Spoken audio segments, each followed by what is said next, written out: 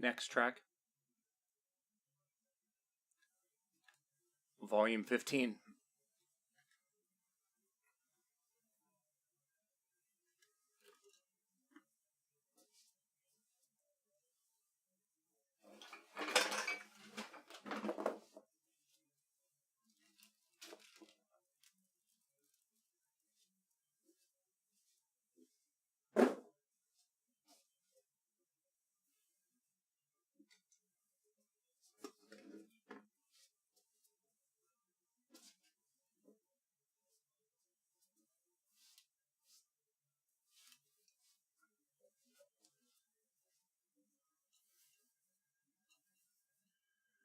Constant Deluge, thank you very much for the resub, dude. Appreciate that.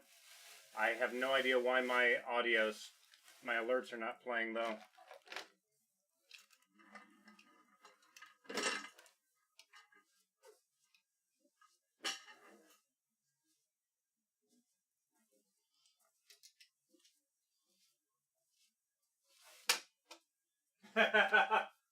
There it goes, just being extremely late.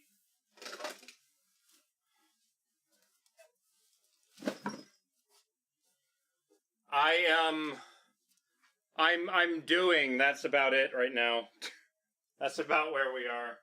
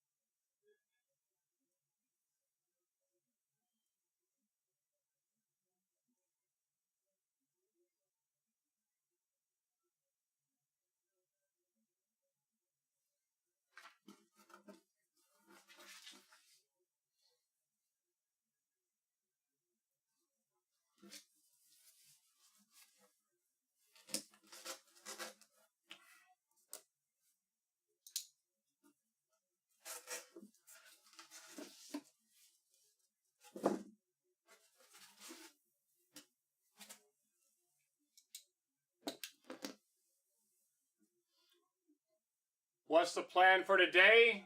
Right now, at this moment, I'm working on putting this race cockpit together. But, might be switching over to some Final Fantasy XIV later. Might work on EX2. Second Extreme. Not sure yet. Gotta get off my legs before I squeeze all the blood out of them and they go numb.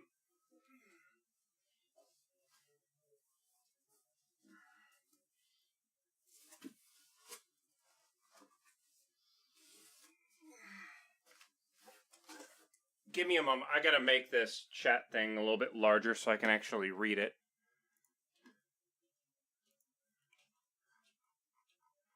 There we go. Hopefully that works.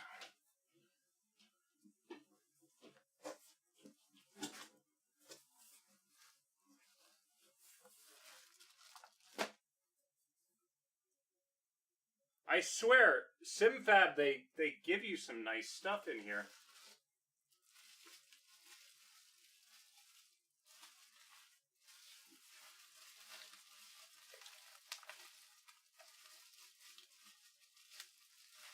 What have I got for it? Can you hear me? I'm like 6 feet away from my microphone. Is the microphone picking me up fine? Or do I need to set up a wireless mic?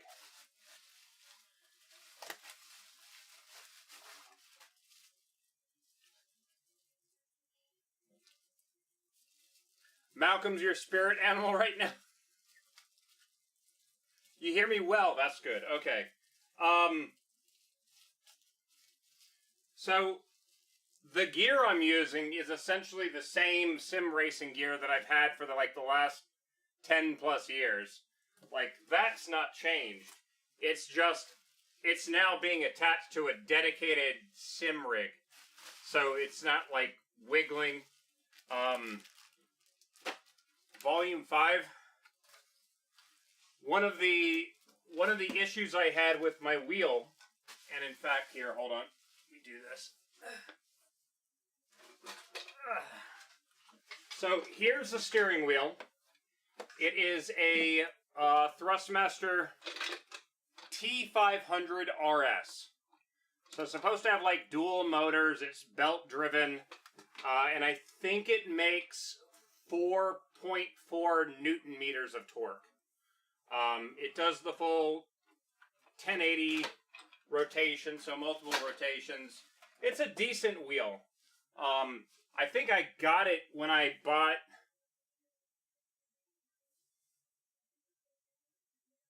Gran Turismo 5, maybe? I'm not sure now. But yeah, the cockpit that I have, and actually I gotta do one thing before I continue. Hold on. Shit.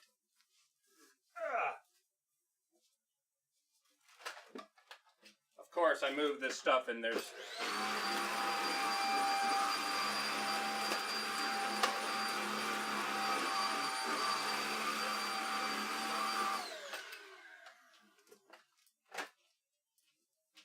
I moved something and, like, cat food fell down. Okay, it's the same maker of cockpit that I have for my flight cockpit, SimFab. But I bought their racing cockpit base, which is this right here. It's not even fully assembled either. But the part that's in this box right here is the direct drive crossbar piece, which is what I'm just unpacking right now. Which, let me grab a trash can.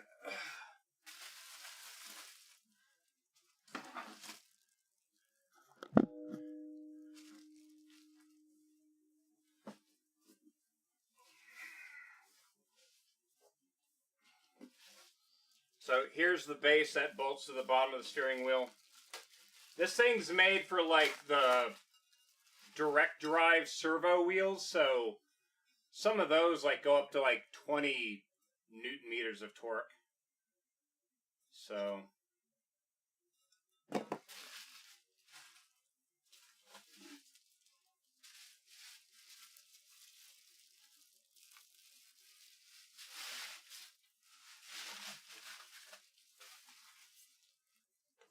volume 10.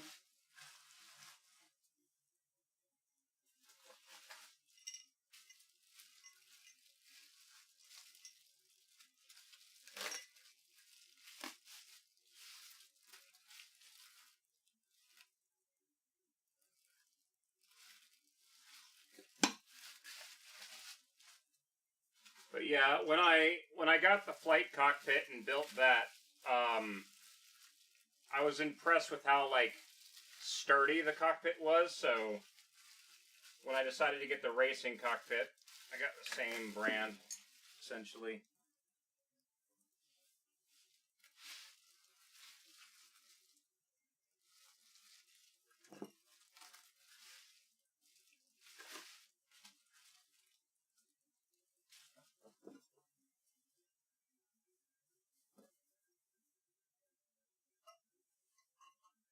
This one just had a set screw fall out of it.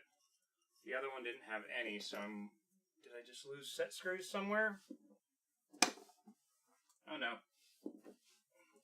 Yep, I did lose set screws. There they are. Put those back in. Yeah, it'll be a decent setup. And I feel that for me at least, the important thing is just the whole, the cockpit is kind of a one-time purchase. You buy it and you don't really need to upgrade it much. it'll last a while.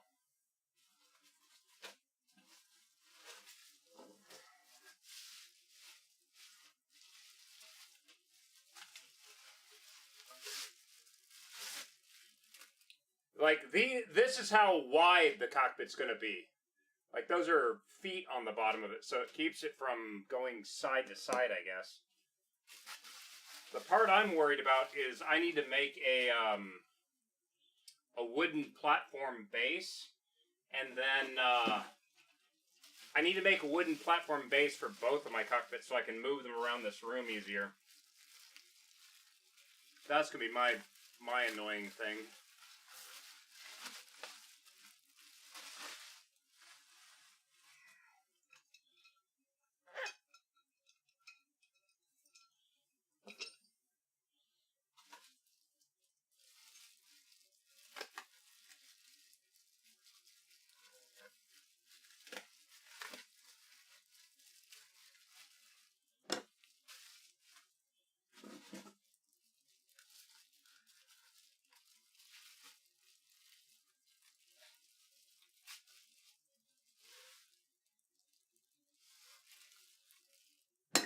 Yeah, I need to get base shakers. Definitely need to do that. Thank you very much for the resub, Lance. Appreciate it, man. Thank you.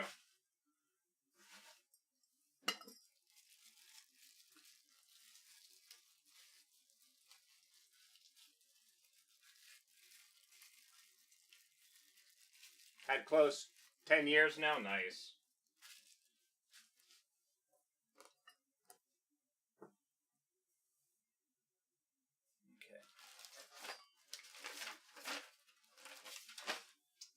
Oh, I see.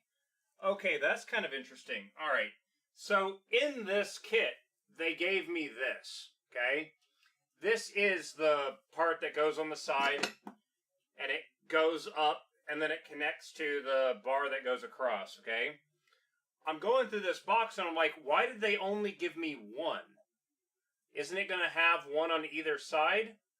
No. It uses the one that came with the original kit that was going to be center mounted for the wheel to be mounted to. They just have you repurpose it for the other side. Huh. So then you're not having to like have extra pieces, right? It's creepy how smart Frosty is. It's pretty good. It's pretty damn good. It looks at like things that I have written in the text. It looks like at whatever the topic is you guys are talking about, and then does magic essentially. All right, let's see here. Gotta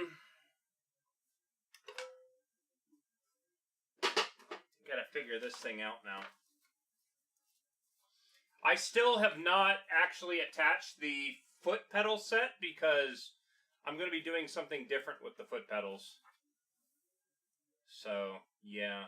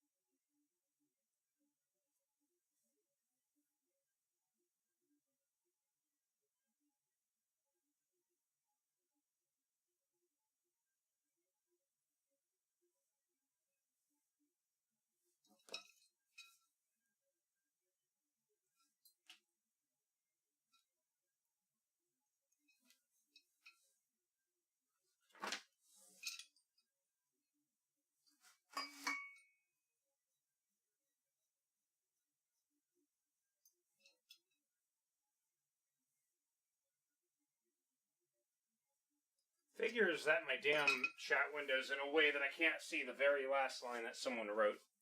Give me a moment.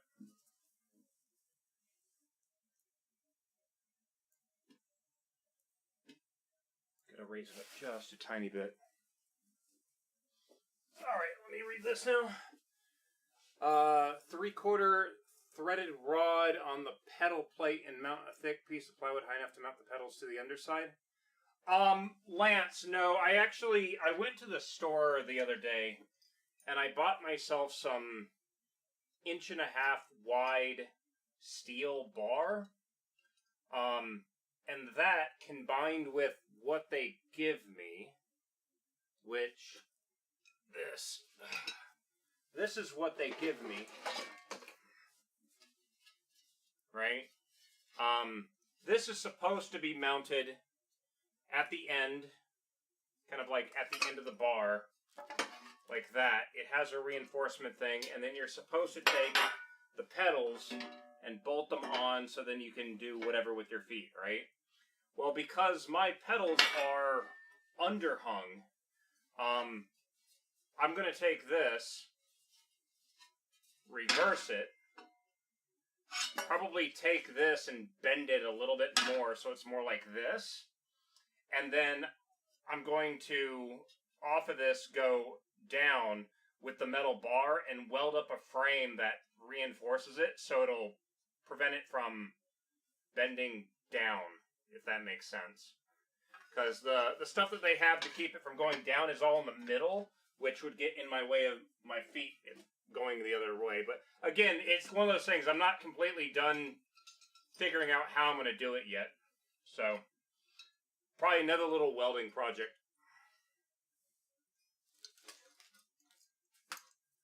Yeah, like this is the reinforcement that would go on the back of it. Which, yeah.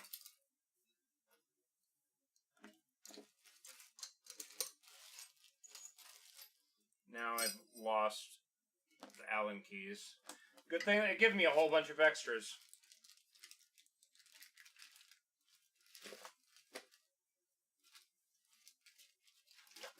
They give you so many, like, I now have so many size 17 metric wrenches. Same as the size 13 metric wrenches. I have so many of those now.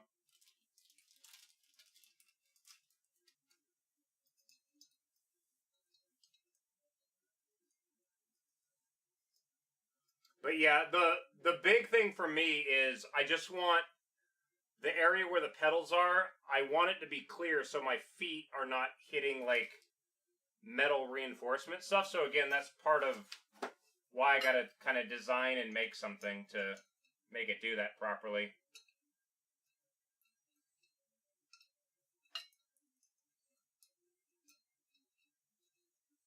Might have to figure out something to do, like a proper pedal cam or something too. I'm not exactly sure yet.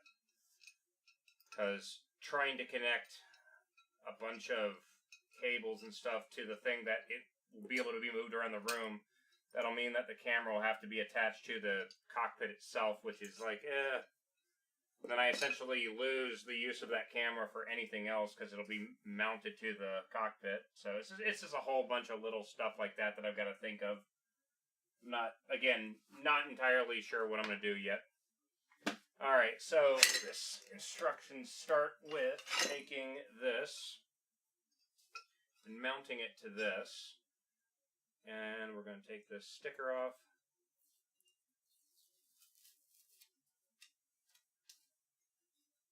So it's got 4 little countersunk bolts here. And that goes, I guess, wait, which way? Now I gotta figure out which direction this mounts onto the bottom.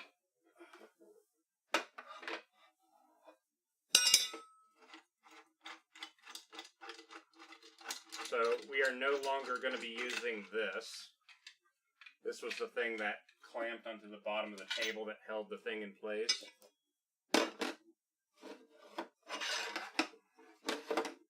Yep, those are the bolts right there. So, big flat areas pointing at the user. goes like that.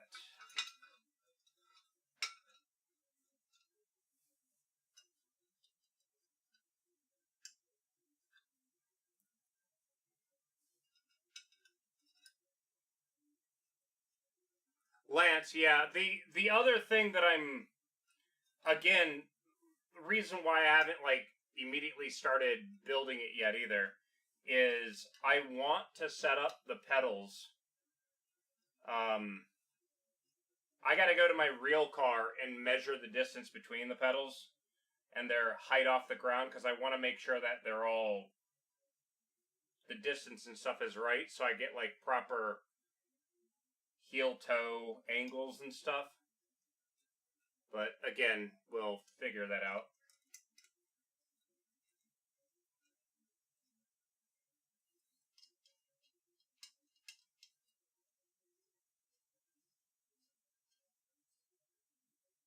But yeah, tiny and a weird angle. What are you wanting me to drive a oh god, that one mid-engine Lancia car. I can't remember what it's called now.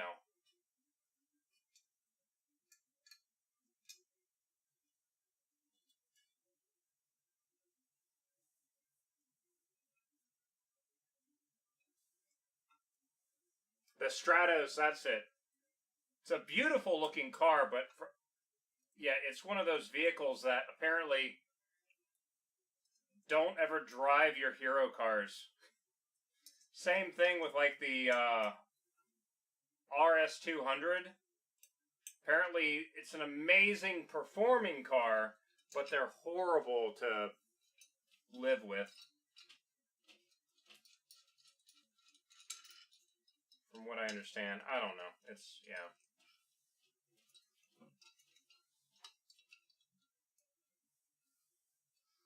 Well, it might have just been because Clarkson, when he drove it, he's like, what, 6'8"?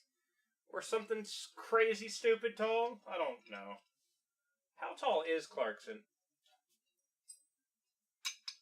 Nope.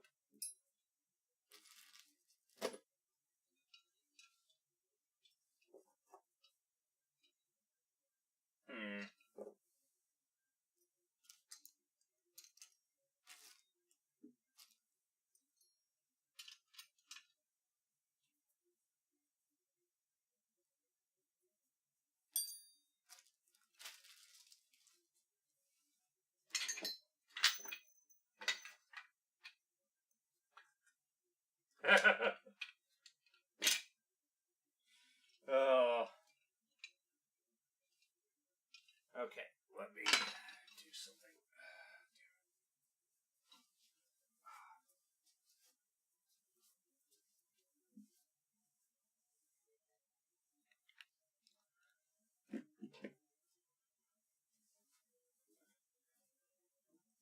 Oh, shit.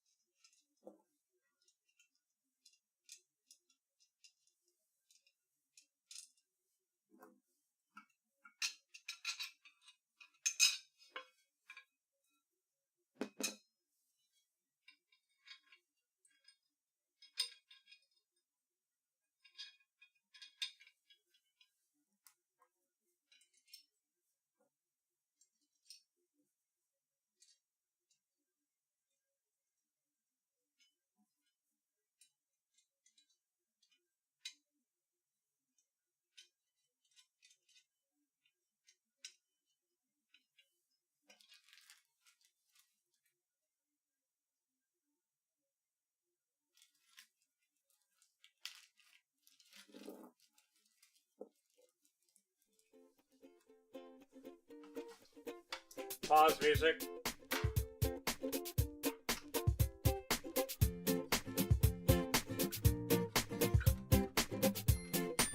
Hey, Dietrich, what's up, dude? How you doing today?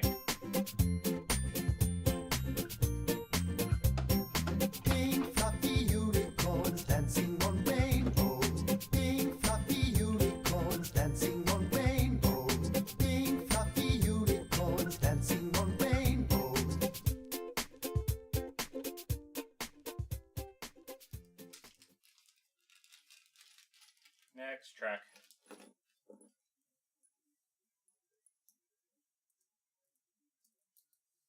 Alright, so these go like that. I think I've got, let's see here.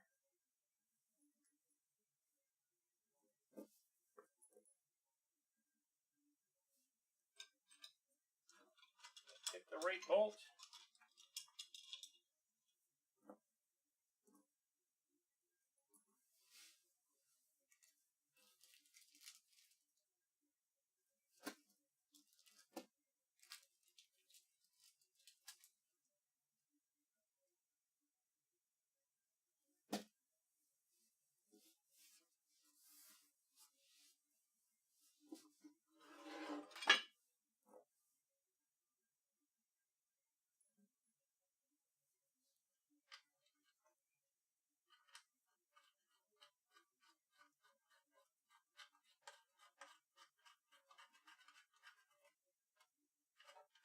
Nope.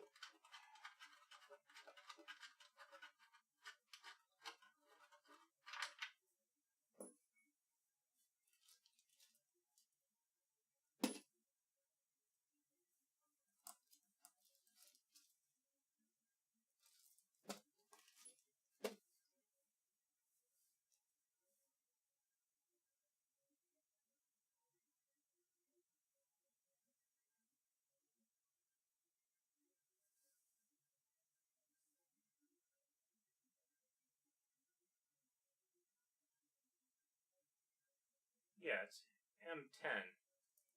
It's M10 hardware.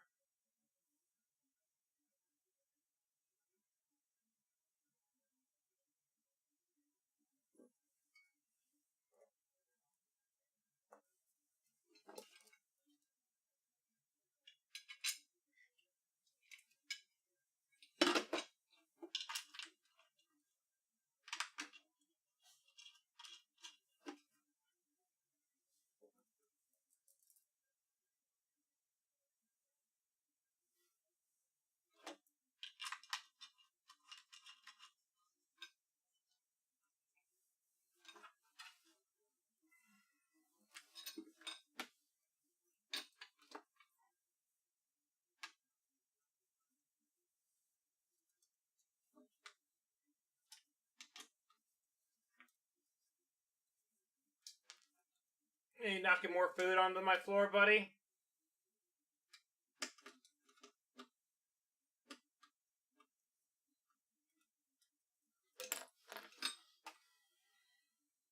Okay.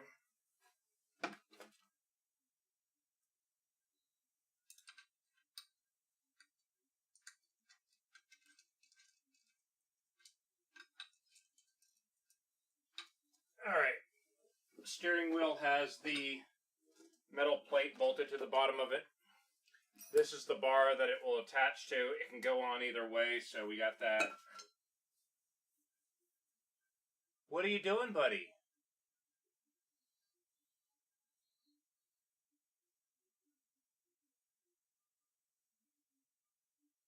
What is it?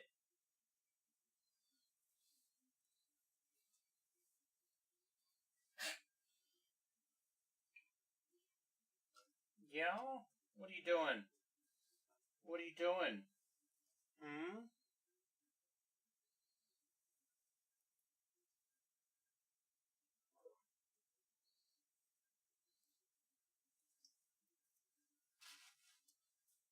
Where are you going, buddy? Alright, got the plate.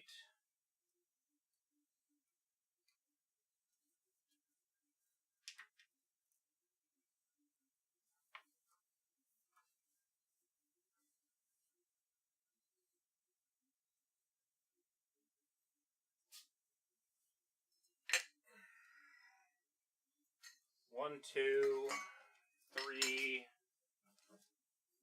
four.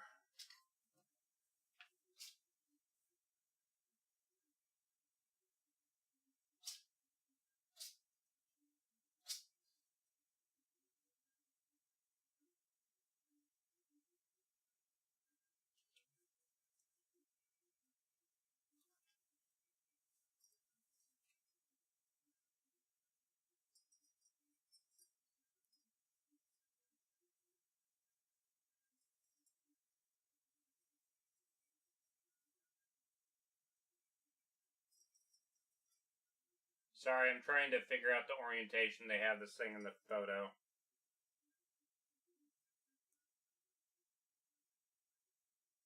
Yeah, just like that.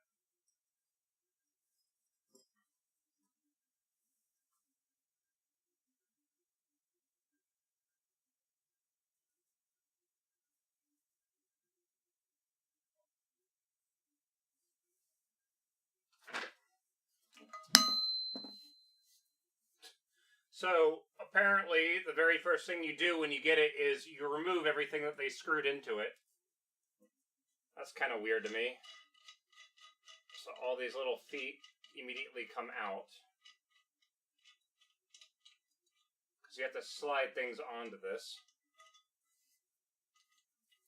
Volume 20.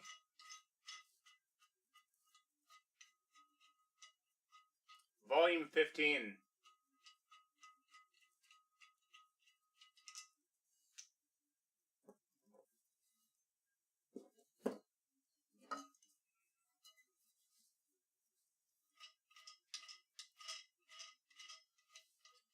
One thing that I'm thinking of possibly doing as well is once I build the platform to move it around, I'm going to have to 3D print a bunch of like U-clamps that take this and screw into the base so it doesn't move.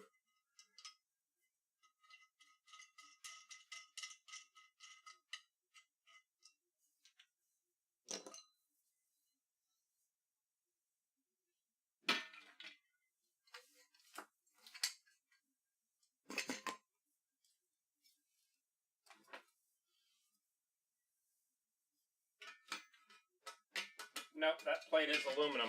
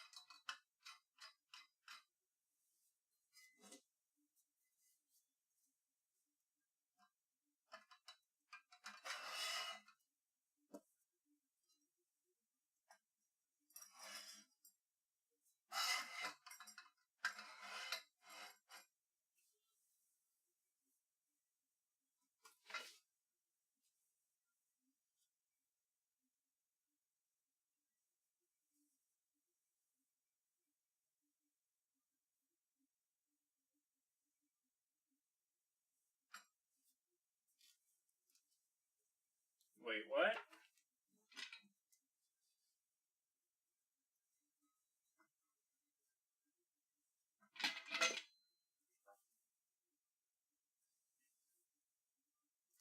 Oh, I see.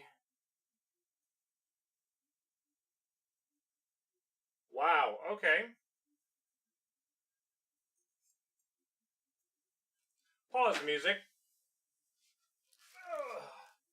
So, these side pieces, they literally put a cut in it. That's just the marker at how far out the side of it you have to have it extend.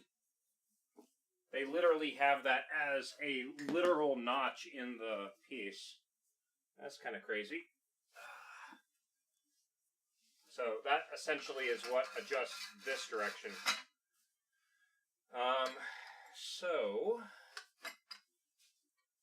Now we take all these little knobs.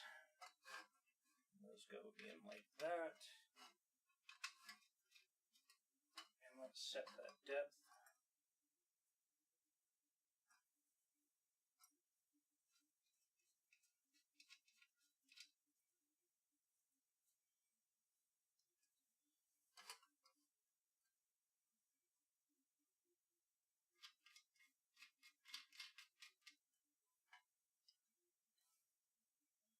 Yeah, it is. It's like a guide thing. Yep. Pause music.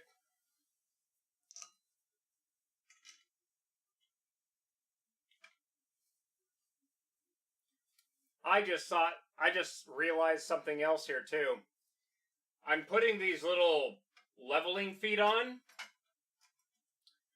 When I'm done, I could actually use those as going through the bottom of the wooden platform to bolt it to the platform from the outside, so that I don't need all those little U-clamps everywhere.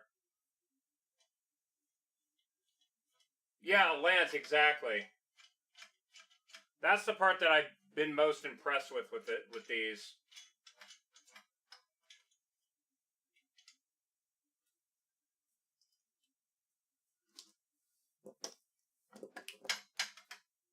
Okay, so this right here is the shifter mount.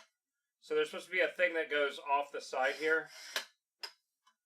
And yeah, it's about at the right angle from the seat. So now I can move this forward and backwards.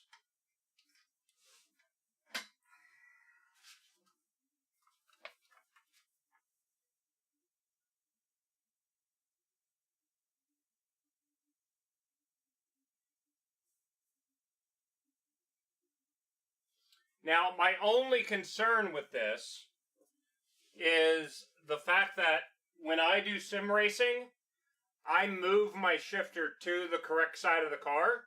So if I'm driving left-hand drive, shifter to the right, right-hand drive, I only have one of these. So I might need to get another one of these so I can move the shifter back and forth. But again, that's a problem for future me. I'll deal with that later. Just something to be aware of.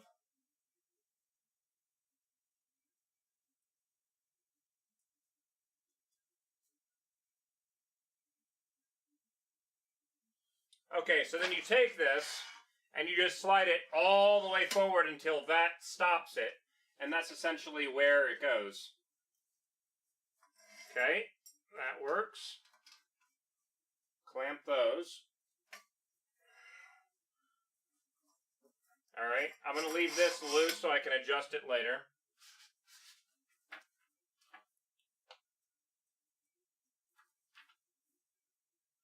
Next is... oh, it goes forward. Okay.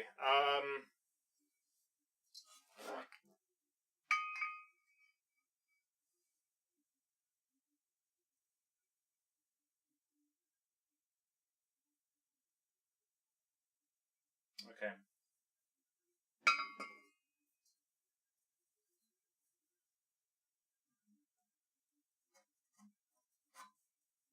Oh, gotta unscrew these. What am I building? It is a racing sim cockpit.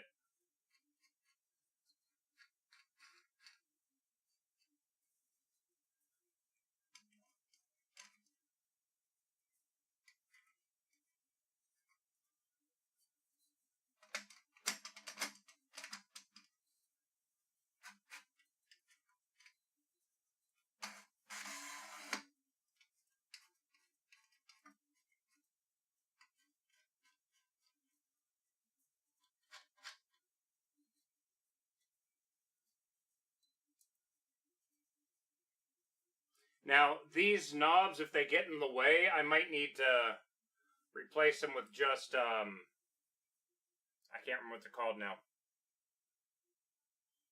I don't know. I've gone blank. I've gone blank on what those are called. Okay, so there's that. Let's flip this over now.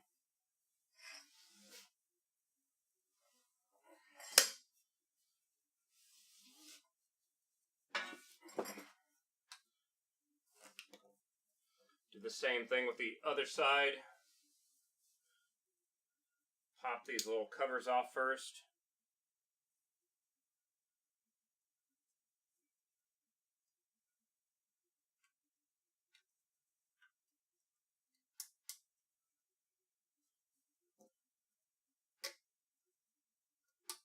Tax write-off, right?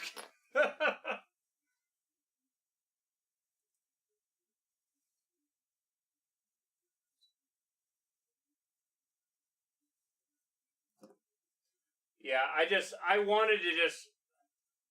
really want to get back into doing some sim racing. I was having some fun the other day when I was doing it, but I made the mistake of when I bolted it to the table, it actually started wearing a hole through the clear undercoating of or clear top coat of the table. The only reason why I don't see it now is because I moved the mouse mat more over top of it. I'm a little bit irritated at myself for that. See, I'm thinking big bass shaker just attached to the bottom here. So it just shakes the hell out of everything so I can feel the car doing whatever the car is doing.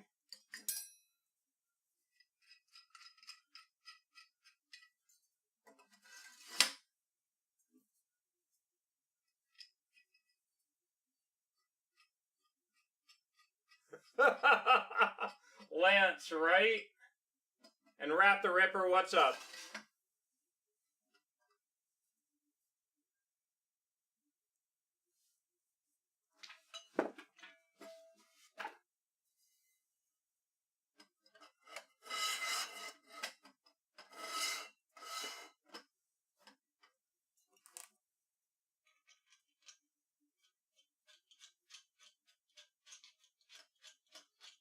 Oh, I can weld now, so I'll be mounting it to a bunch of firmly mounted steel somewhere. I'll figure something out.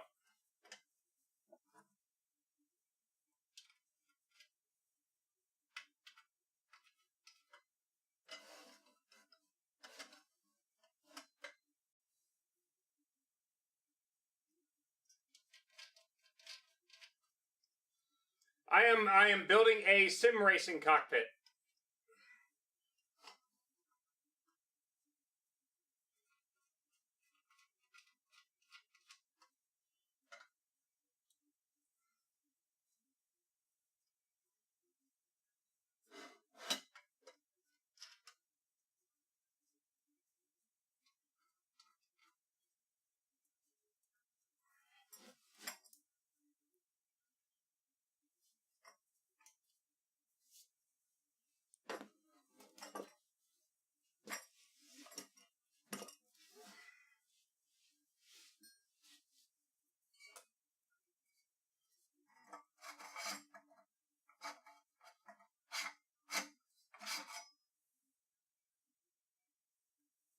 Oh, I'm catching on the plastic.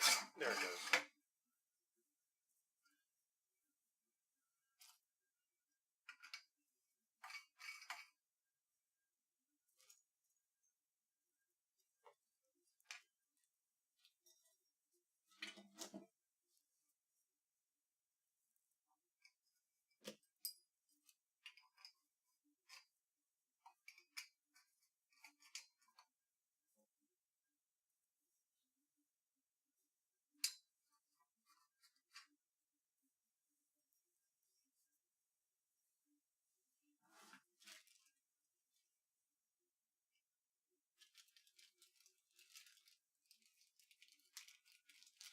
You have a special seat for every game now. Getting there.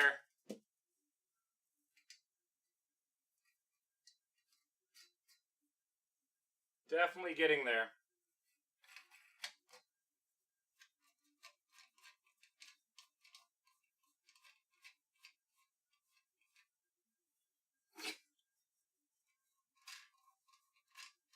Nah, I've driven proper farm tractors before. It's not the same as a lawnmower. Farm tractors, it's one of those things, a lot of time you're in and out of it a lot. You want to be able to be set up where you can,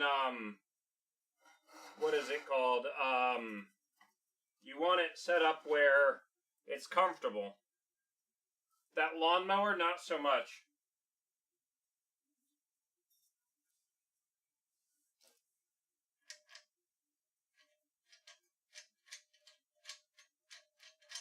They do make dedicated farm sim control units, though, too. Apparently, they're really, really good. For example, when you're using, like, the thing that picks up trees and places it, like, that's a really good control setup for it. It does make me wonder, because essentially it's using two joysticks. It makes me wonder if that could be used for a space controller, because it is analog. I don't know.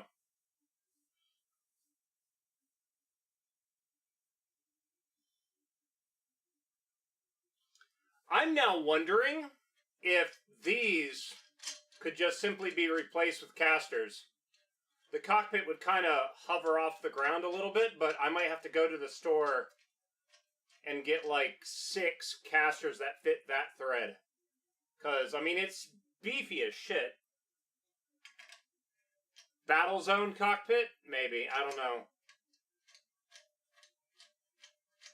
Lance, yeah, I saw that too.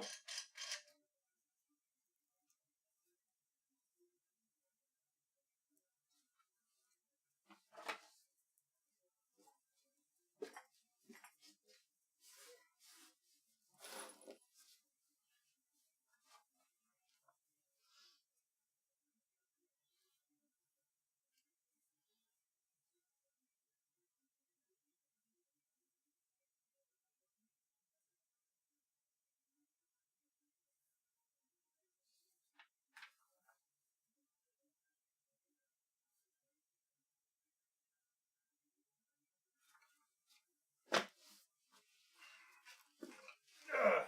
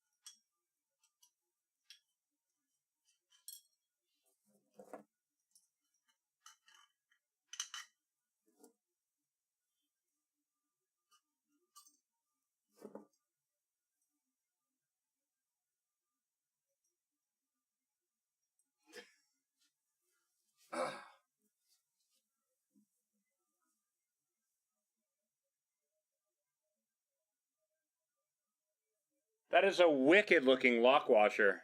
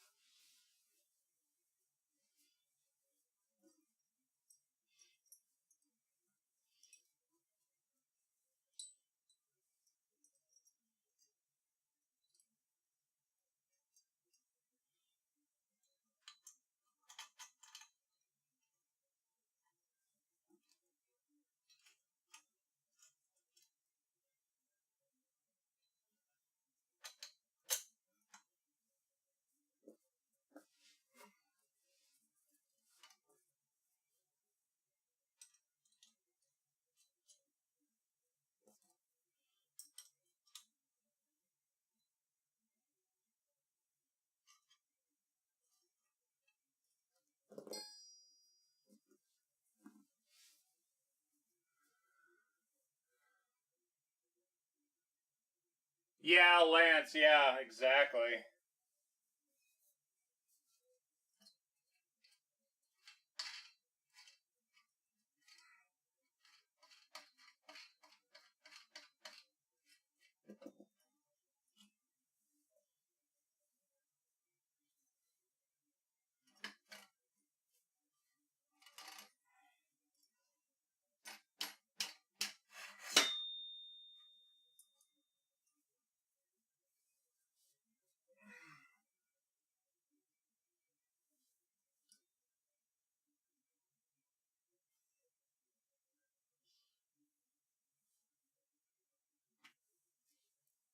I took this thing apart to do a thing, and I put it right back together in the same configuration that it was when it took it off, so I need to do it again.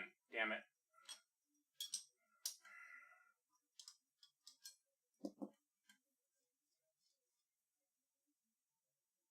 Oh, I know Malcolm will.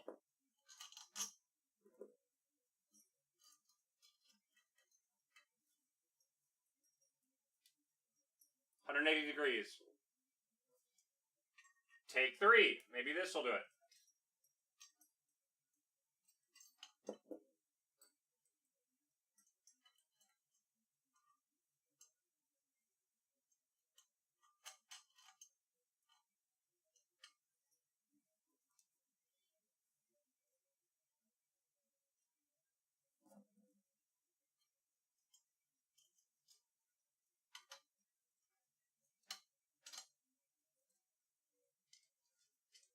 There you go.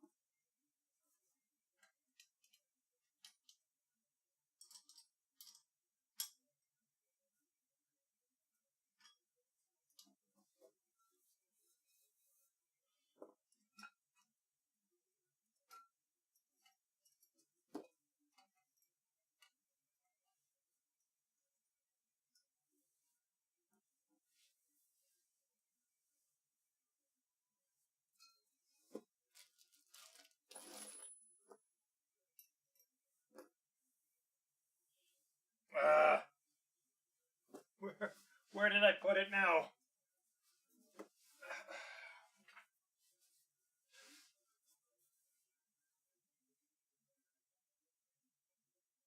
Yeah, Yeah.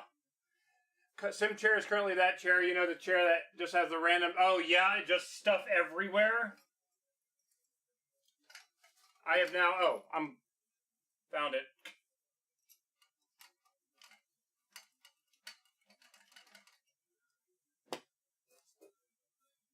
Okay, bolts need to go this way. Make sure there's no other directional anything on it. There is not.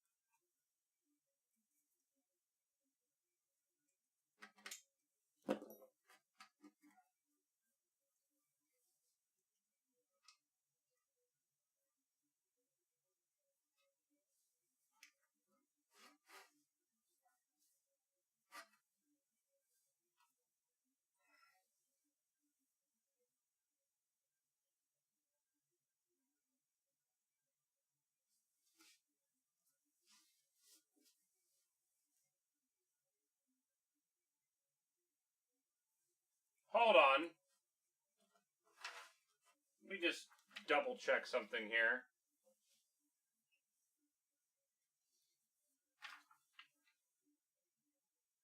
I'm just wondering if the seat's here and this is angled away, you still have to do this kind of wiggle to get into it. If it was mounted over here and went towards the driver, your feet would be able to get in easier. Right? Why is it not swapped around?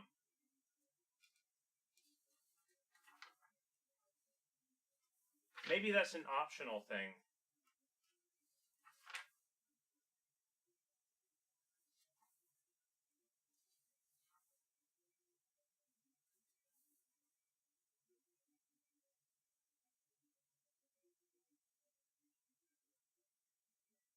Oh, I see. Okay. Pause music. The reason why they do it in this configuration is so if you build the cockpit to be able to be swapped from driving to racing, it would allow you to take it, loosen these up, and move the steering wheel away from you. If you're permanently mounting it,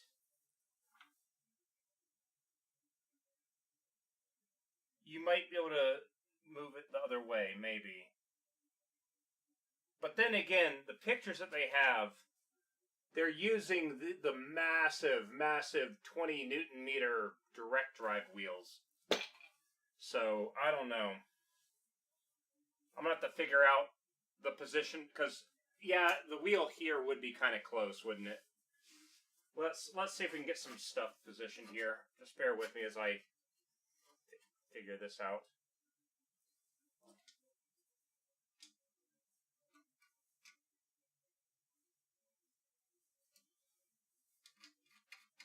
Probably going to need a lot of adjustment here.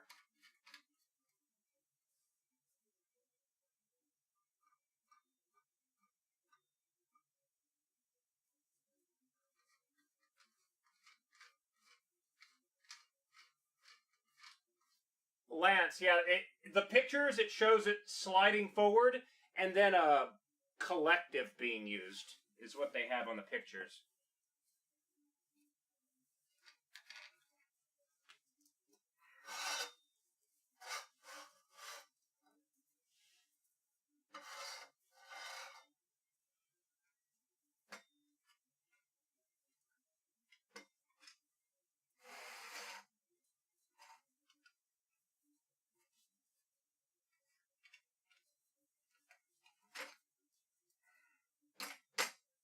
What is it stuck on now?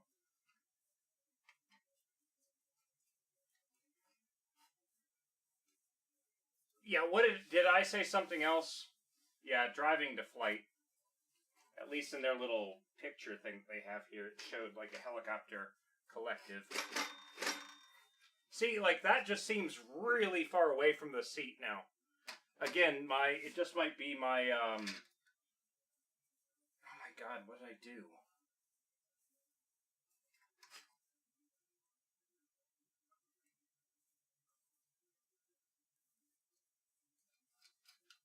I don't know. I'll figure something out.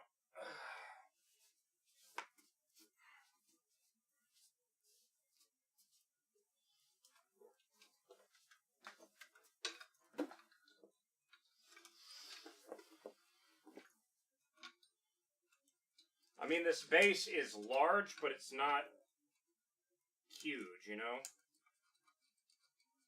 I said driving to racing. Yeah, driving to flight. My bad.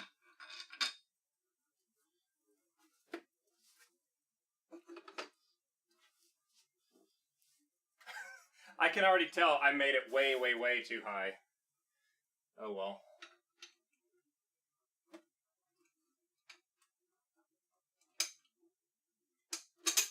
So why the hell does it suddenly go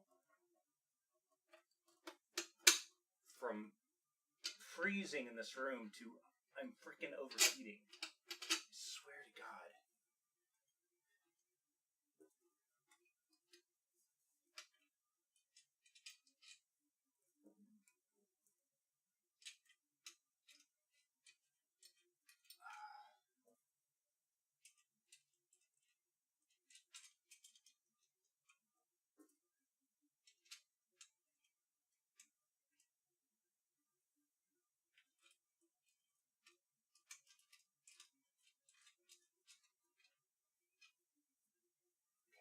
Now, it is going to kind of flop around because this part is not tightened, but I do need to get the back of the seat attached.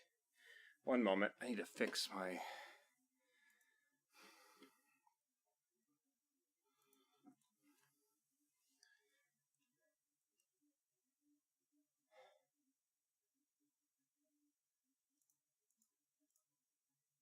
Yeah, it's... How does it go from 60 or 70 degrees to almost 80 Fahrenheit? Okay.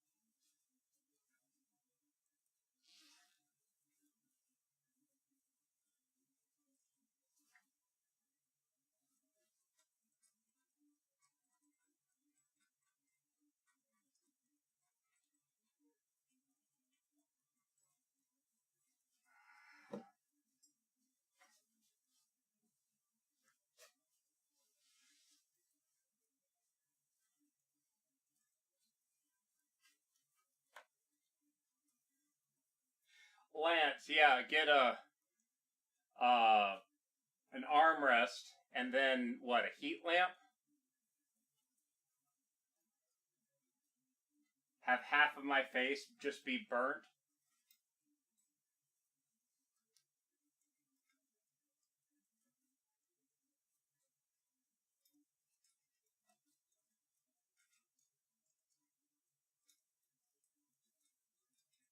Oh man. UV lamp. Why is... Oh, it's not scrolling down now. What the hell's going on? One moment. My chat program that I got to watch both Twitch and YouTube does not seem to be auto-scrolling. And I am Sad King. What's up, dude? There it goes. Just, yeah, okay. Now it seems to be working. Apparently, if the thing's not in focus, it doesn't scroll. That is stupid design. Oh, man. Next track.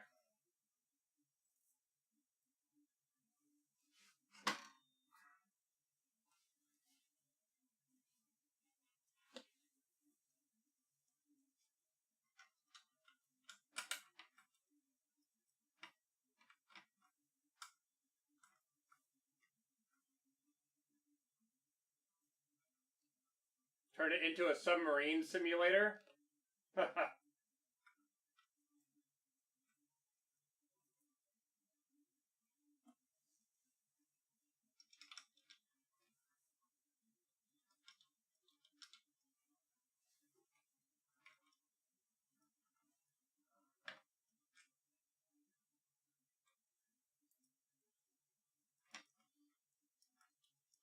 Okay, those two are started. Get one on the other side. What did I do wrong here? Oh, just needs to be moved over.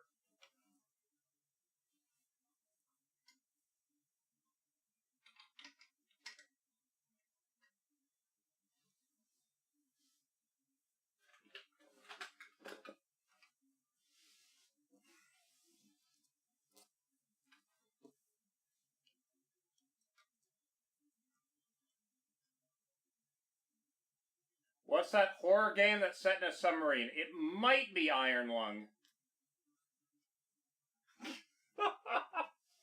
Lance, that would be a horrible game. In VR? Unicycle Simulator in VR? Is that how you do it?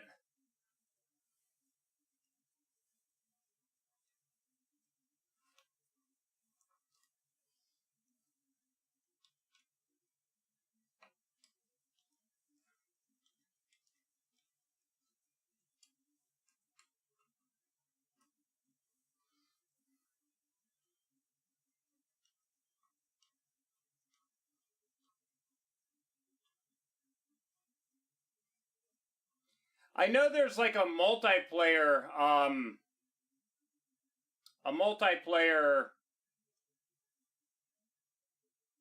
submarine game, kind of like a side image thing. I think it starts with a B.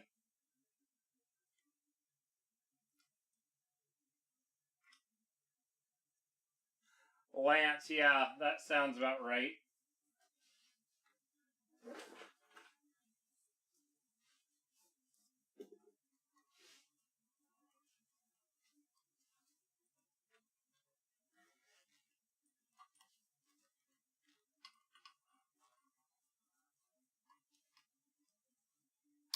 So it bolts up in there, and it's got a nice little zipper there that closes that off.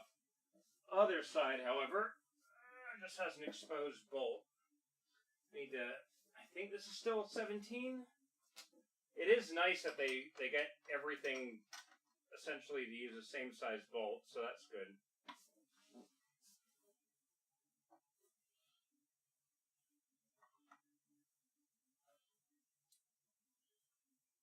There we go.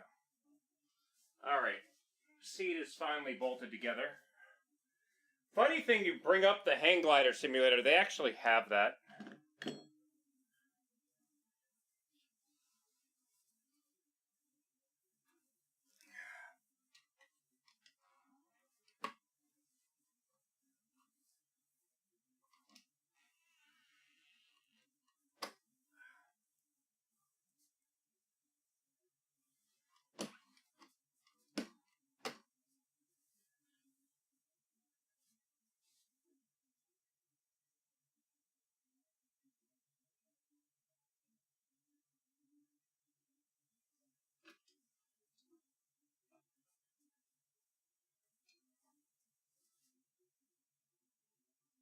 I am thinking about taking these and flipping them around so they point at me, so then I can get my feet inside for the pedals.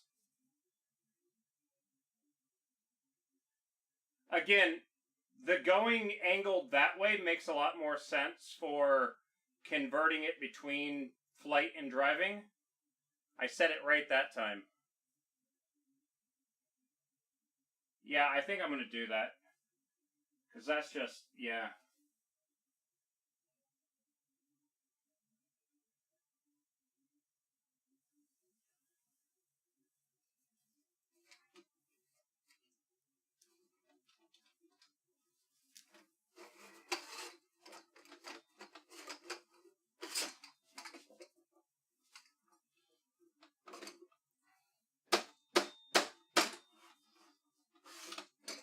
Might have been a mistake.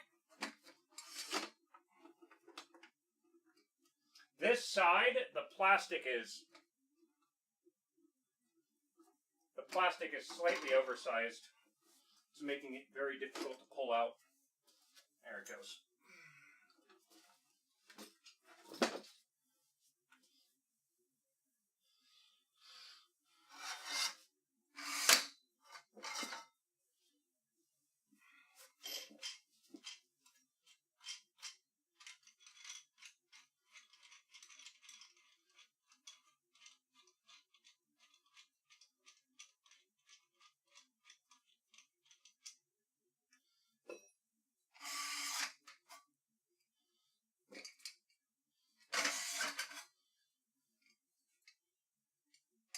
Yeah, just flip it around.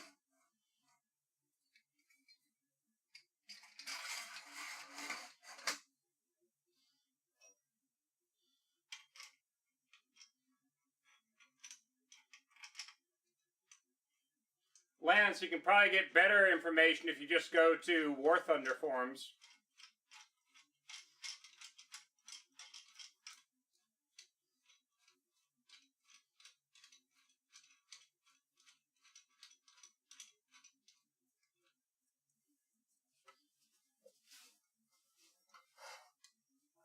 I mean, I'm not wrong, am I?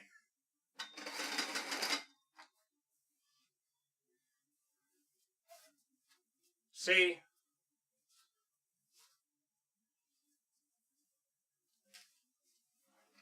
Feet go in like that, right? That's what I'm thinking. Let's see how well it actually ends up working.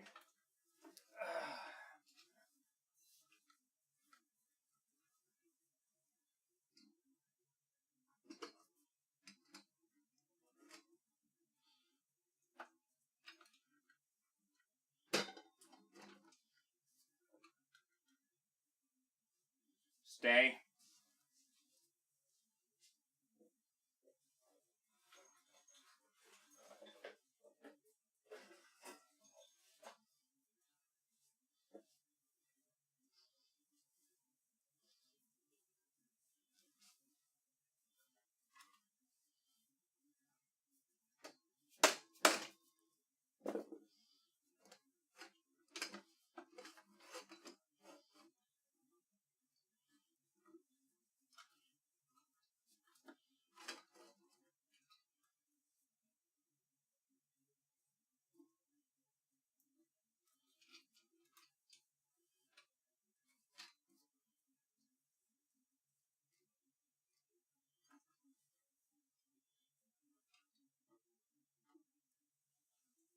Now, it's not completely tight on there yet. I still need to tighten this part.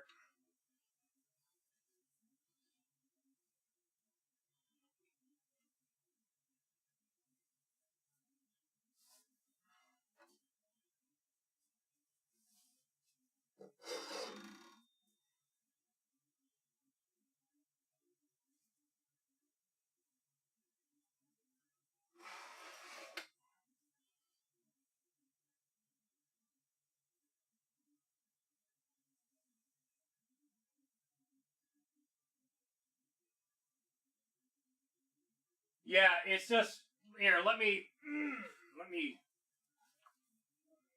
show you guys the pictures here of why they had it the other way around.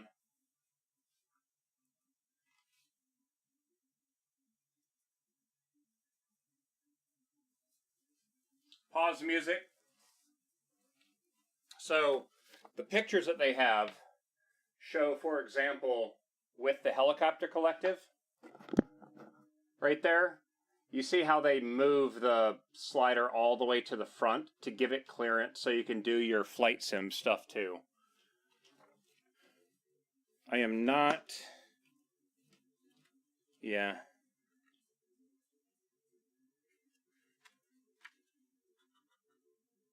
And it's kind of funny because the base cockpit right here, you can see how it's actually mounted much further forward and then angles backwards like we were kind of discussing. But that's again for lower torque wheels. This one that has this crossbar that goes across is supposed to be the direct drive setup, which is what I have now. But you guys kind of saw how it looked like you have to do this thing where you're like, oh, you have to kind of step into it, and it's like, I don't want to do that. I'm going to sit down and pivot into the damn thing. All right, so there's that. That's the main thing. See, I get to sit down and pivot. All right, so now I've just got to figure out. Might need to go a little bit. Let's see if I can. Yeah, there's still some adjustment to do on this. Still got to tighten everything down. So, we're going to balance you for a moment.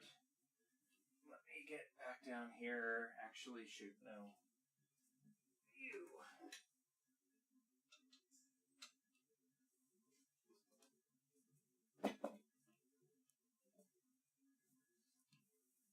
Yeah, let me get some stuff tightened down. End up falling over is what I'm gonna end up doing.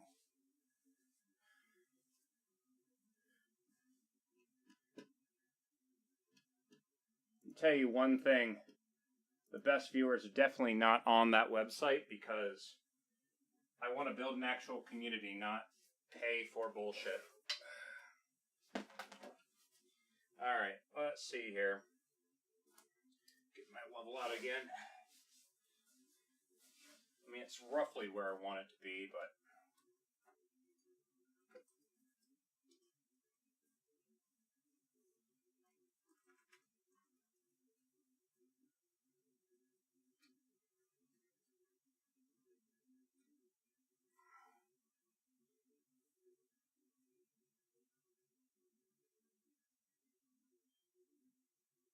And it's crazy, too, like, the other day I was looking for a level, and then they gave me one in this cockpit thing.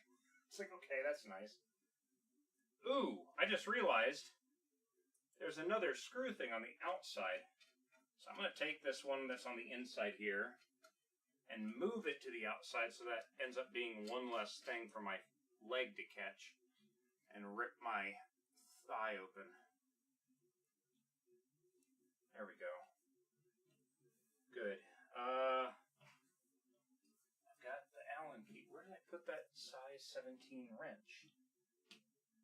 How do I keep losing that damn thing? It's fuck huge. How? I literally used it to mount the chair on. How do I lose a freaking huge wrench? Because I put it on the desk, that's how. Do I have a manual shifter for the wheel? I do. Which we haven't gotten to that part yet. Alright. So, the general rule of thumb for proper driving posture. Now, see, I've got, go that far back, that far forward. So I've still got adjustment, right? But what I'm going to do,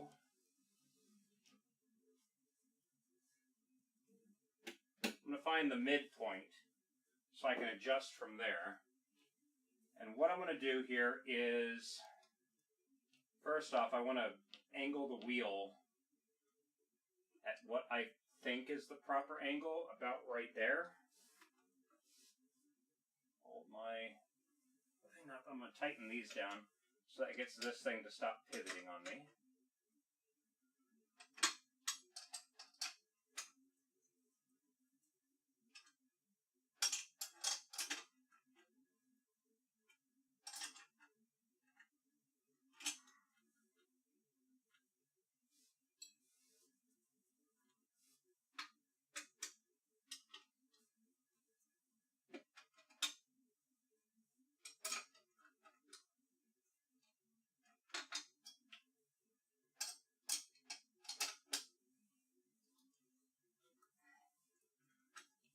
So there's that. Now from there, these things at the bottom are still loose. Now it might be a little bit more difficult because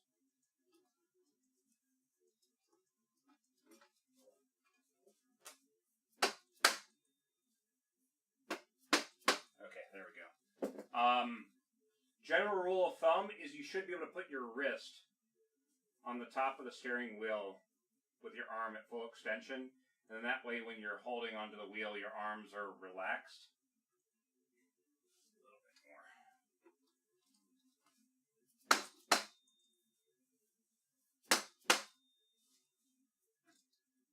That's about right.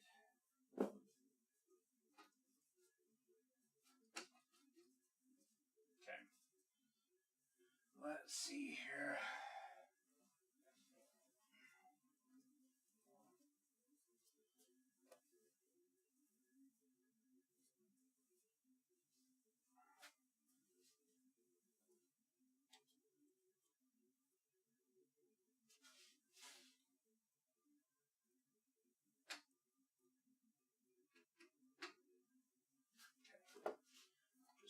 Moving both until they're about the same distance away.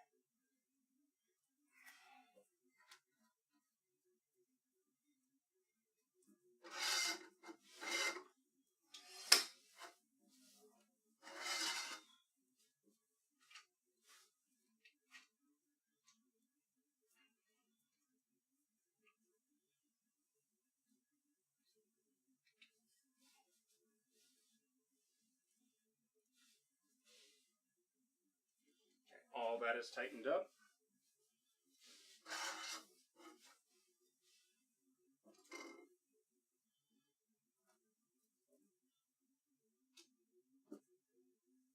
Still level. That's good.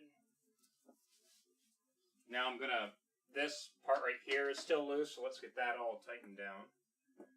Again, size 17. Ah! Fuck!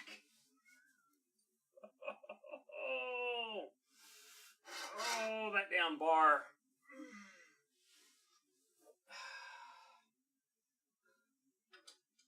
Not fun. Okay, that doesn't use the giant Allen key. Where's my... Ow! Am I good? I'll survive, but... Let me tell you what I did the other night. So, I've talked about this in the past. I have a foot hammock underneath my desk. It's one of the best purchases I've ever made. It allows me to sit at my computer and stretch my legs out, and it's amazing, right? Until the rope breaks.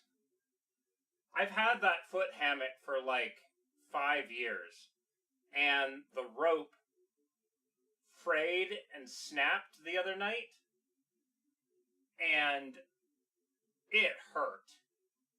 It hurt bad. Primarily because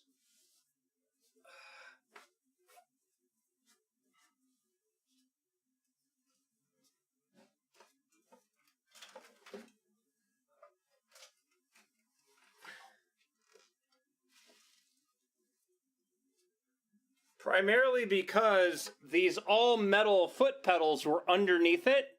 So when it broke, my ankle came down on that. So, yeah, that hurt the other night. I think I essentially hit what would be the funny bone, the nerve, and it was tingling all up and down my leg. It was bad. Still aches. My calf was still aching, but that was now just the inside part of my ankle that I hit on this piece of metal. I bet there was a few words. No. I was mainly, I had fallen out of my chair, and when I'm in pain, I laugh. Right? You guys saw a couple months ago where I tripped in the garage over my mower deck, and I just like fell. I almost face planted against my red car, and then just collapsed on the ground. I was just like Joker laughing. Just I couldn't stop. Like I was in so much pain. That's what I do when I'm in pain. I'm laughing and I can't. It's horrible.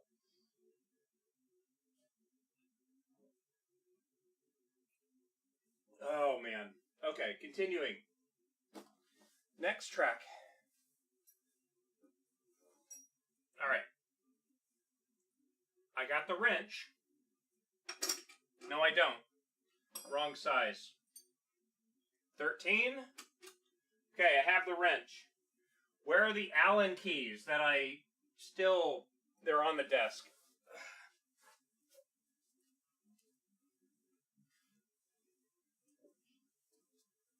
Ugh.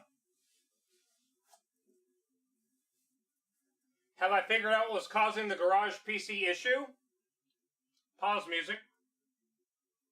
It wasn't the garage PC that was having the issue. It's my stream PC itself. I have a couple theories of what's going on. One of those theories is I actually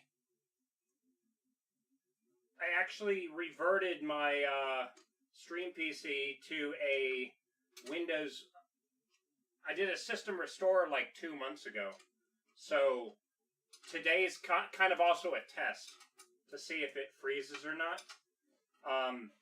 The other theory that I think it might possibly be is the plugin that I'm using that sends the video to both Twitch and YouTube at the same time, it's making me wonder if that's the culprit that's causing my computer to freeze. Whenever I do OBS updates and or plugin installs, I have like 20 different iterations of OBS Studio. Like I will have OBS Studio, and I will date it and sit there and say, on this date, known good. Make a copy of that and then add stuff to it and make sure it's fully functioning before I ever get rid of anything old. So if something happens and it's a bad update or a bad plugin that messes things up, I can always go back to a known working one. I lied. I don't have like 20 OBS installs. It's probably closer to 40 or 50, to be honest. Because I have like, when I rebuilt that computer, it was literally install this one plugin, copy, new. Install a new plugin, copy, new. And I just made sure that everything was working as I installed it. That multi-stream plugin is the only thing that I've installed on that computer in the last, like, 4 months, I think. And it's just weird that the last couple streams have been the only issue that I've ever had with it disconnecting. All my other computers are staying online. It's only the stream computer that goes offline. It's super confusing to me.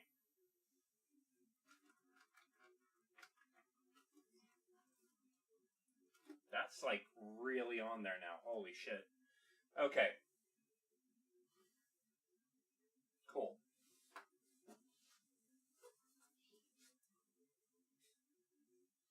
Like, I mean, things damn reinforced.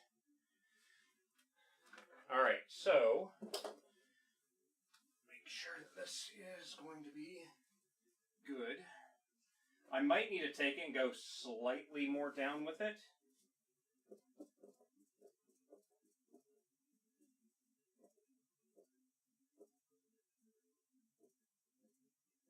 Actually, no.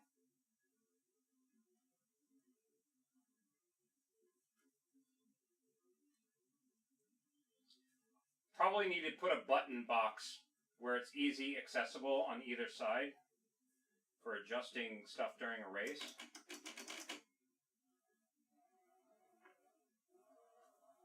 See, it feels good.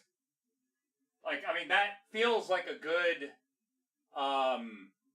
angle, right? The other thing is too is this.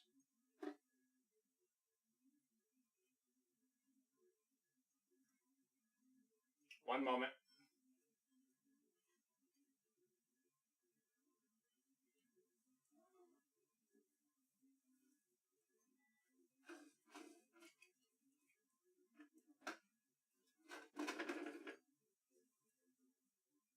So this steering wheel has the capability of you being able to take this wheel off of it and then plug new wheels into it, right? So if I wanted to, I could go to like a Formula style flat wheel, but here's the catch, is that this one has all the buttons on it. Again, it was a Gran Turismo wheel, so you can kind of date when this thing came out. I think I got this for my PS3, to be honest. That's how old this is.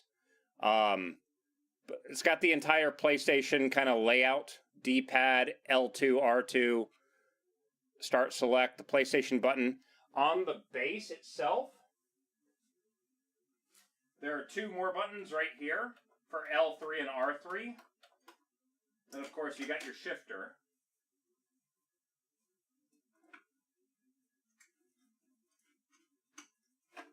But I own a 3D printer.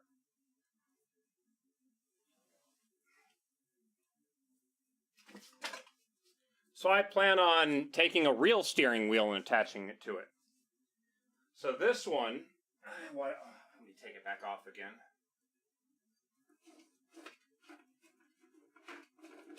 Having a real steering wheel, you can kind of see the real steering wheel is slightly larger than the video game steering wheel.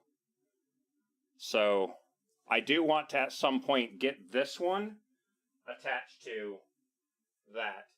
But again, the problem with this one is that if I do that, I lose all my buttons. So I'm going to have to do a 3D scan and probably make something that positions the buttons down here so I can do something with them. I'm not sure yet. But yeah, I'd like to use this. This is a steering wheel that was in my Miata for, oh God, better part of a decade. The Miata got an upgrade steering wheel. It's slightly bigger, but it has a flat bottom, so it allows me to get in and out of the car a little bit easier. So, it's also a very nice steering wheel. Both of them made by Momo.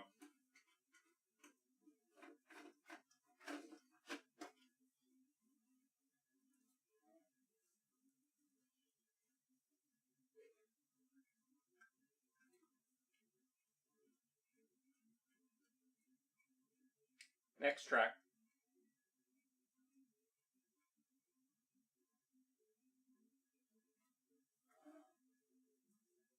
Alright, the next part is a mixture of the shifter and the pedals.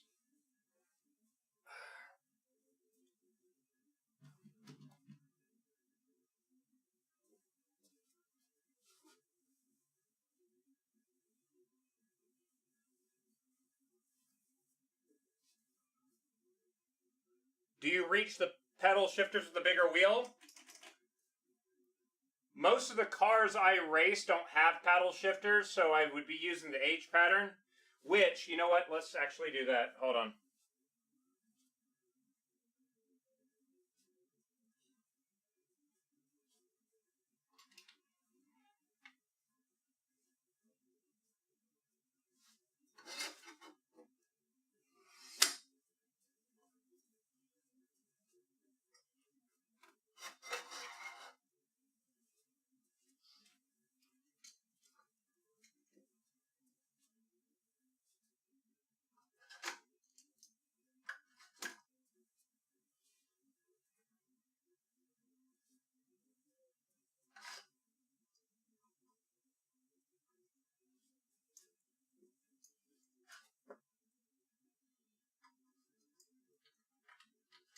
These are too big.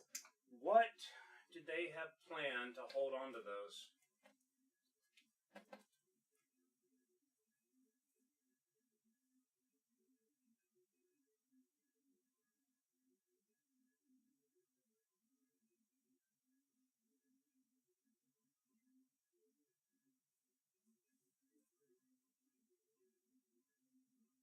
Oh no, they actually use bolts.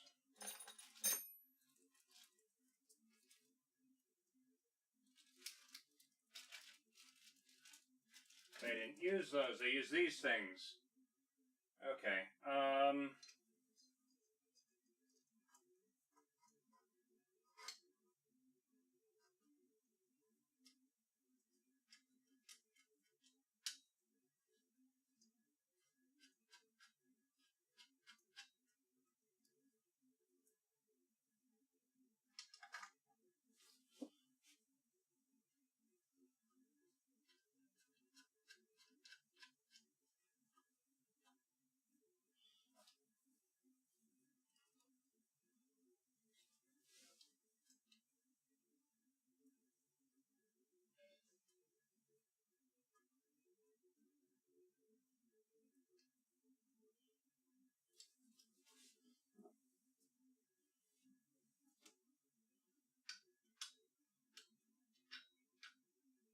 Arrow Dion, take care, dude. Thanks for hanging out, man.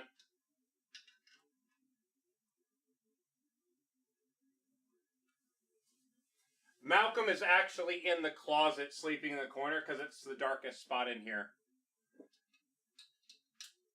So, but yeah, if going back to the other question though, the paddle shifters, if I decide to go to a larger steering wheel, I will probably 3D print some new ones or something.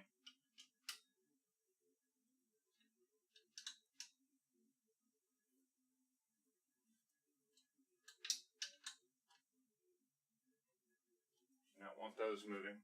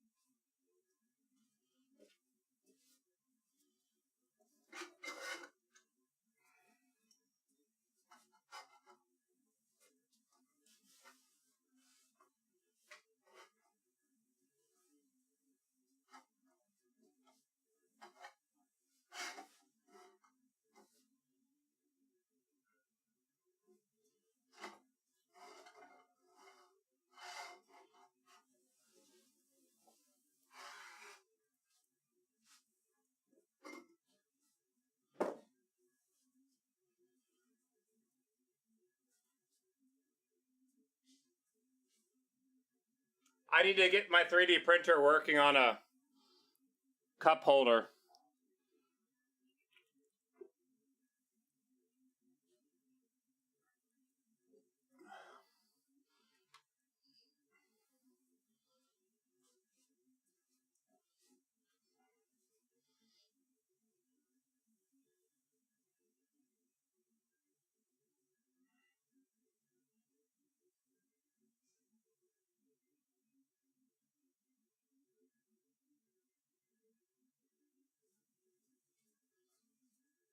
Cup holder for a sim race car, yes. I want to be comfortable during those yellow flags.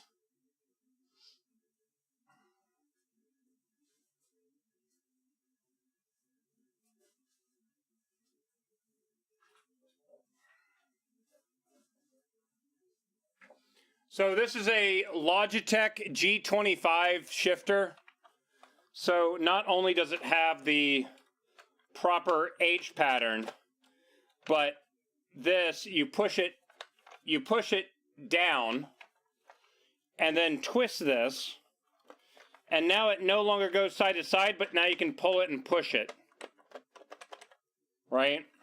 So it'll do both. The Logitech G27 did not have this part where it can switch between the two, and it only had an H pattern, but people found out there was a way that if you take and wrap rubber bands around it, it prevents it from going side to side, and the rubber bands make it return to center, and you can get the button inputs in third and fourth to essentially use synchro. But yeah.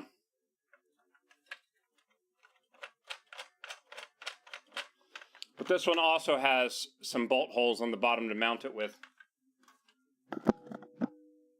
Mount a fridge near the seat, right?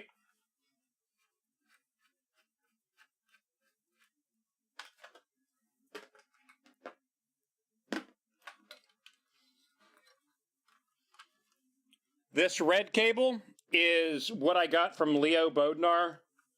So this cable is what plugs in with that, and it essentially converts it to USB, so it becomes a standalone controller instead of requiring the G25 wheel to intercept the signal and send it to the whatever you're playing.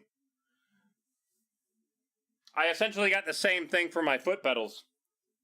So it's going to be seen as 3 separate controllers.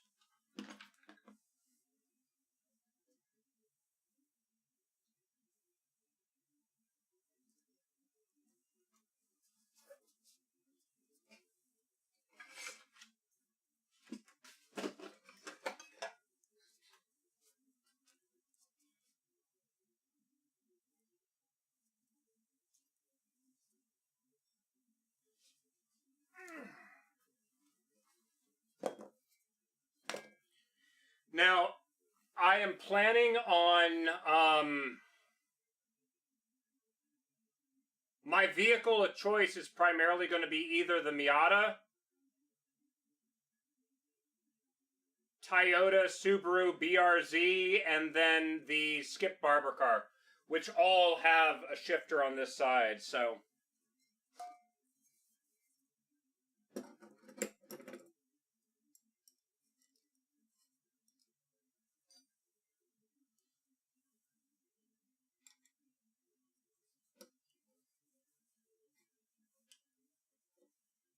Yeah, those look like really good pieces of kit.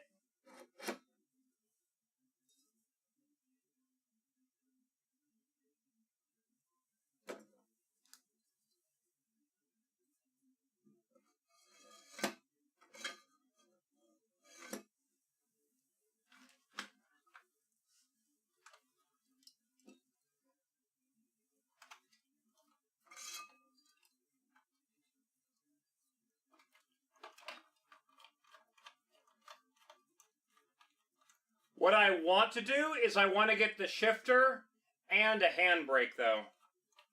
Because I would like to do rally stuff, too.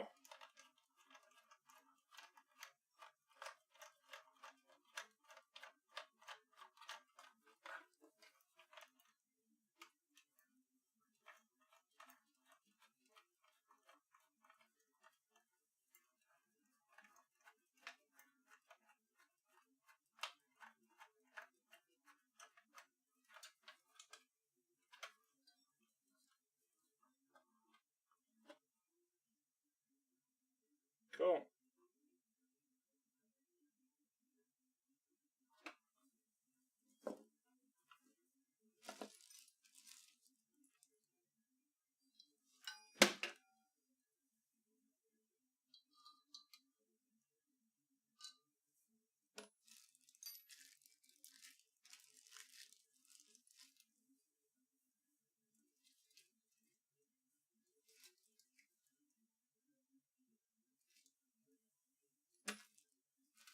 I don't know if I have the hardware to actually connect this right now, though.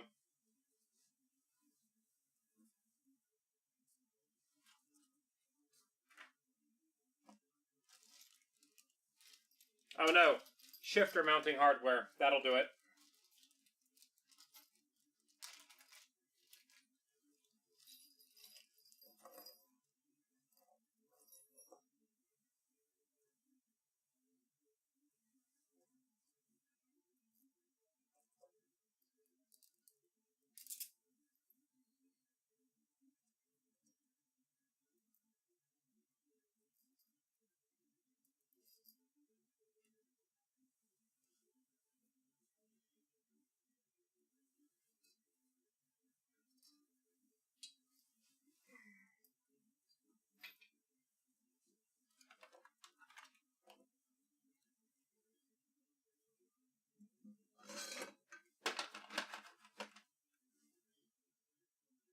Yeah, see, that's too far to the right. So I'm going to take it, flip it this way, then take the bottom and mount the bottom like that. So it'll kind of go out and then back in. And that will position it kind of in the right spot, I think.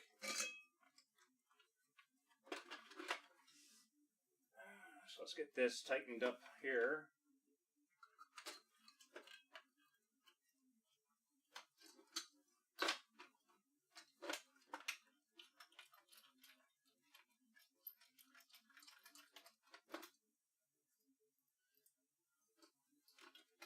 Again, my big concern is like if I want to play another car that the shifter's on that side, it's just I do want to see if there's some way that I can make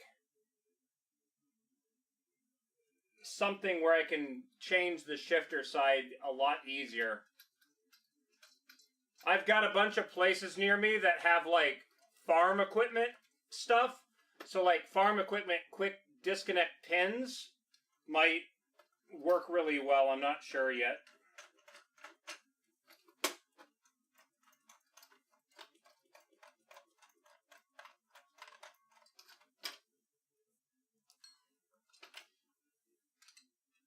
Oh shit. These are like weird bolts. Look at this real quick. Hold on. I thought they were hex bolts. That is not a hex bolt. It's rounded, but it only has 2 flat sides on it. You see that?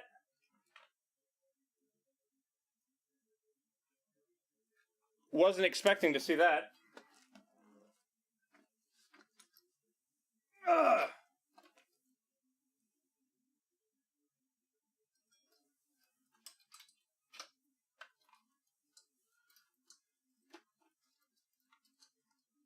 Think I would have rather had hex bolts.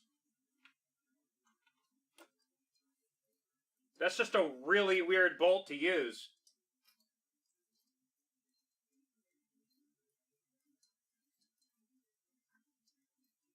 Yeah, I want to, like, so my entire thing with that is I want to use the shifting method that whatever car that I'm racing is, right? So if the car is using a synchro, is it synchro? No. Sequential, that's the word, thank you. Use the sequential shifter in the cars that have it, right? Like I don't want to, like I am like really big into trying to simulate it into being what it is, right? But that's just me again. This is actually really annoying to try to tighten.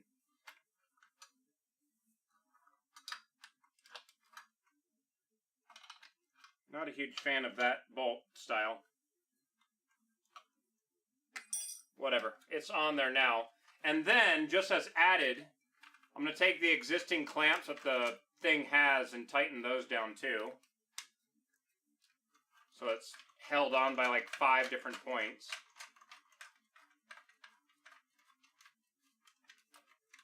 And that way they also don't rattle on me.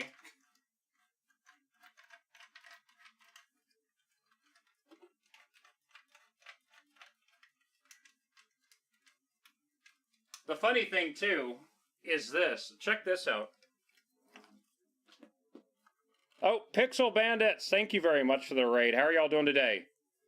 So like these little shifter things, when you're done tightening them, they actually are spring-loaded and they go down and lock so they stay down out of the way. Kind of a little interesting thing that you don't really see that on a lot of stuff anymore.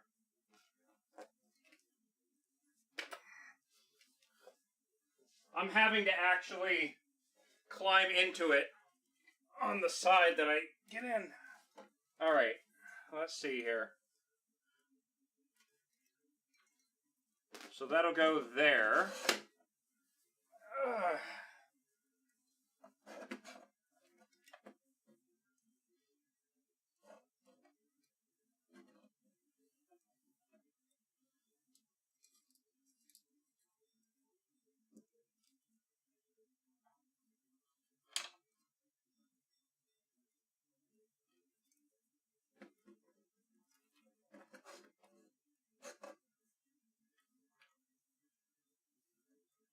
Is that the back end of a crate in the background? It is. I got that picture way before the camera suite even existed. Had to take the VR headset, spin it around, and then go through the chair so the chair wouldn't show up in the image when I took the picture.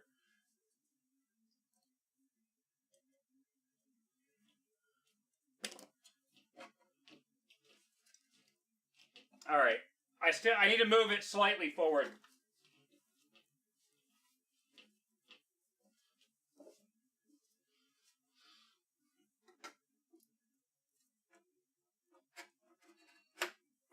That's as far forward as I can get it there.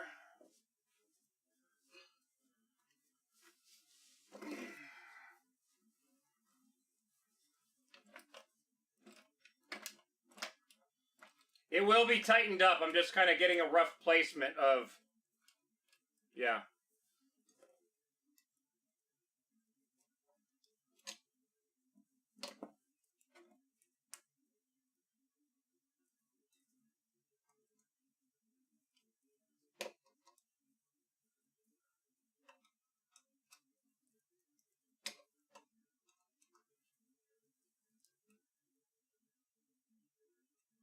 There's a phone number somewhere in the back left. It calls up a bar in Nottingham. They have no idea what Elite Dangerous is. That is awesome.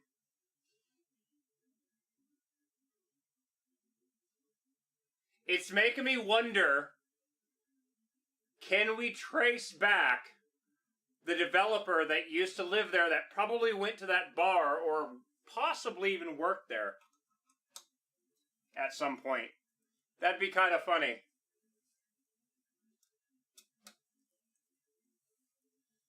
That's probably what it is you can probably narrow it down to one of the artists.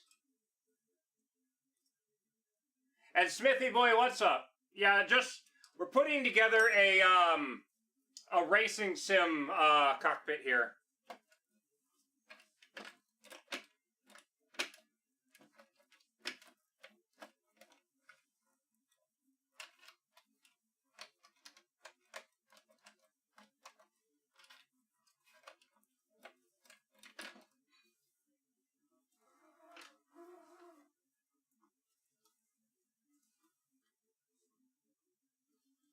I might need to tighten those bolts up.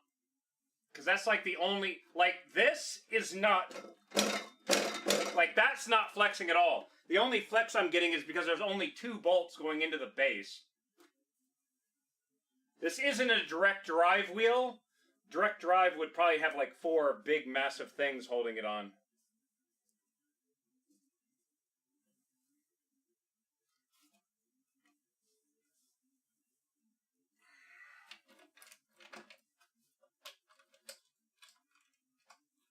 Essentially, I have a little button box right there. Deep down in the Raxel hole, there's a serial number that's also... Oh, that's awesome. That is just awesome. I know that there's like water bottles and like a Rubik's Cube in the back of the Mark II crate.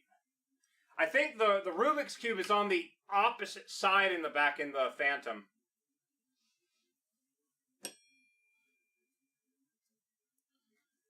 Okay, that's tight. Put another one in.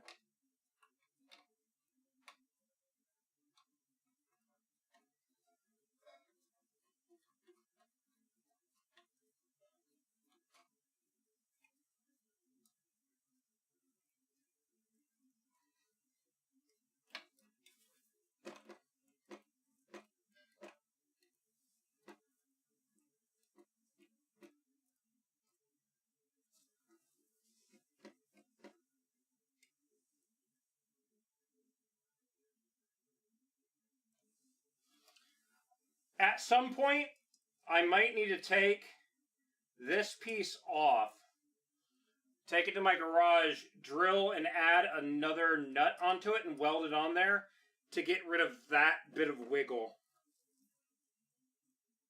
Because the two pins that are going this way aren't enough to get rid of that.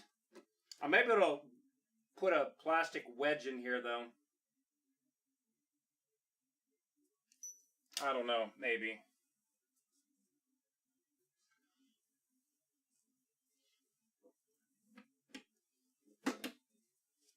All right.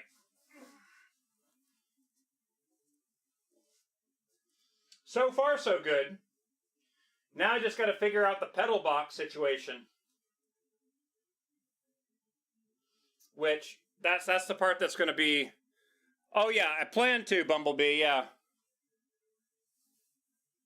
So, let me try to explain what my plan is here. I'm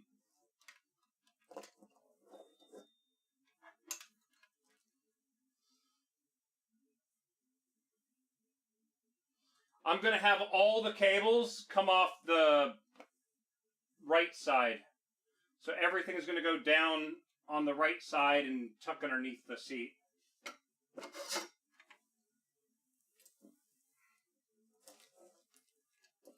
This thing has a power cable that I got to run too, which, oh shit, hold on a minute. Where is that power cable? Ah, shoot, hold on a minute.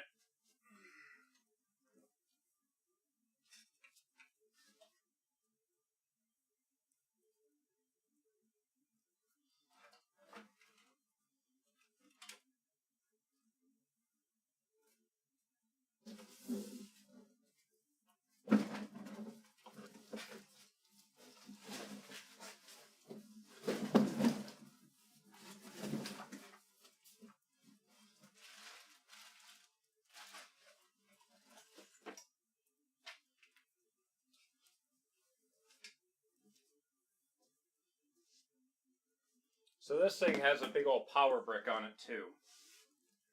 So if that is right there,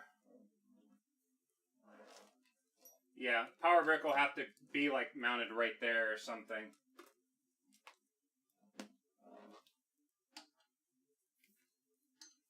Stick support, nice. Yeah, I just ended up, I bought a flying cockpit first, and I liked the quality on it so much that I ended up buying a separate driving one. So, all right, let's see here. Pause music.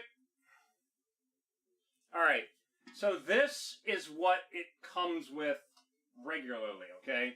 This is supposed to, these two holes right there, this is supposed to bolt like that, okay? On the upper half here, if I can remember where the hell I put it. Yeah, the catch is now I'm losing all the parts to this thing. There it is.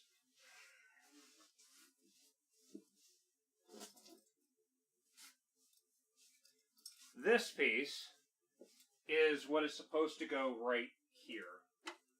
So it's got an extra set of little feet on it, and this will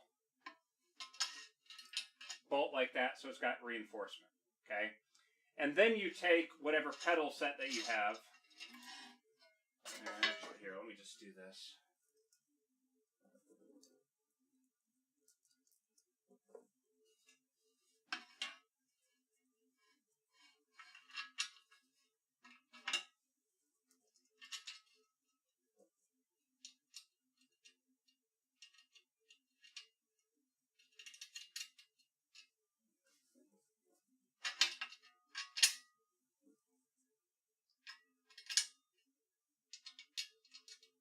So yeah, I'm planning on doing something a little bit different. We have ads again, damn it. Oh, okay. So, the pedals. What's supposed to happen here is the pedals get bolted on somewhere here. I need to remove this piece here, but effectively that's what you're doing, right? The catch, though, is that I'm not using these pedals. Or at least, I don't want to use these pedals. And, of course, we have the ads. Next track. I will be back in about 3 minutes. I'm going to go use the bathroom, and then I'll discuss this again. I'll be right back, guys. Just gonna let the ads play, get it over and done with.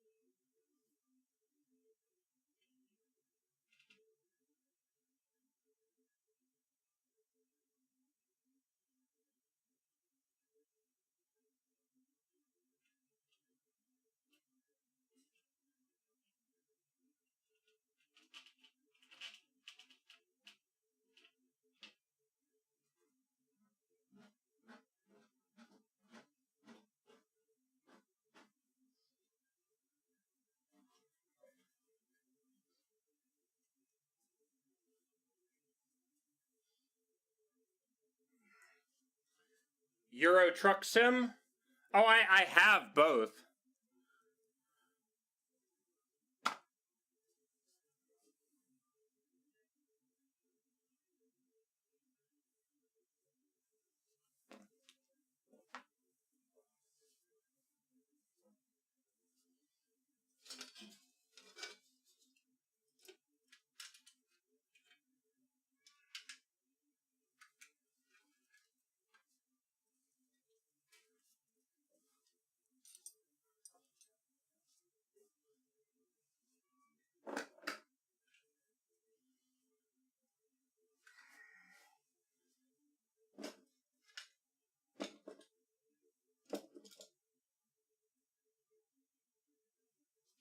Volume 5.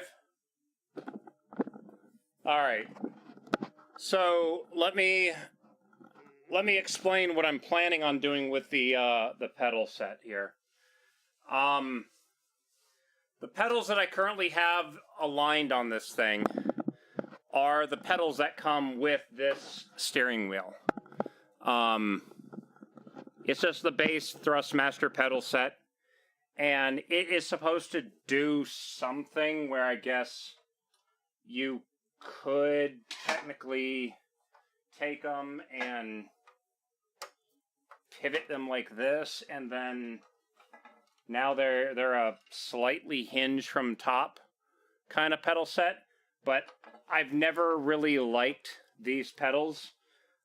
In the past, I've tried to use my other ones, and let me explain those now. So, again, years ago, I bought a Logitech G25 steering wheel. It's now the shifter that we have, and that's what these pedals are from. I took them out of the actual base, so now they're individual pedals. What I want to do is, because they have metric bolts, I want to actually take these and mount them so they're hinged at the top. So I actually have a proper clutch, brake, gas pedal, right? That are all properly hinged at the top so I can do whatever, right? The catch, though, is my brake pedal. All these other pedals operate like they would in a car, right? A throttle pedal, the more you push it, the more the air opens up, the more throttle you get, the car goes faster, right? Clutch pedal, same thing. You push the clutch in, it disengages the clutch, you release it, clutch engages. Brakes. When it comes to hydraulics, okay? Pause music. The most pedal sets, when you buy them, they all use potentiometers, pots, right? It is just like the gas and clutch pedal. The more you push it, the more it twists a sensor, and that sensor position is then read by the gaming controller. The PC does whatever, console does whatever goes on, right? This black thing here with all of its assembly and this little chip down here is a load cell.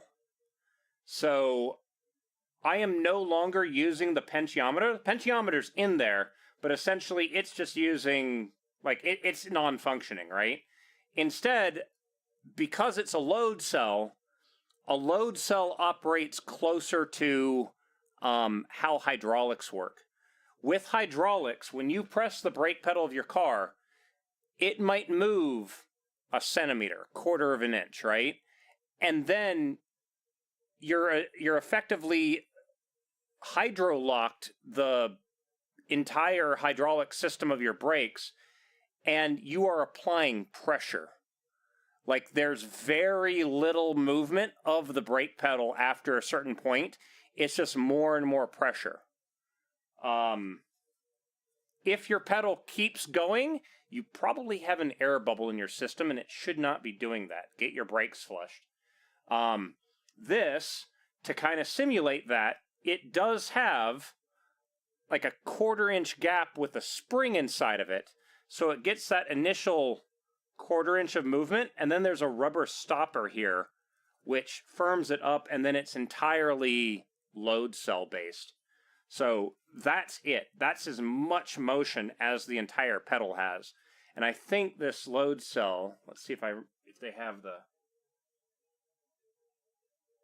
I think this load cell, it's an older Leo Bodnar thing, but I believe that is a 200-pound load cell. It can measure essentially up to 200 pounds of force, which it outputs as a signal. So you, like, having this mounted to an actual cockpit, I'll be able to actually, like, stand on the brake and be able to really modulate the brakes really well. One thing, when I got this load cell in 2009, yeah, I bought this a while back. When I got the load cell, and I was playing iRacing a lot back then, I think the load cell alone, I immediately cut like 2 seconds off my lap times, just because it just felt so much more natural, and the car, like, once you start using it, it just makes a lot more sense. Like, it's a lot easier. If you're driving a real car, right? You're driving, you hit the brake hard enough to lock your wheels up, okay?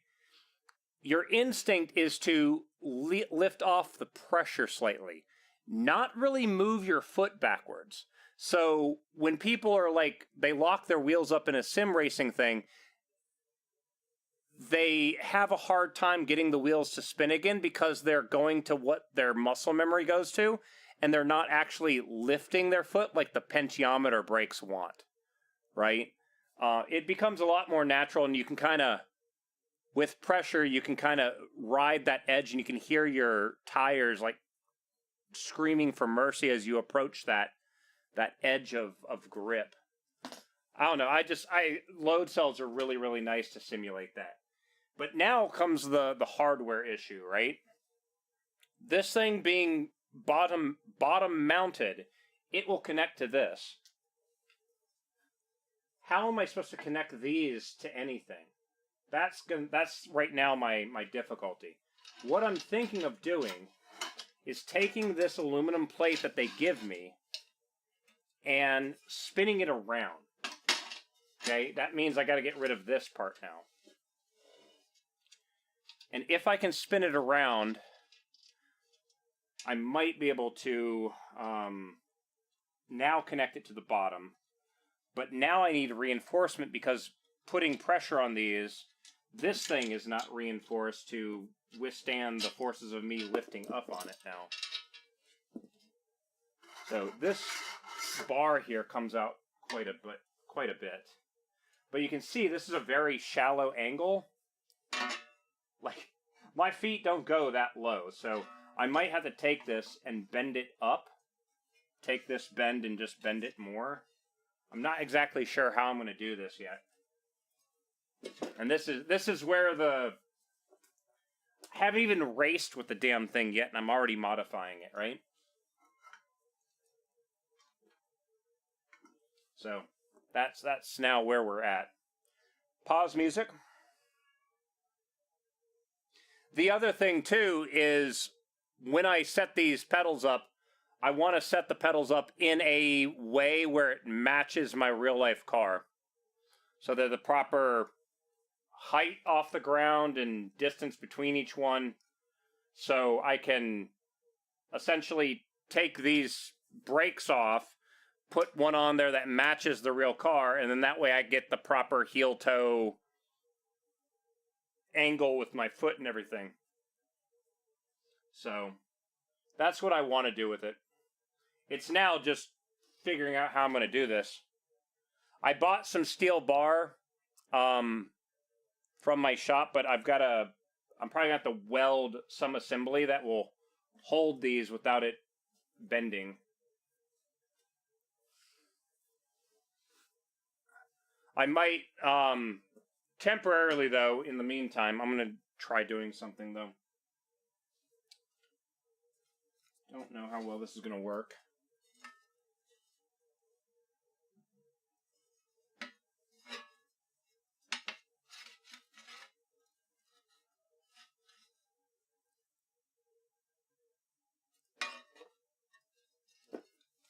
I'm going to try something.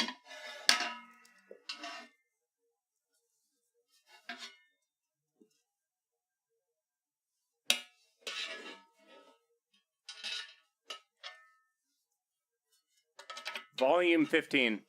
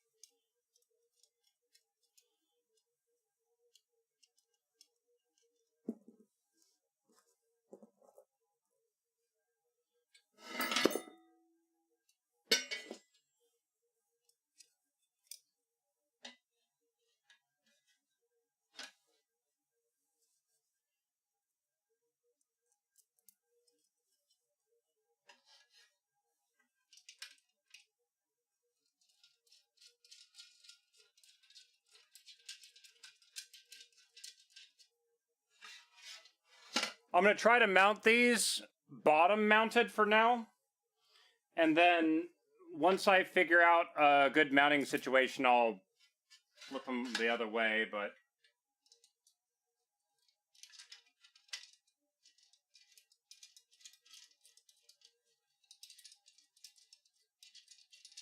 I'm probably going to have to drill holes to mount the brake pedal, though, on this. Because I think this thing's made so it can be mounted on, like, one of these big bases.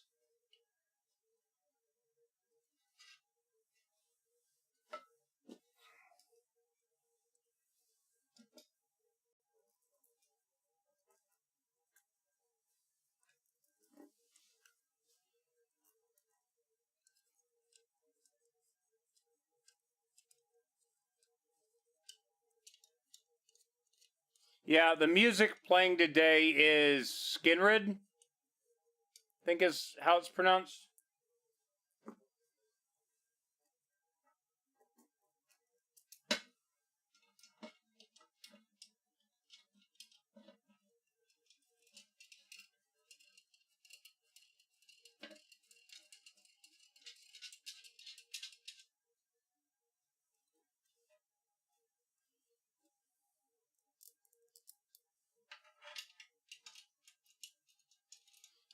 I'm going to have to take the pedals and flip them the other way around, because right now they're technically upside down.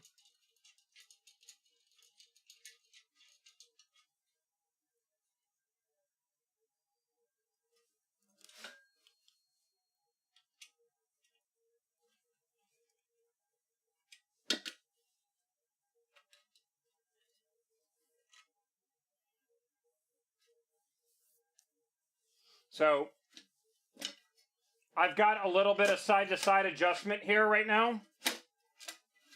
So I'm going to kind of... I need to get it mounted to the actual bar here. And then we're going to kind of test fit it. And then I got to figure out where the brake is going to go so I can drill the holes and mount those. Because those won't have slots right now.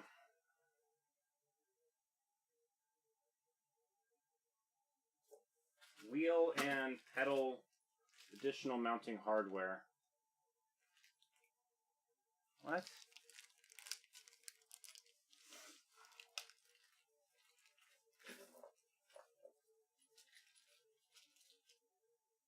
Oh, no. Yeah, they give a bunch of extra hardware for different controllers and stuff, so they're really good for that. And again, every time I've gotten one of these cockpits, I get a brand new size 13 and 17 wrench. So, yeah. Keep getting those. Oh, man.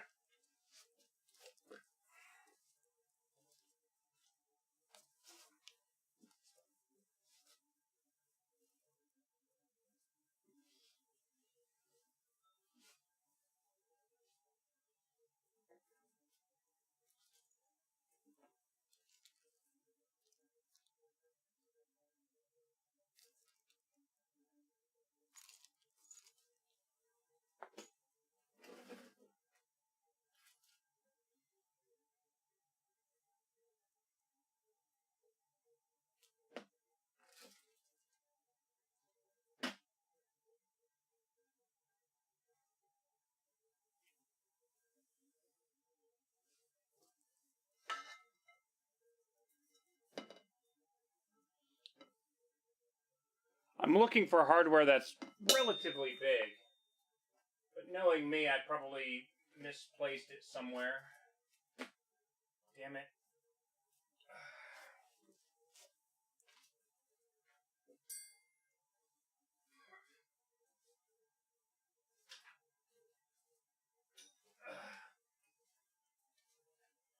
Okay. I was about to try to sit down, but the shifter's in the way. Ugh.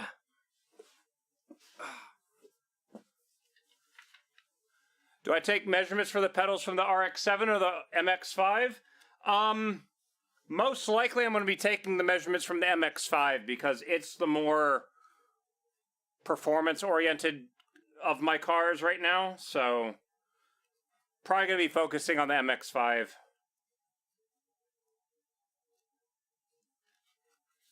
Alright, let me see if I can figure out what hardware I'm missing here. I also just realized, where's the bar that would have gone right up into the middle? Huh.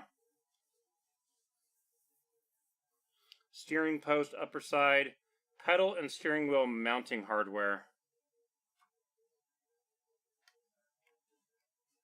Okay.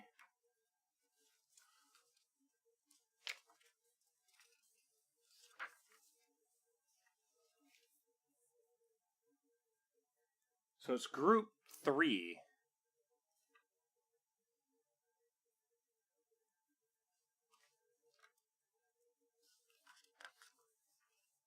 Group 3 and Group 4 is what I'm looking for. They mark all the bags.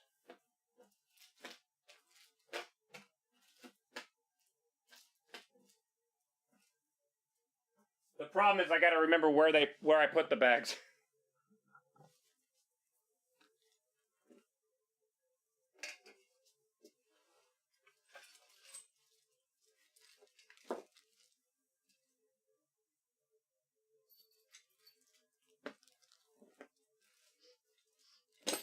Ugh.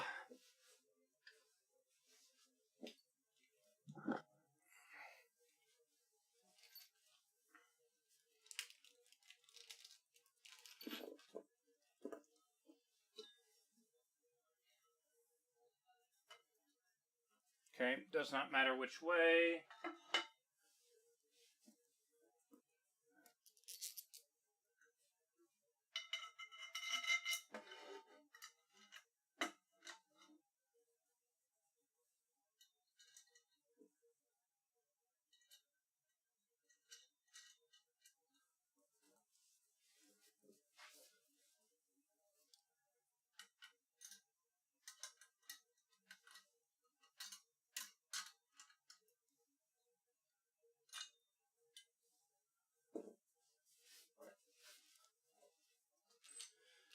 4.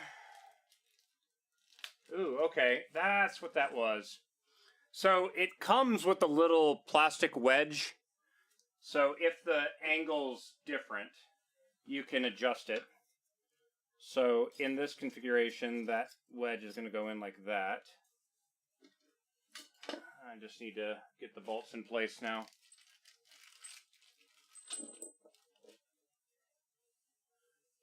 So bolt in from the top, through the wedge, and into the base.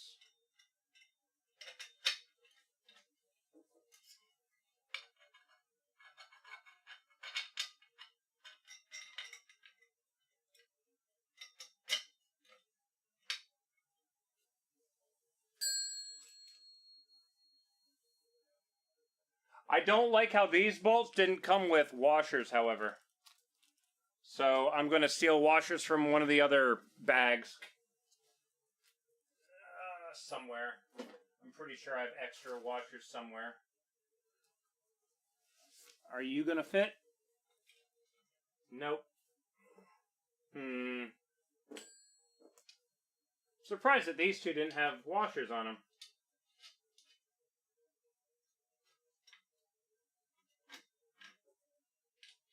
Now, that being said, too, the Miata is going to be the much quicker car, the much better power-to-weight ratio car, but that doesn't mean that I'm going to make the RX-7 slouch either. Like, it's going to... The RX-7, I've already got the turbo for it. I just got to... We're going to pull the engine out of that car and build the engine before we actually put the turbo on it.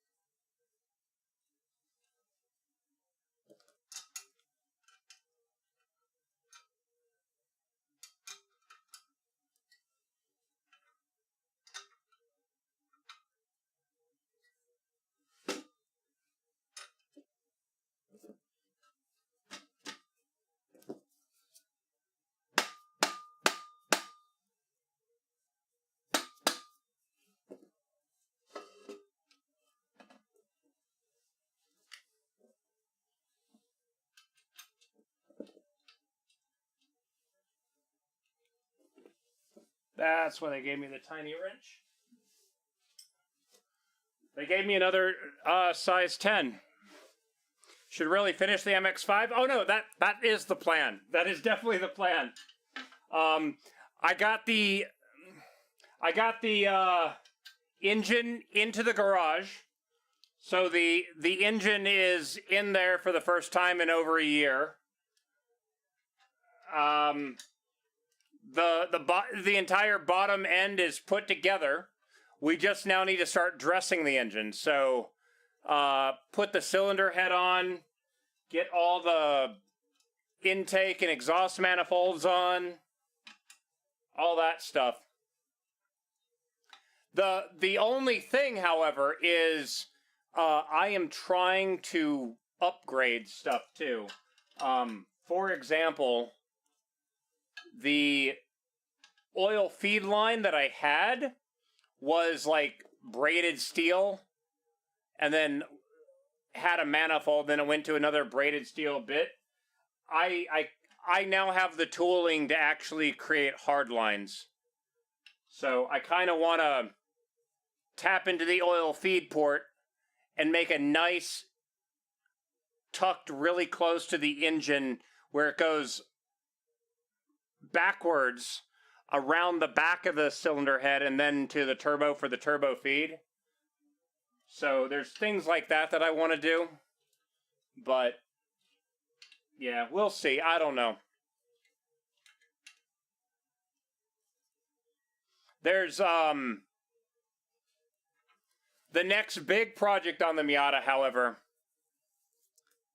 I need to take the seats out. I need to remove the carpet. And we need to seam weld the entire window frame to door to the back, like that entire opening. We got to seam weld that. Once that's done, I'm essentially done with the majority of the seam welding in the car. That's like the only difficult part. And the main thing is I have to do that before I fill the voids up with structural foam. You can't do structural foam and then weld because you start burning the foam. So you have to do the welding first. All right, all those bolts are tight.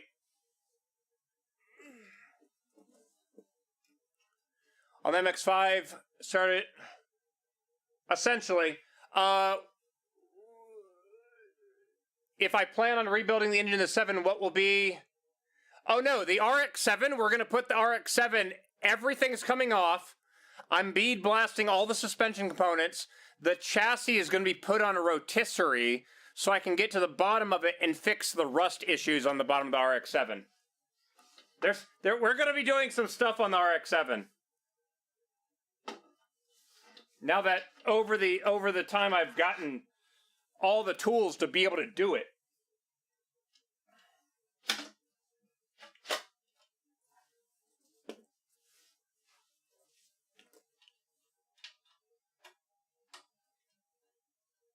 Yeah. We're essentially going to be doing a restoration and making the car better. Again, I've got... Actually, hold on. I think I showed you guys the Turbo 2 manifold I got the other day, right? I showed that during the stream. Let me go grab something else to show you the other thing I got.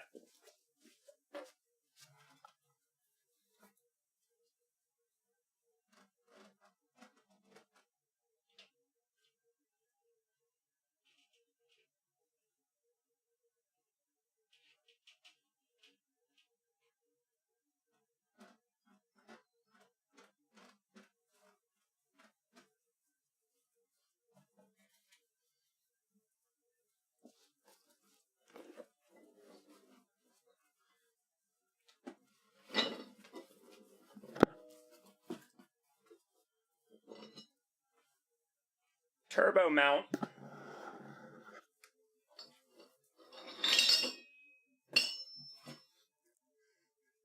That's the part that actually bolts to the car. That is the exhaust manifold for an RX-7.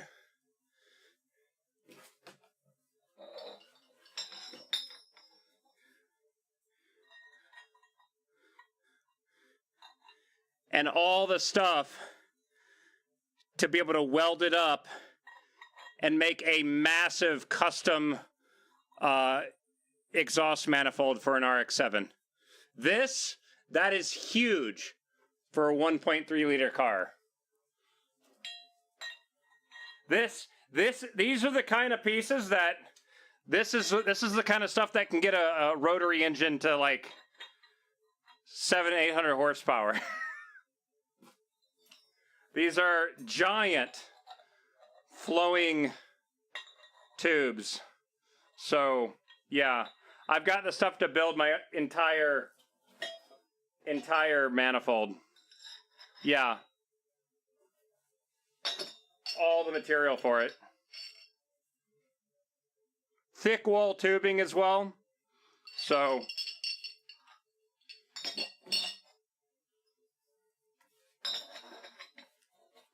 But everything needed to do that. Now I gotta fit it back in the box.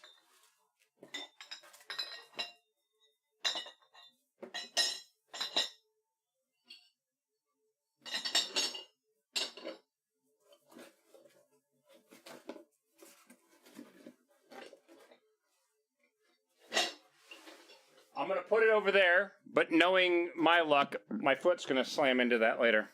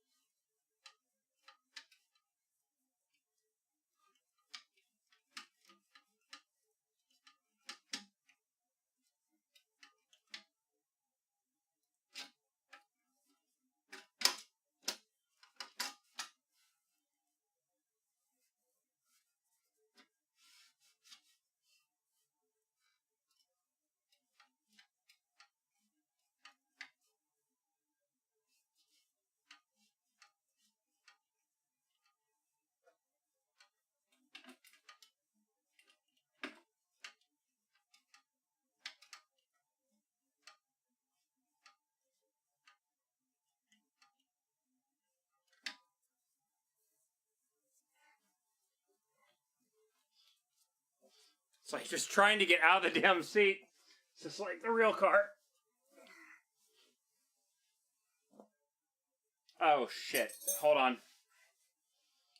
I didn't flip the pedal back to correct side yet. Damn it. I forgot about that.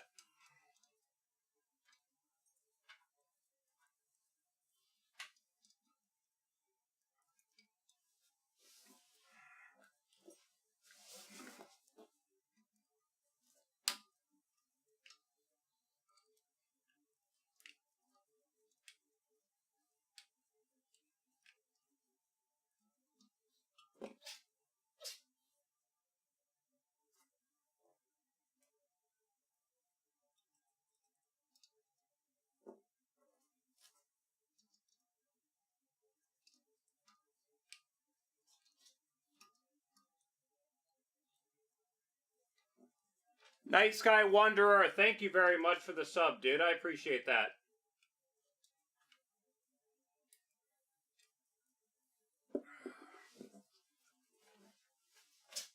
Bless you.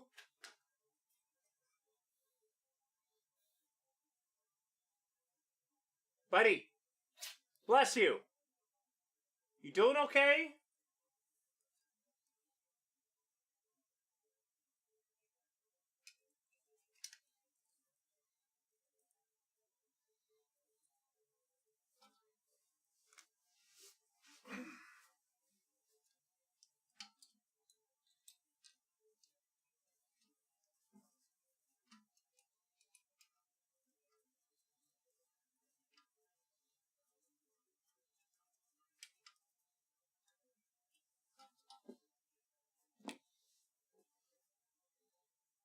Doing okay, buddy. Have a good nap.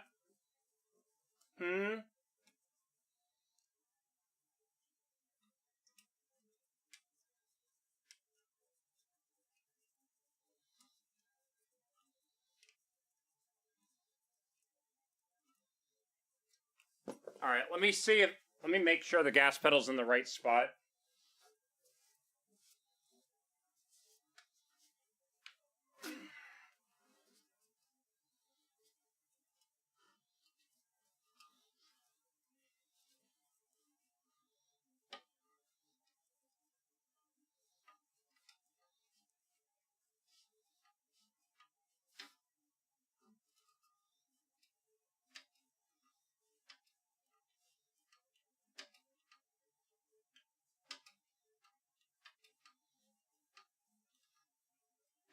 Right now, the biggest problem is that my feet don't have any grip on the area underneath it. It's just super slick. I do have some, like, skateboard grip tape, however. I'm going to see if I can get some of that. Yeah, that feels about right. Ugh.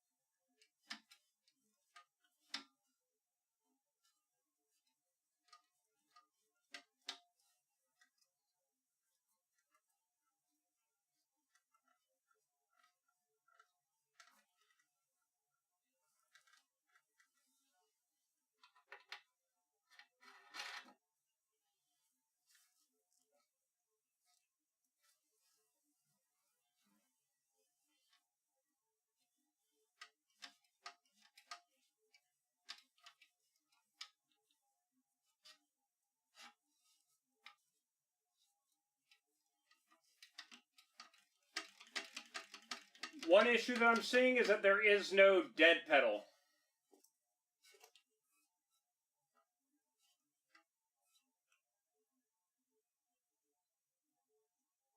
Start from the beginning. Volume 30.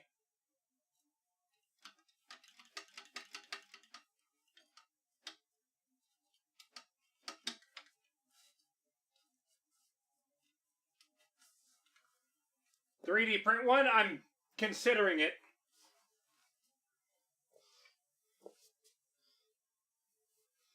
Oh, the cool part is I could actually, oh my god, I could 3D scan the entire Miata pedal area and then position it exactly where it needs to be. That'd be great. Again, this is not the final position of these pedals. I want to, again, hinge them from the top. I just set the thing down and I've lost it already. It's literally right here.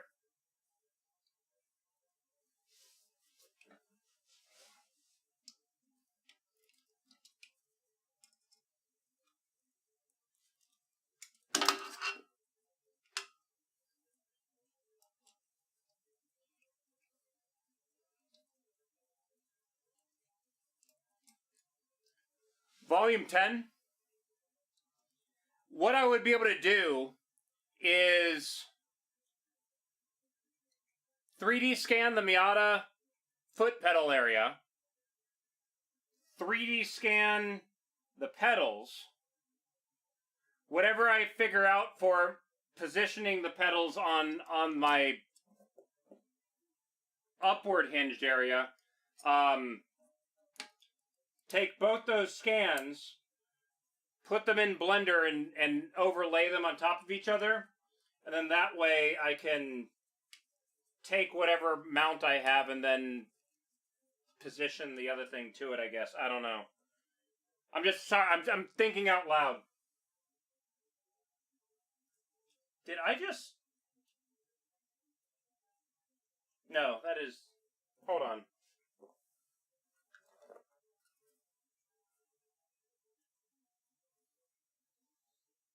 Yeah, that's what I thought. Okay. Looking at him wrong.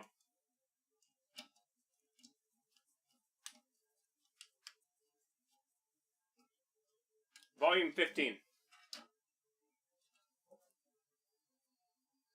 Volume 15.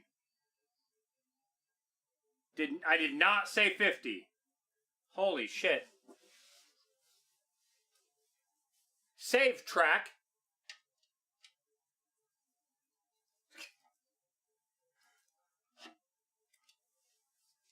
I didn't realize they did that cover. It's a fun cover.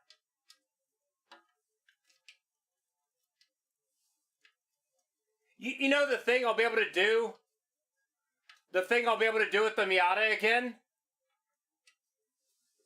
Local high school has their kids running around. I can pull up behind them and play Eye of the Tiger again. Can't really do that with the RX-7 since it doesn't have a radio.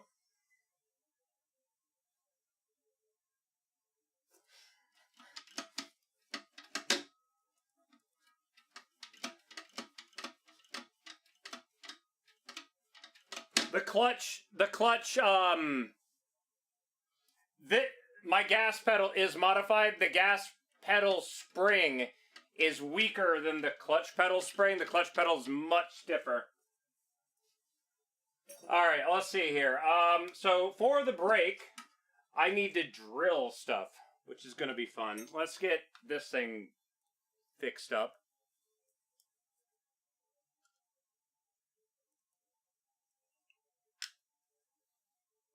What is it? What is it, buddy?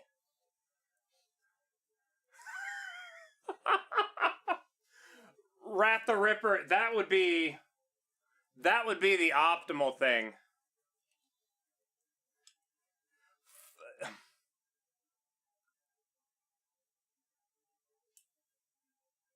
I just thought of something incredibly stupid.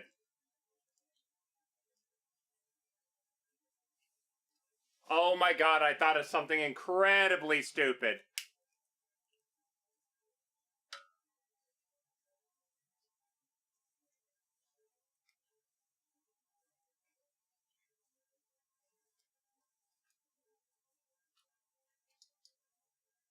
Pause music. Let me tell you what is now running through my head. Computer doesn't care what kind of signal it's receiving. All it cares is, like, voltage values, right? Well, if I take the master cylinder that is literally in my Miata right now, the one that has a partially melted reservoir, the one that I have a replacement one for, and physically take that out of the car, and in place of its hydraulic lines going to the brakes, I instead put a pressure sensor. When you push it, it just changes the signal on the pressure sensor. I could technically do that.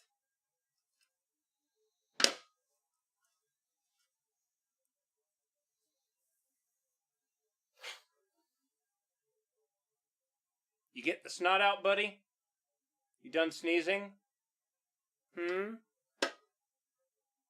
He's been a little bit ill the last couple days, so...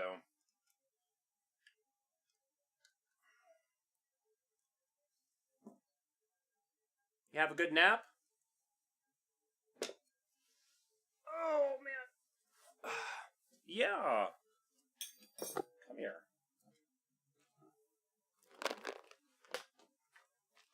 You just leave a big snot rocket somewhere? No. There you go. Come here, buddy.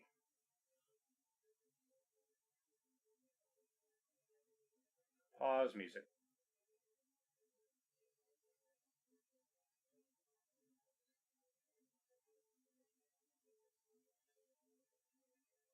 You're gonna be 16 years old next month, buddy. Yeah. 16. No.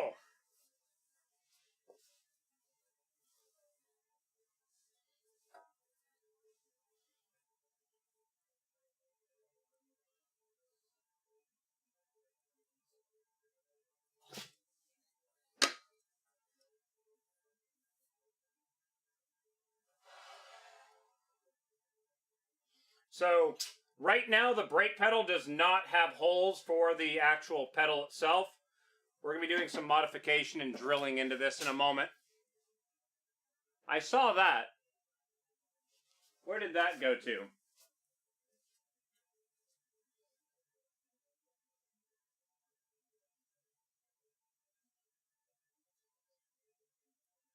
It's probably somewhere in my carpet, buddy. Thanks.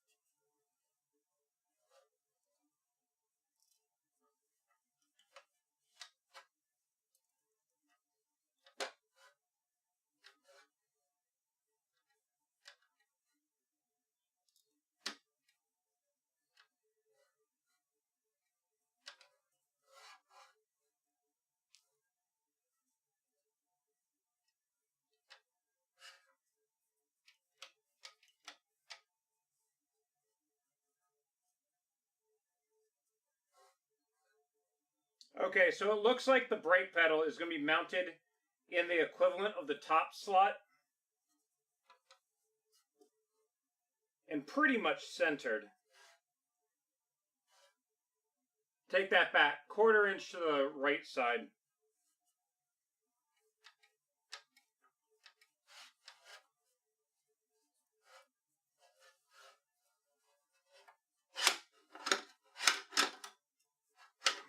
Aw, damn it, stop moving. Yeah, okay. Get a rough idea of where it needs to be.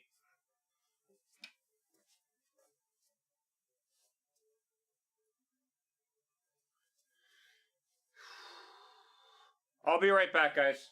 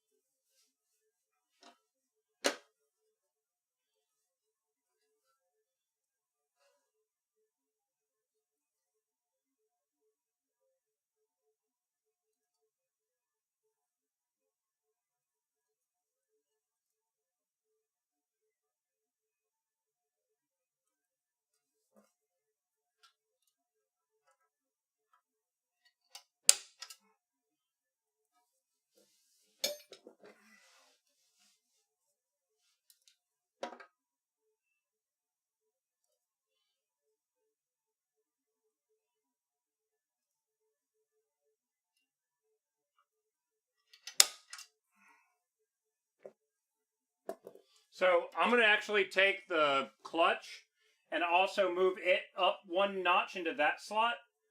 But that means that the bottom doesn't have a hole to go into, but I'm going to have to drill another hole there too. I want the clutch and brake to be slightly behind the gas.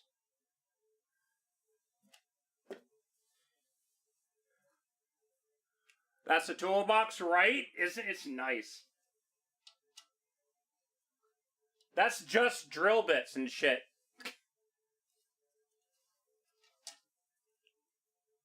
That's all it is just drill bits.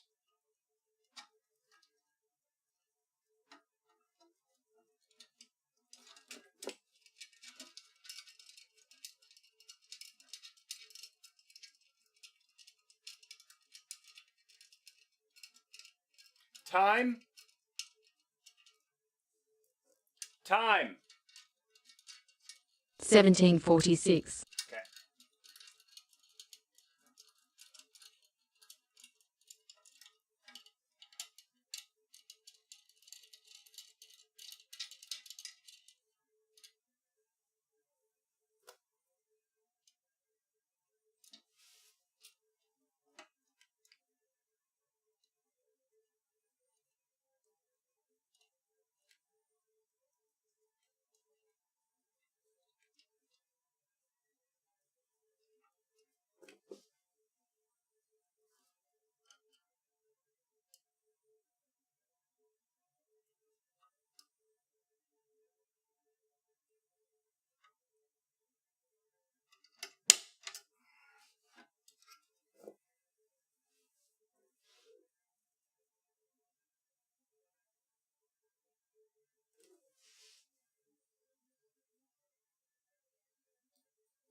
Thought I had safety glasses.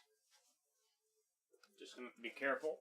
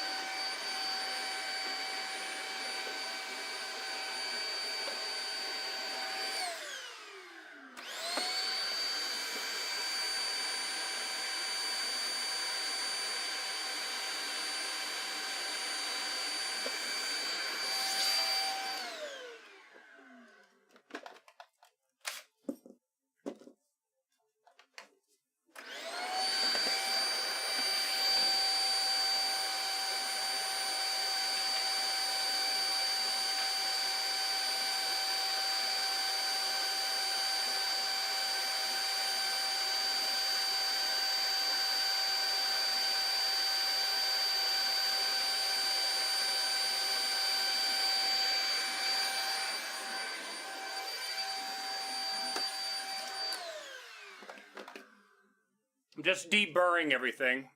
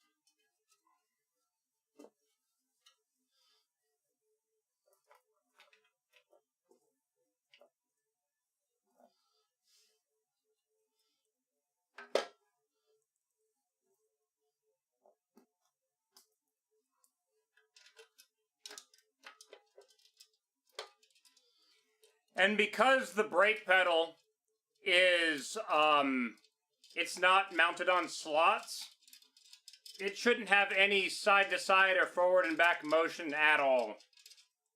So that'll make the load cell portion of it hopefully operate a little bit better too.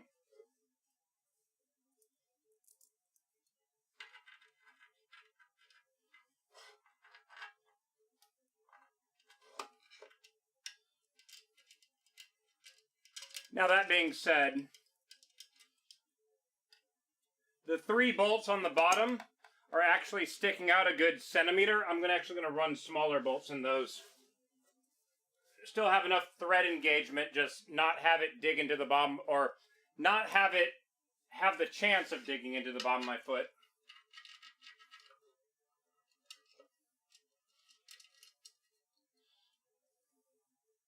That's better. Let's do that with the brake, or clutch isn't going to be an issue. It's the throttle pedal that I'm worried about.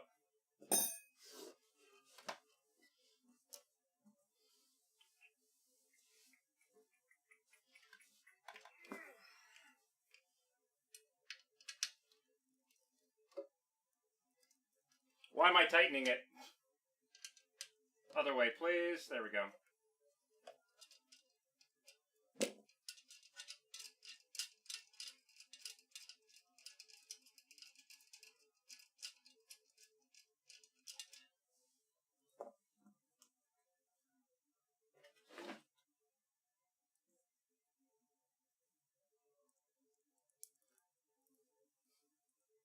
No, I flipped the brake pedal back to right side up.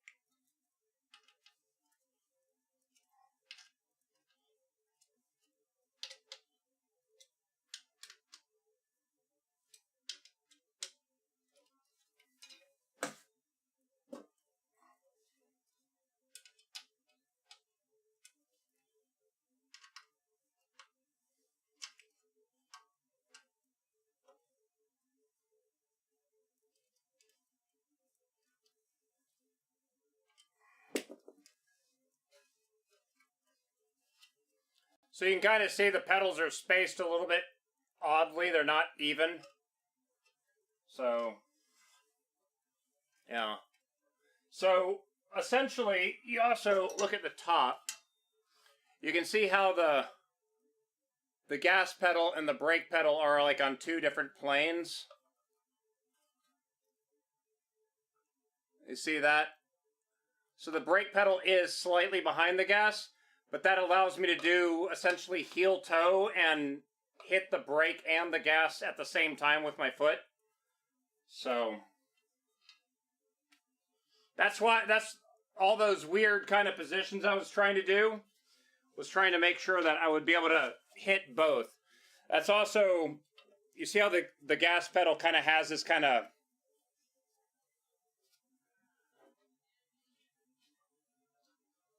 see how the gas pedal kind of has this little flare out right here? It's so you can be hitting the brake pedal and your heels like still hitting that edge to kind of use the throttle.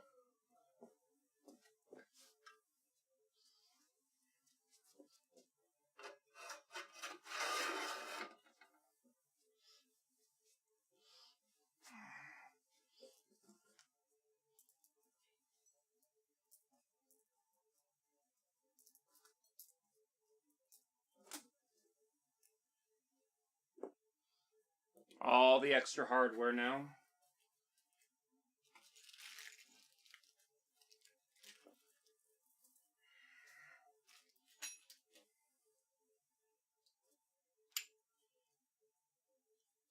I'm actually kind of surprised how stable it is in that kind of orientation.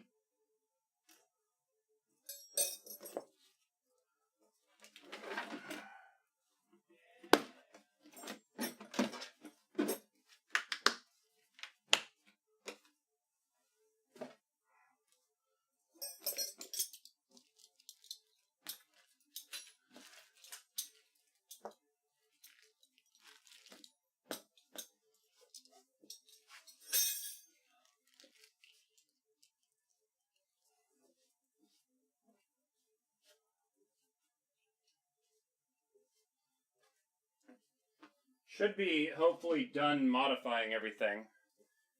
Oh man.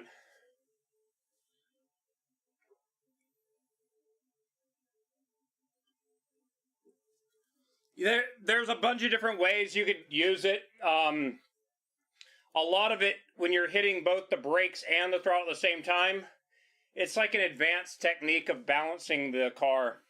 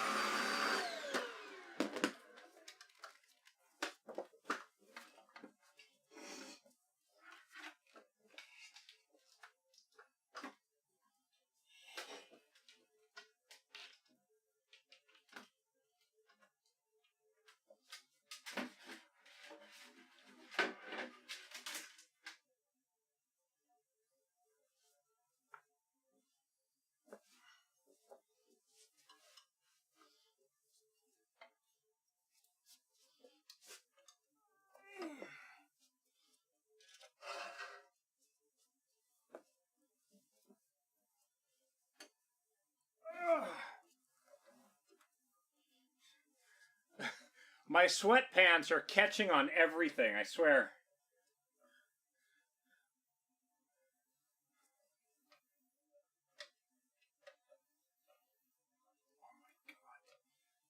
It has been years since I last used a load cell, and it's so nice to be able to feel that.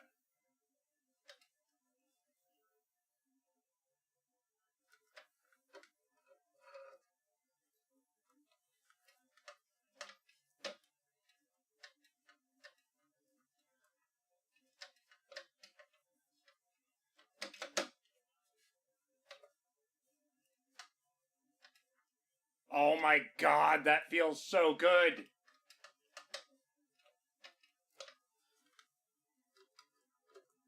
Yeah, that's about the right spot.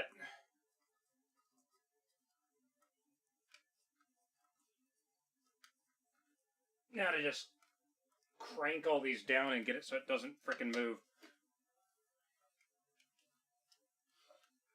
It's like I'm bending the seat back more than pushing the brake section forward. You're able to put a lot of force on that now.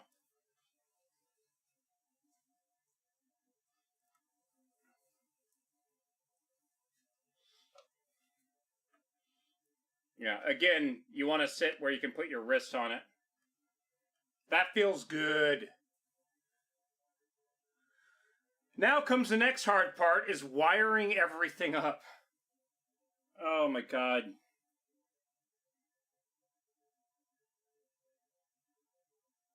Trying to think how I'm going to do this.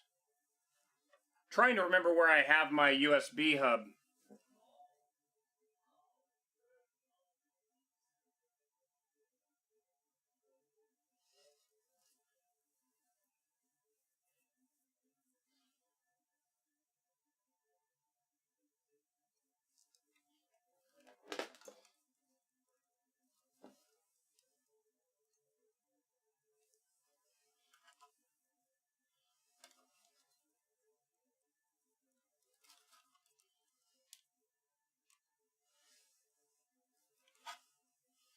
I need to find where I put my other USB hub.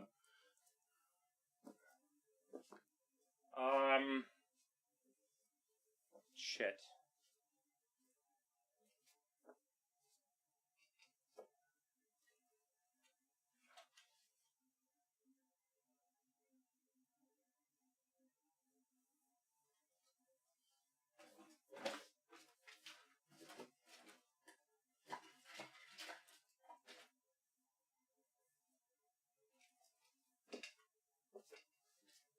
Let me just double check if I actually bought as many as I remember I did. Where are my... Do these real quick.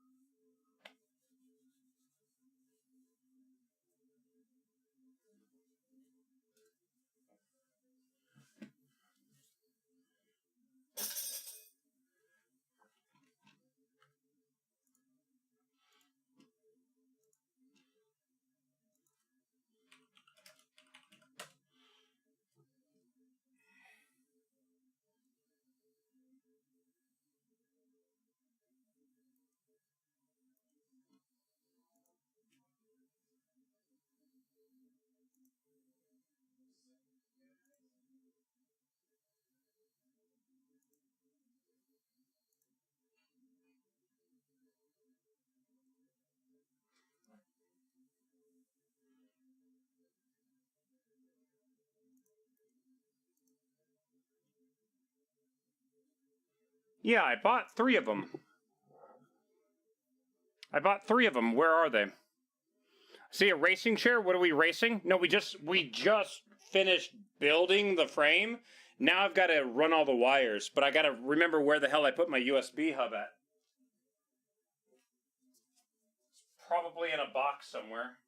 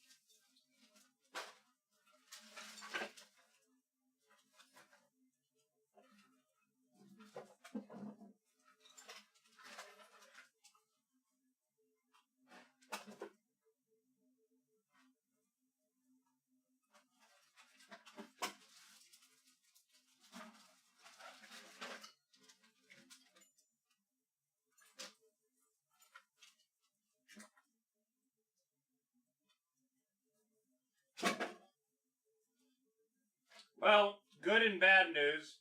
I found the hub. I don't know where the power cable is. Hold on.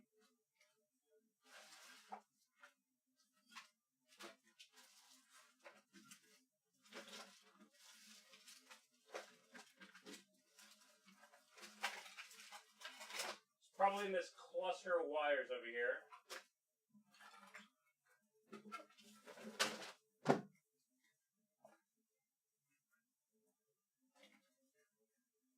That's not it.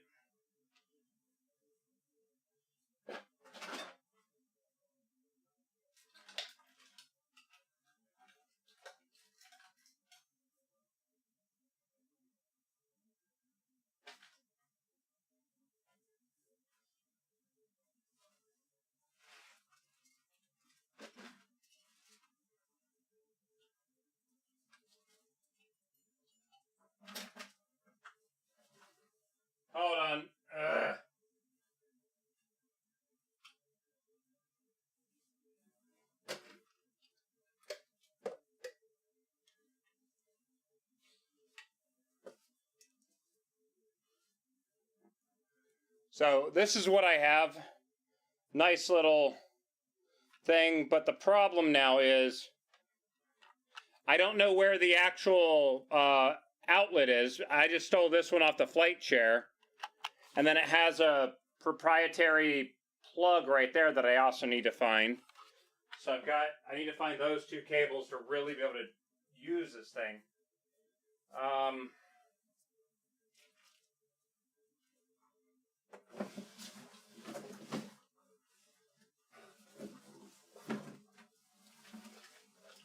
Might have just found it. Hold on. Or not. Shit. Where did it go?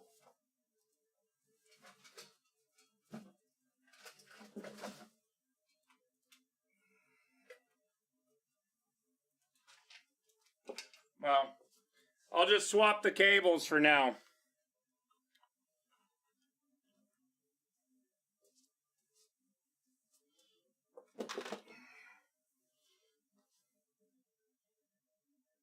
I gotta go to the garage and get some zip ties. Be right back.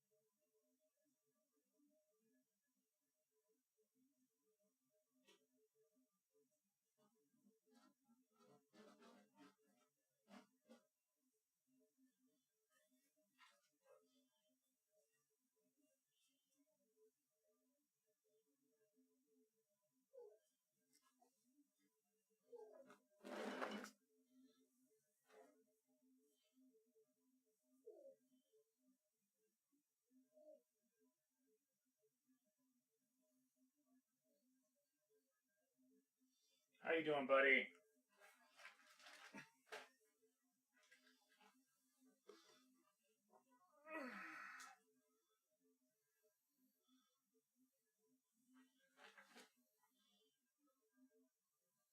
Please don't sneeze on me. He looks like he's about to sneeze. Alright. Let's see if I can get this stuff wired, tucked, and everything to make it look nicer and not have to deal with all this shit.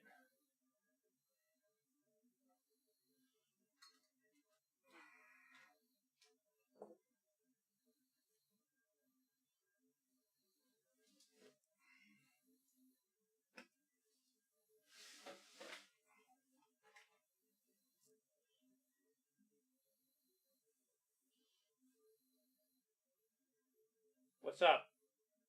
Your breath stinks. Your breath stinks, cat. Yeah, talking about you. Talking about you. Oh, yeah, you like the chin scratches, don't you? Yeah. Oh, yeah.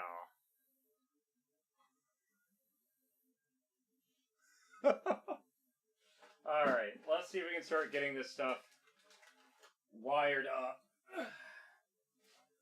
So, I have a power strip. There's going to be two things plugged into it. The power for the force feedback on this, and then the power for the actual USB hub thing.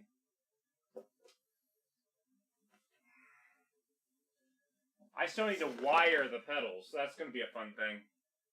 I think I took pictures of that last time I did it.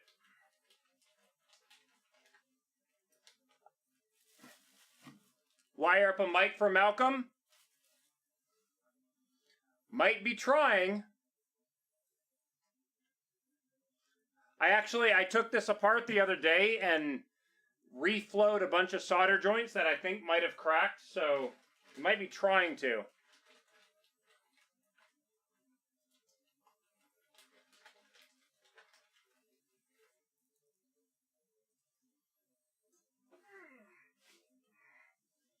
All right, let's see here. We've got...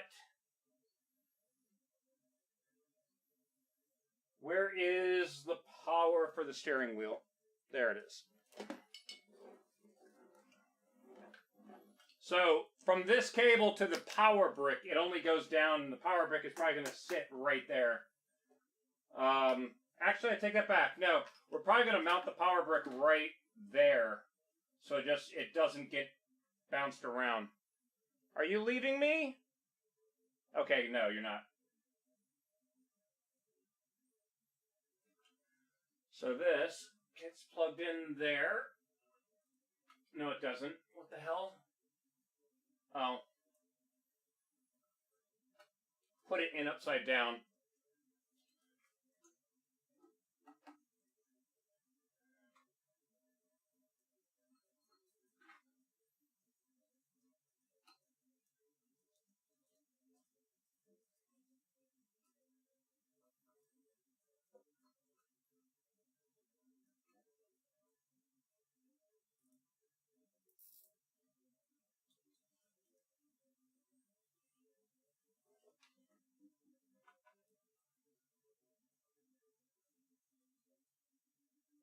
Probably go a little bit lower with it.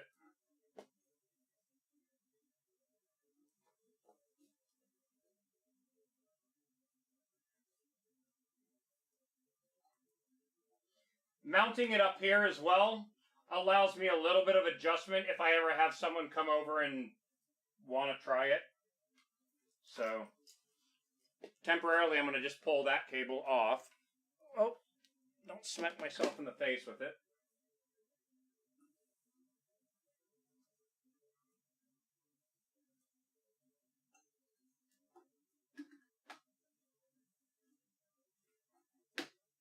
Actually, go right there.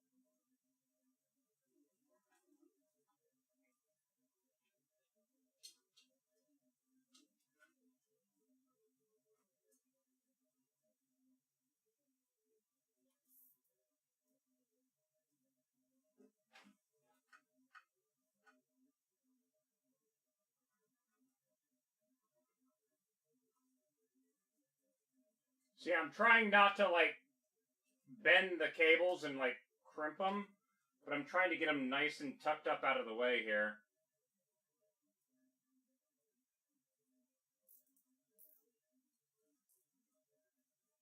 And what I'll try to do is right now it's all zip ties. Later on, I'm going to come in here with those Velcro straps and wrap it nicely. Then I can cut all the zip ties and get those out of the way. Zip ties are just like quick mounting. Dittrick, take care, dude. Thanks for hanging out today. Alright, so this is the actual USB plug. Run that on the inside of the thing. Have that share the same thing as that one. Keep it nice and tucked up in there.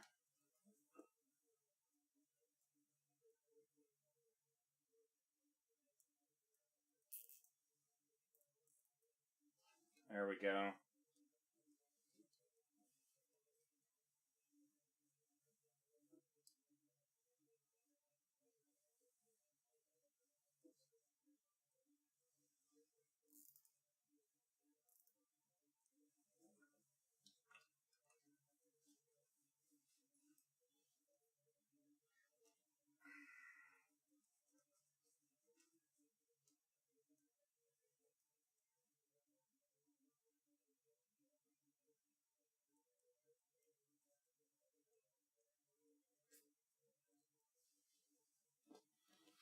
The good part with this is that because everything is going to go through this USB hub, it essentially just lets me allow it to roll up, plug one thing into the USB 3.0 slot, and then all the controls should be working. Keyword being should. We know how that works with Star Citizen, right?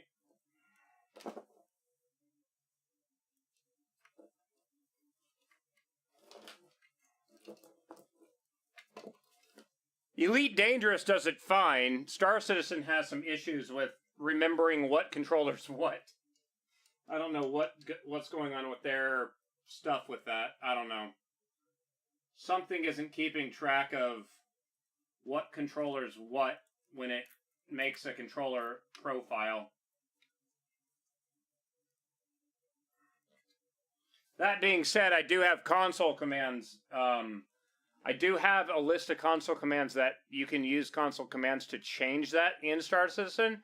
I just need to set up a voice attack command to have it do that for me. I'll have to figure that out at some point.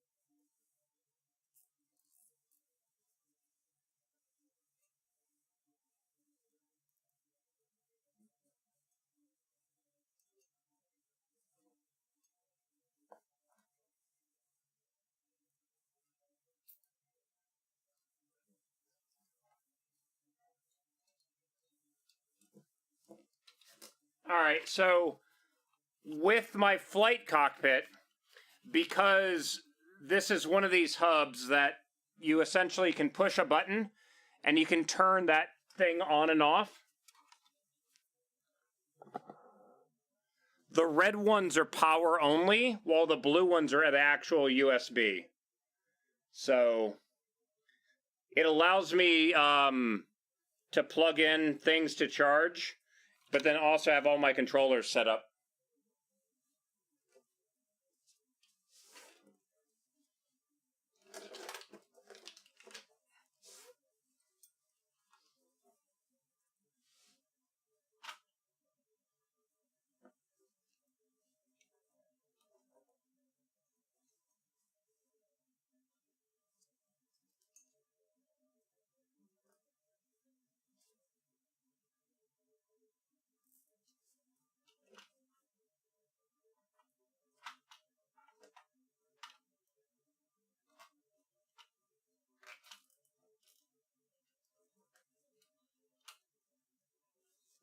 Now, my flight cockpit right now, it's actually Velcroed on. Again, I plan on using the Velcro straps for this. I just don't have enough for this, so that's why I'm just using the zip ties for rough mounting for now. Well, again, later on down the road, I'll come in here and I'll wrap with like big, wide things that really protect the cables so they won't really notice them.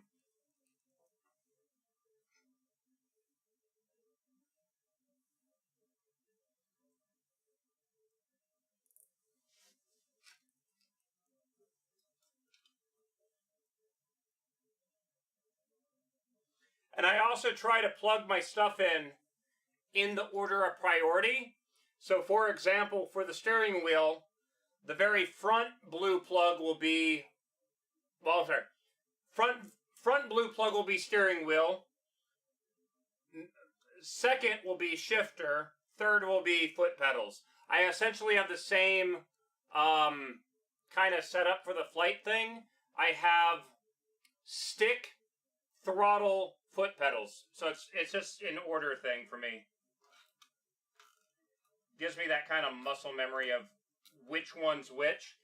And the nice thing is that if you turn them all off and then turn them on in order, Windows sees that as controller 1, controller 2, controller 3, and then it essentially sets up all the buttons in that order.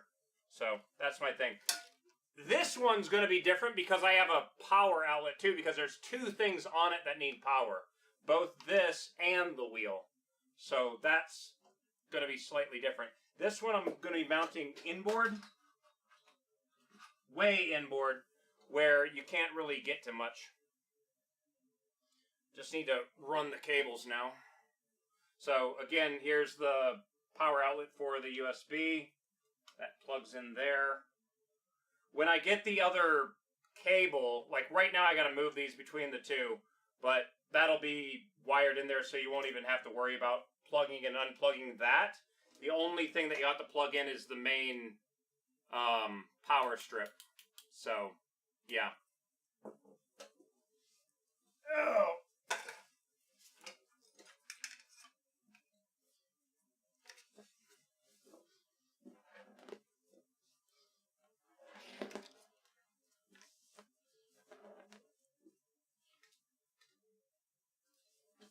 But essentially I've got a big power cable that goes down this. And that's not something you want to like pinch or anything. So just making sure that it doesn't get severed or anything dumb like that.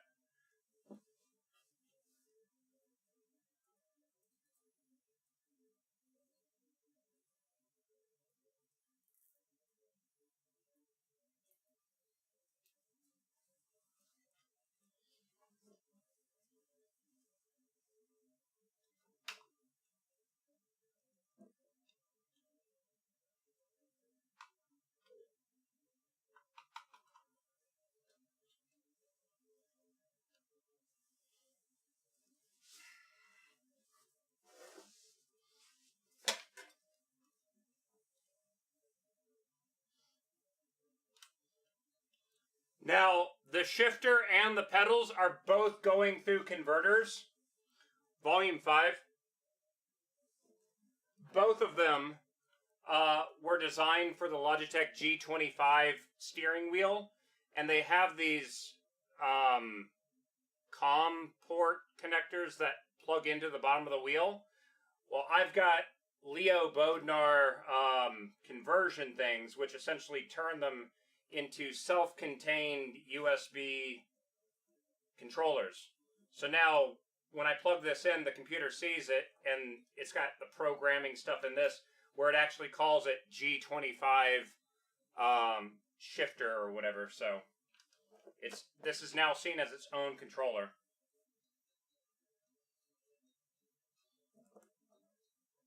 And now I just have to kind of figure out how to get all these cables here where it's all tucked in nicely, and then get it all zip tied together so it doesn't go anywhere. I'm actually going to zip tie these in an X pattern to kind of make sure it doesn't come unplugged as well. Because don't want that. And then I need to wire up the actual foot pedals themselves.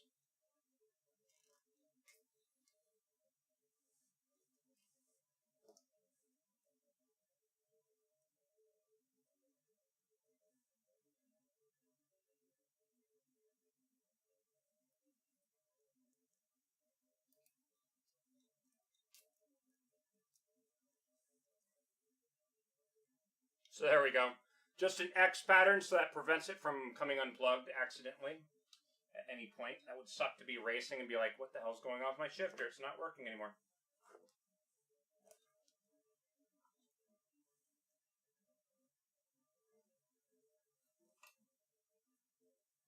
Okay, there's our bundle.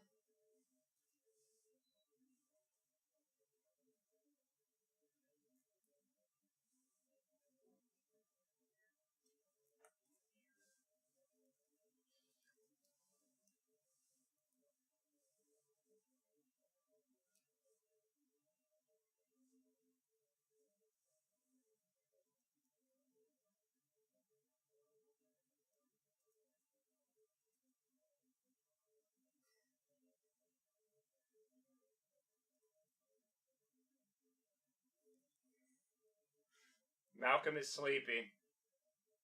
Aren't you, buddy? You can't hear me. You're deaf.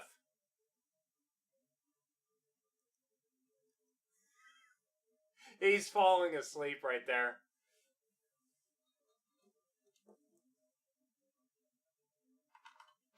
Okay, there's that one. That'll essentially be tucked right there. The last thing is the foot pedals themselves, but those I gotta re-plug in everything. The problem with that is I've gotta do that while plugged into the computer so I can tell if I'm plugging them in correctly. Oh.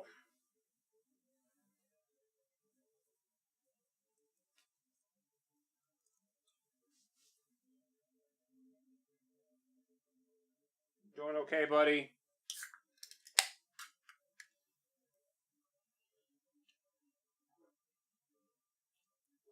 Oh, man.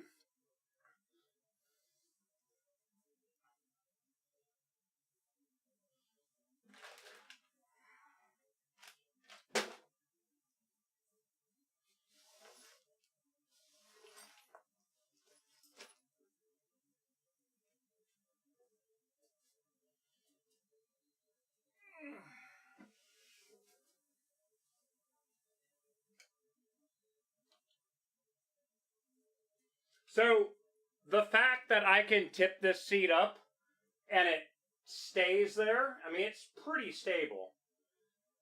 I'm considering... Let me try to explain what I've got going on in my head now.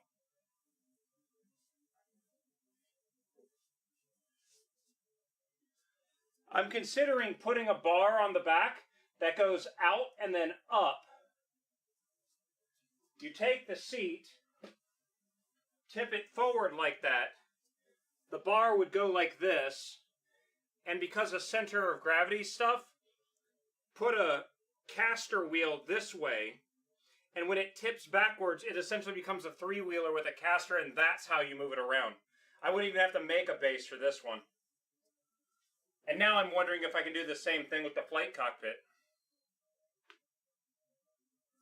That would actually be really nice if I could.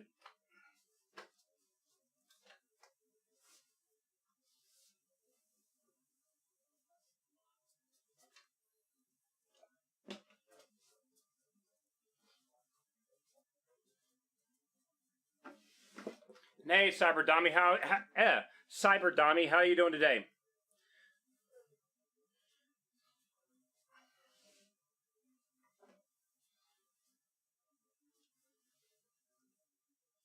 All right.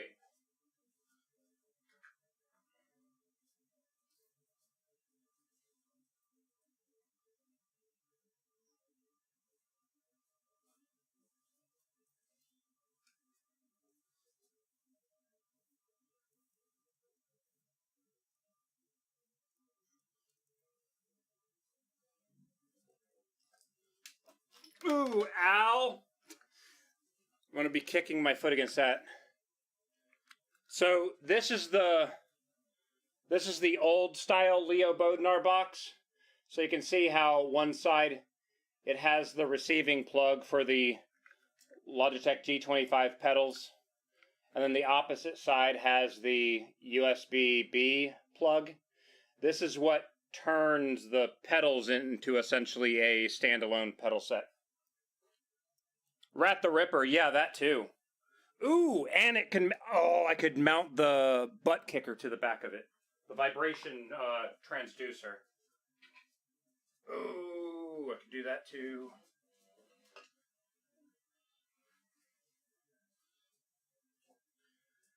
Oh, man. Sorry, I'm trying to get this thing where I can actually have it on camera so you guys can see what the hell I'm doing here. Hey, buddy.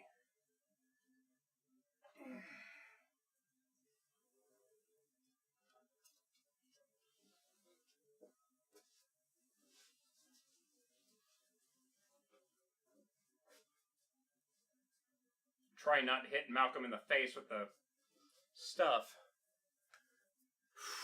Butt kicker, yeah. It's not a speaker. It's a. I think the term's a transducer. Okay. Give me a second. I now gotta find cables. That's my USB for my computer. Where's the USB-B?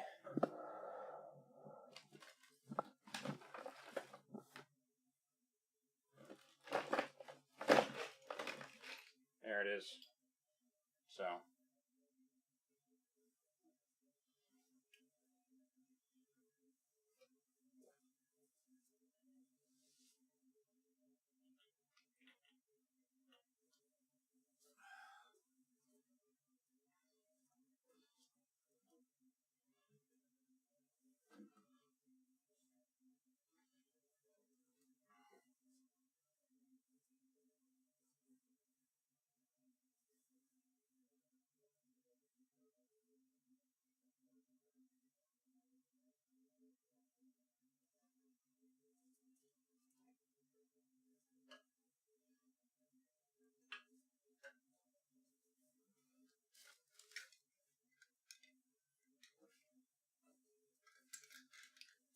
Now, when I did these to the pedals in the early 2000s, I was in the military. I didn't really care what it looked like. Now that I'm older, I'm going to be making some like 3D printed covers for these things so I don't rip my cables out, because I want to keep these for a while.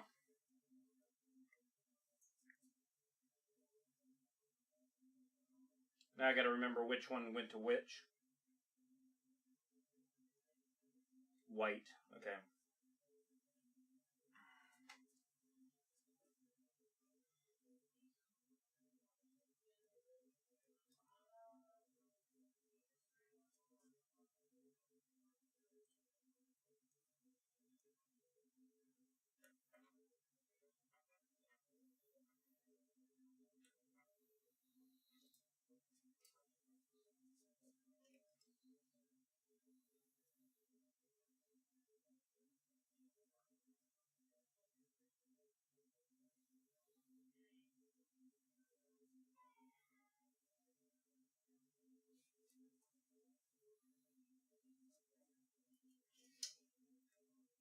You doing okay, buddy?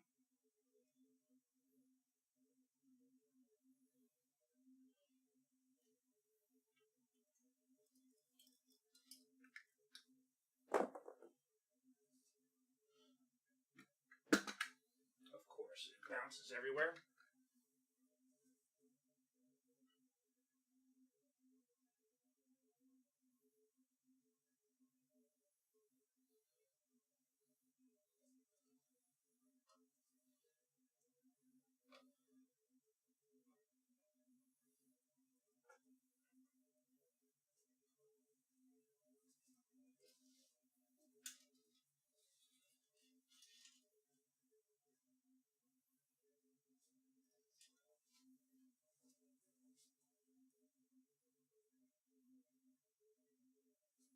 I don't remember if orange or red went to the gas or brake, so... I'm sorry, the gas or the clutch, so we'll have to try it.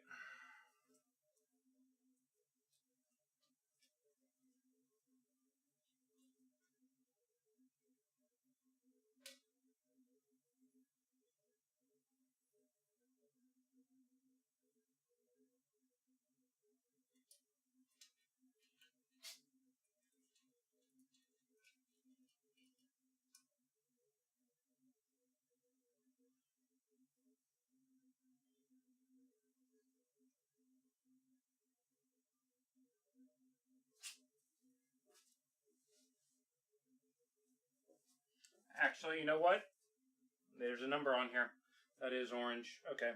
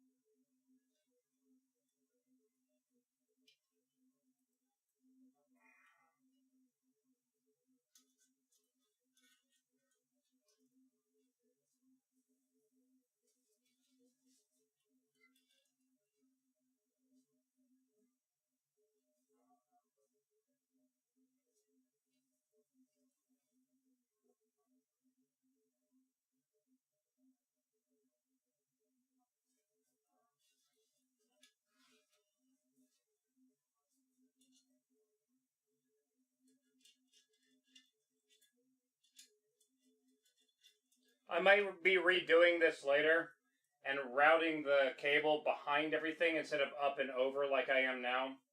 Because I just realized that it would be easier to pass it through a hole, put a grommet on it, and then connect it that way.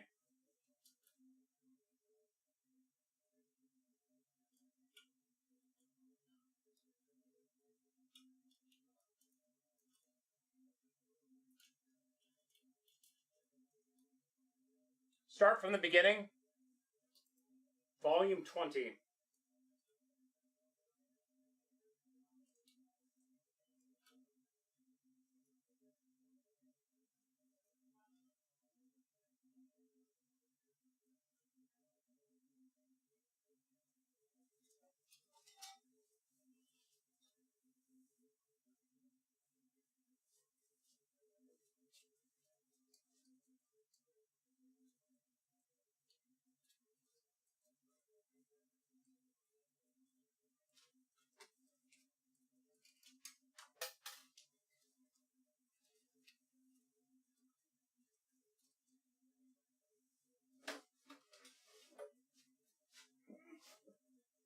Are you kidding me? Where'd it go?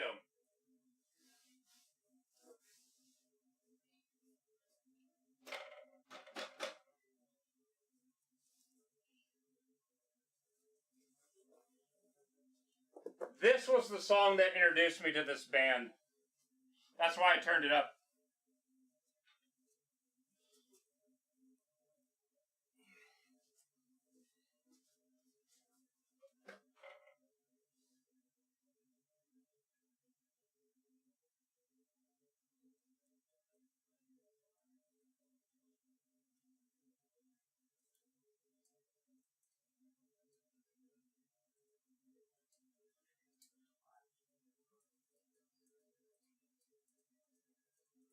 Was it? I have no idea.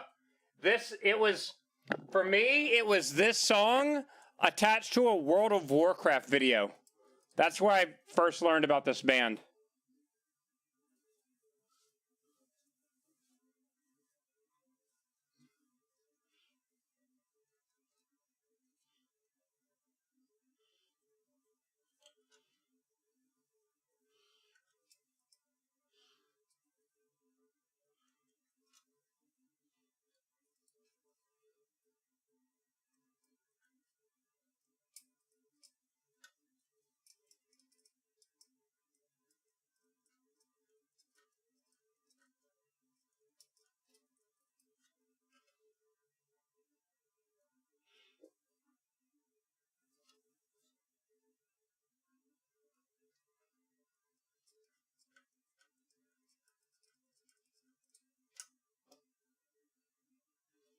Did it again.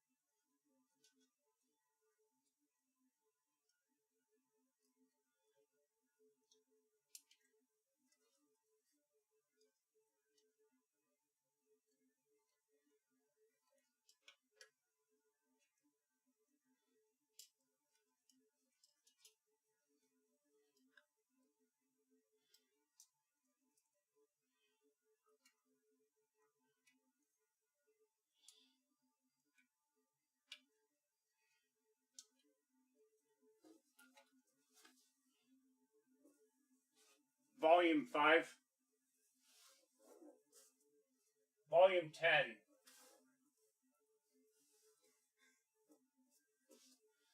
There's one.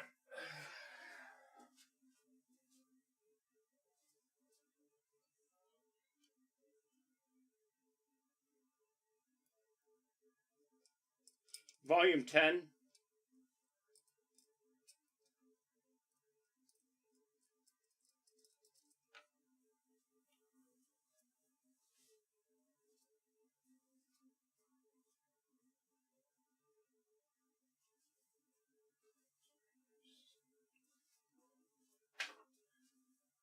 Come on.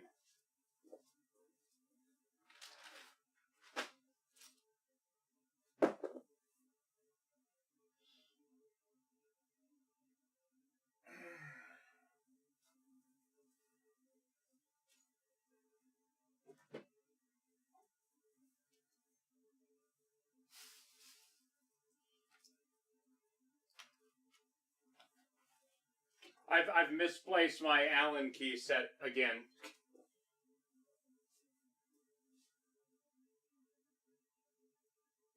It's somewhere.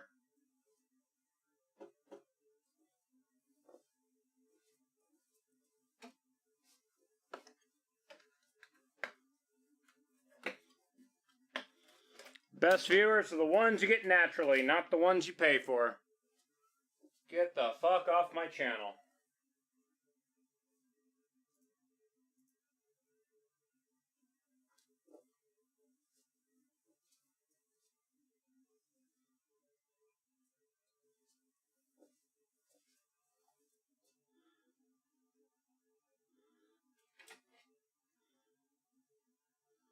Half-inch looks fun, right?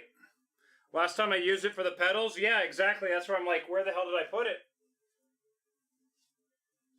It's gray. So, I don't know.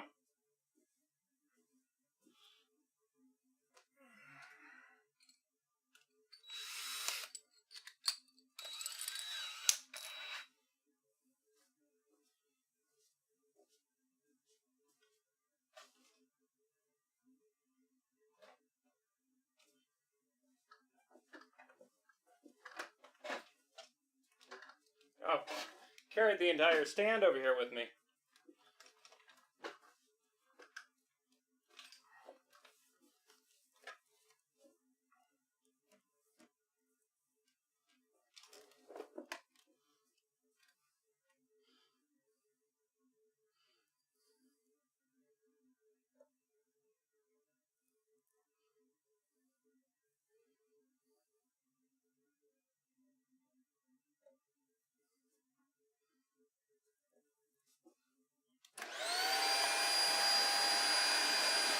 shit. Okay. That's not going to work the way I thought it would. Shit. Well, thought I was going to be able to do this all at once, but I guess not. I'm just going to make a big frickin' mess is all.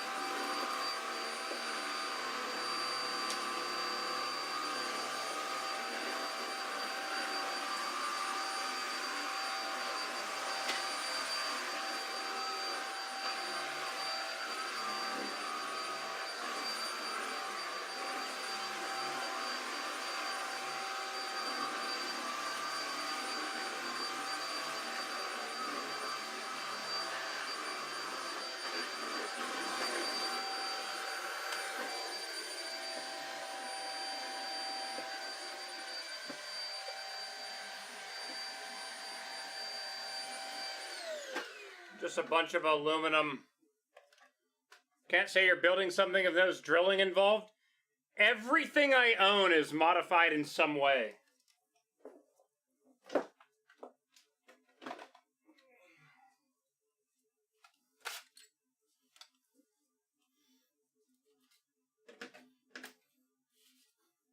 Like, I shit you not, I bought this house. An hour after I own the house, I'm cutting a hole in the wall to add a door. Right?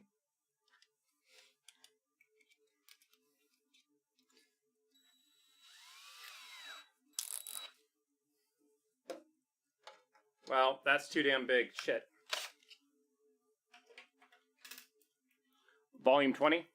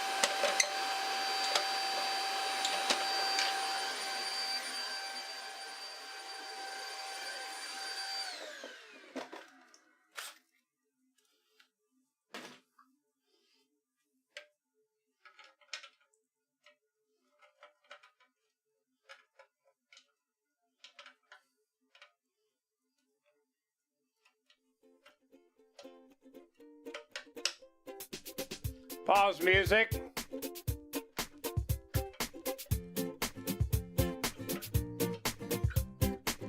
What is this? It's a step drill.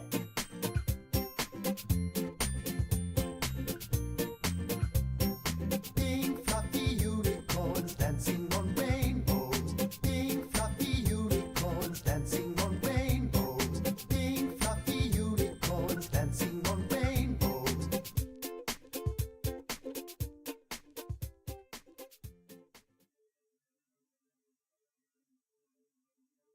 It's got sizes written on the inside. But I was drilling a hole right here to pass a wire through so it doesn't have to go around the pedal set. So instead, I'm going to have it pass through the middle of this so then the wires are not exposed from the top and it's less things to damage. Pause music.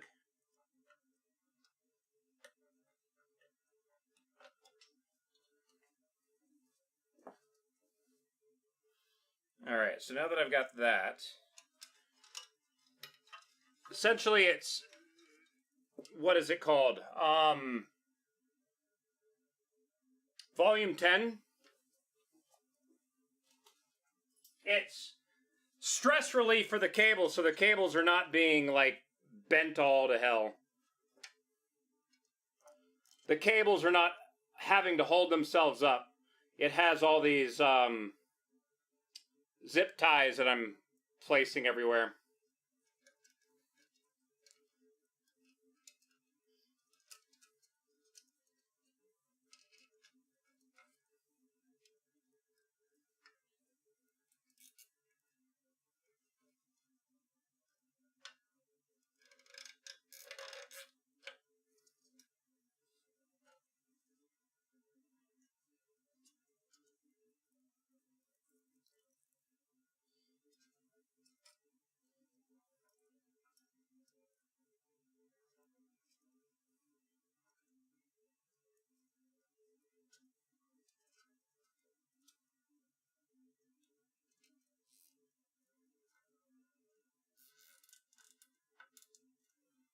That wasn't an air blower, it was a vacuum.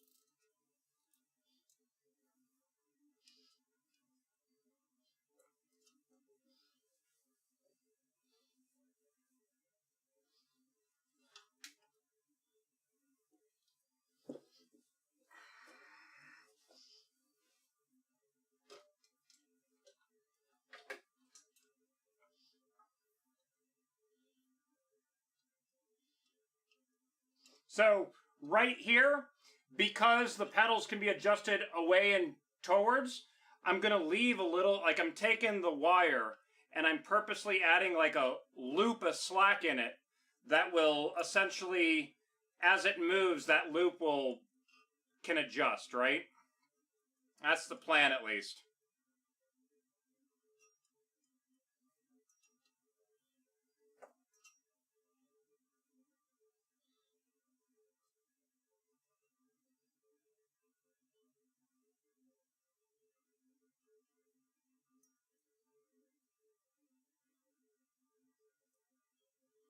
Now, being that, not many other people are going to be using this other than me, I am going to put like a little zip tie to hold it right now, but it is there so in the future it can be undone and then it will be able to stretch better. for different people's leg sizes and stuff. Okay, this will tuck up above.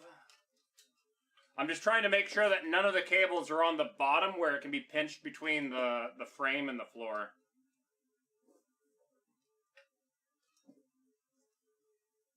Oh, man. Ugh, keep sitting on my feet.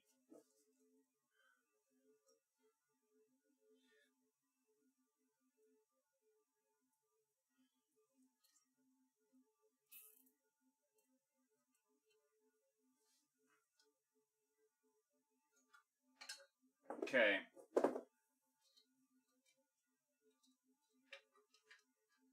Having it go out the back.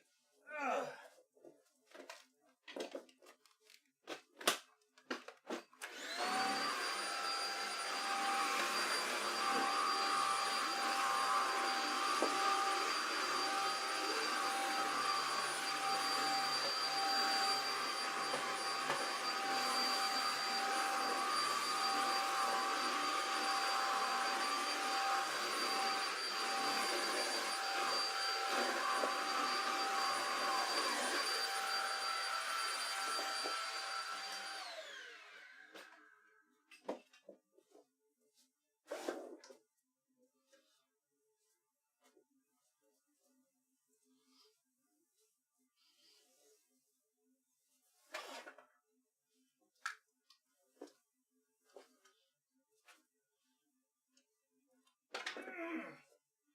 So this is already dealing with the same problem that I have with the flight cockpit.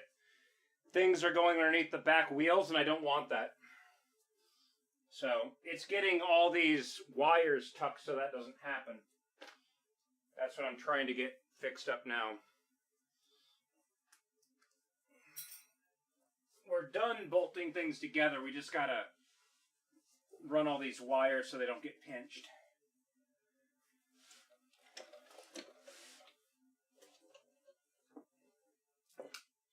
Alright, that's the main wire for the steering wheel.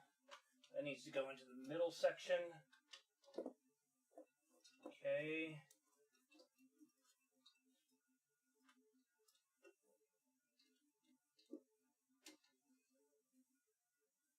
Okay, here's the wire for the brakes. The brakes now need to go into... Where is it? So the brakes need to go into this conversion box. So there's that.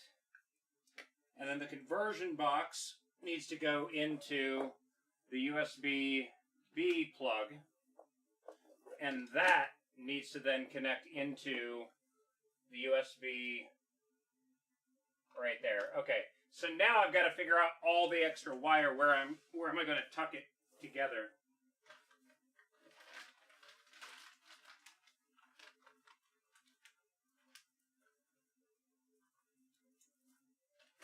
Get all the zip ties.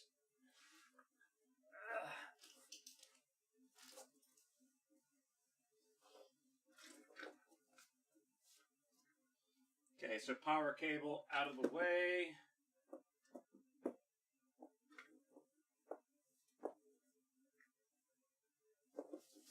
So I'm going to do that same X thing with the zip ties to make sure that this doesn't come unplugged. And then lengthen these a little bit.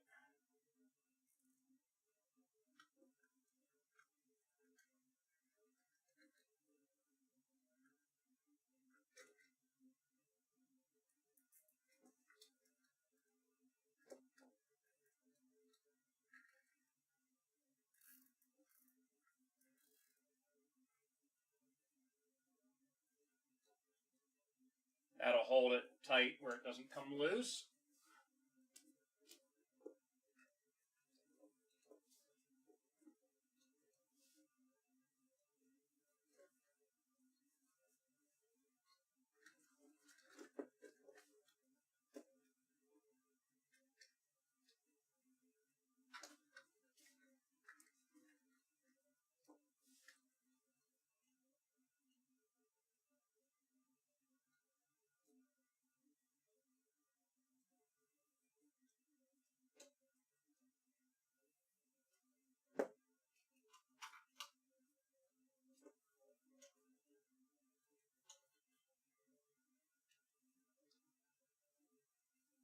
The pedals have got to be the single largest bit of wire on this entire thing. Holy crap.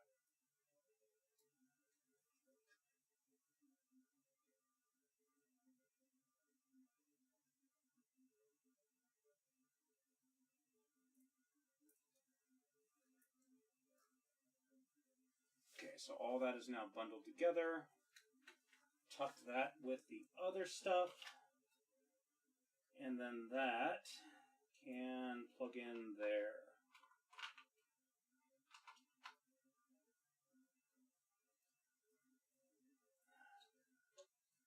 And zip tie all that together.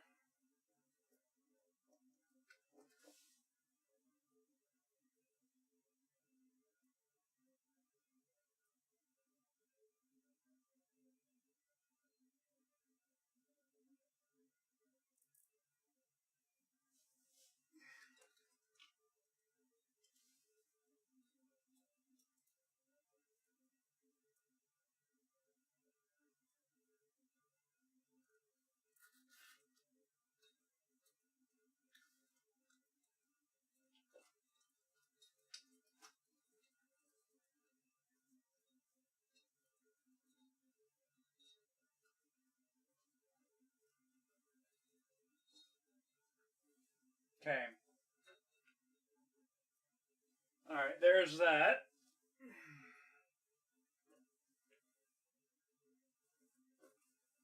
Get the power strip. Power strip I'm putting in the back so you can see if it's plugged in or whatever. Gonna make sure it's nice and visible. That'll go right there.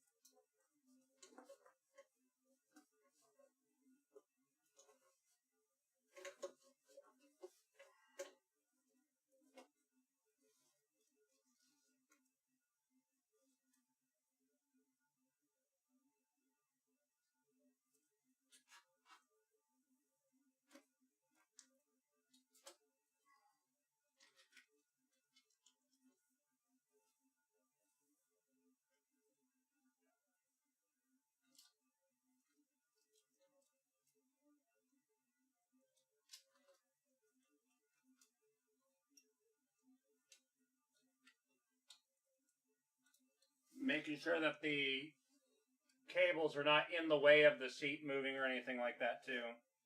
Just making sure everything is zip tied so there is nothing rubbing.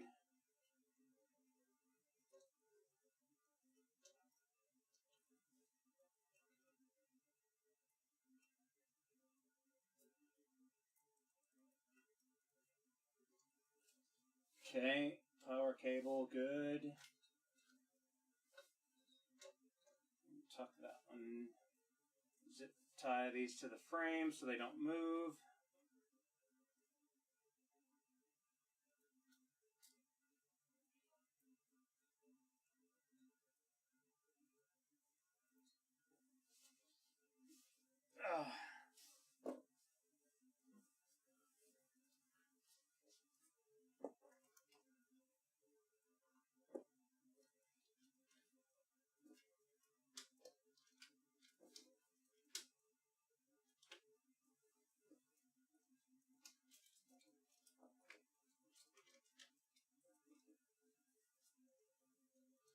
Okay, so both the steering wheel and the power strip are both plugged in.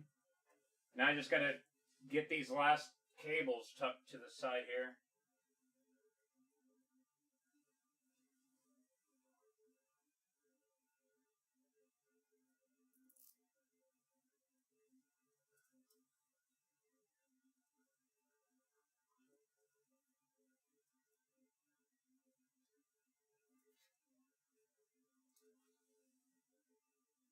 And that's essentially it.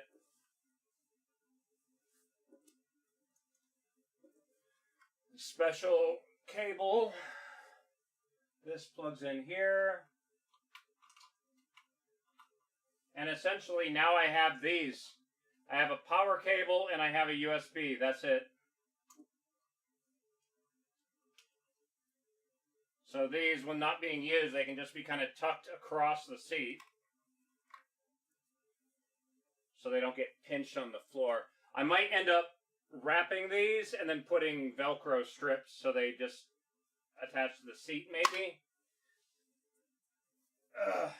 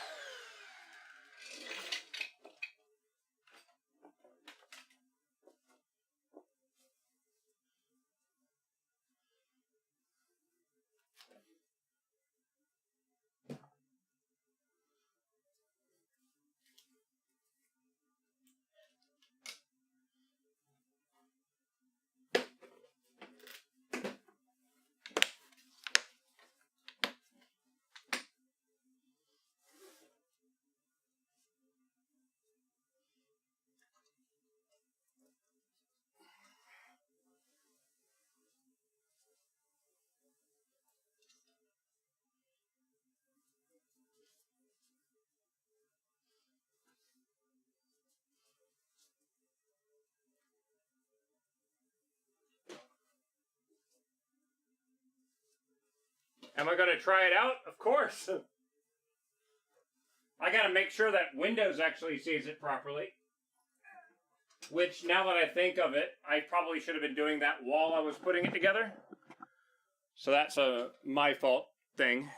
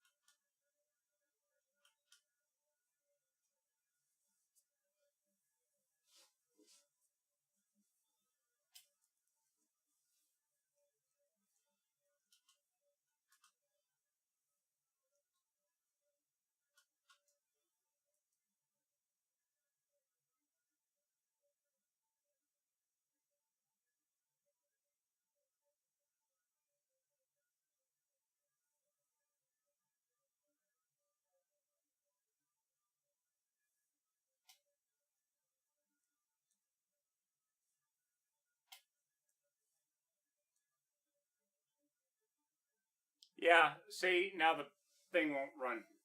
What's going on?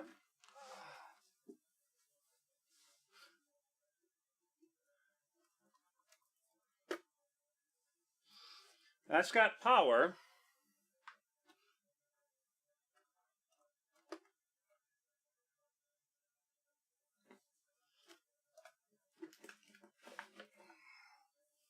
Oh, you know what? I betcha.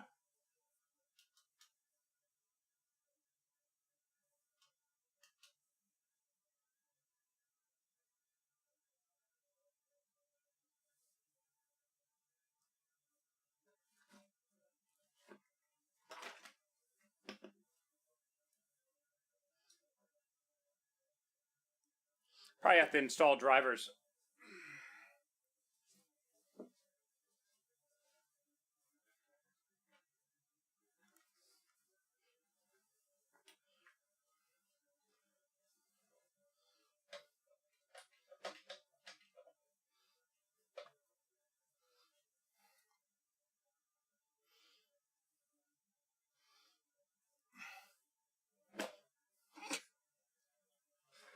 Ugh.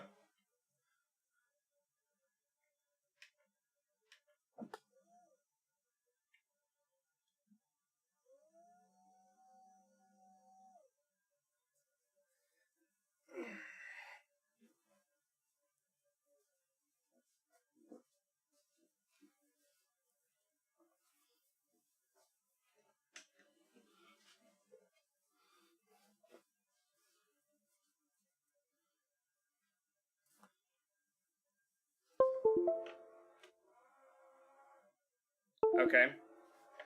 So something disconnected. Hey, everything's lit up.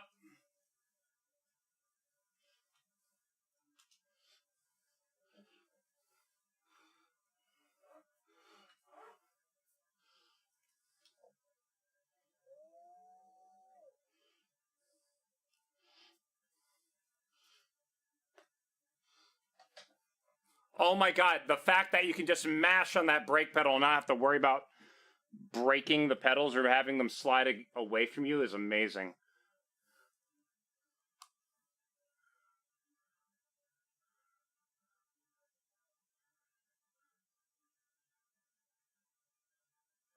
Can't. Oh, you shit. Give me the wired one.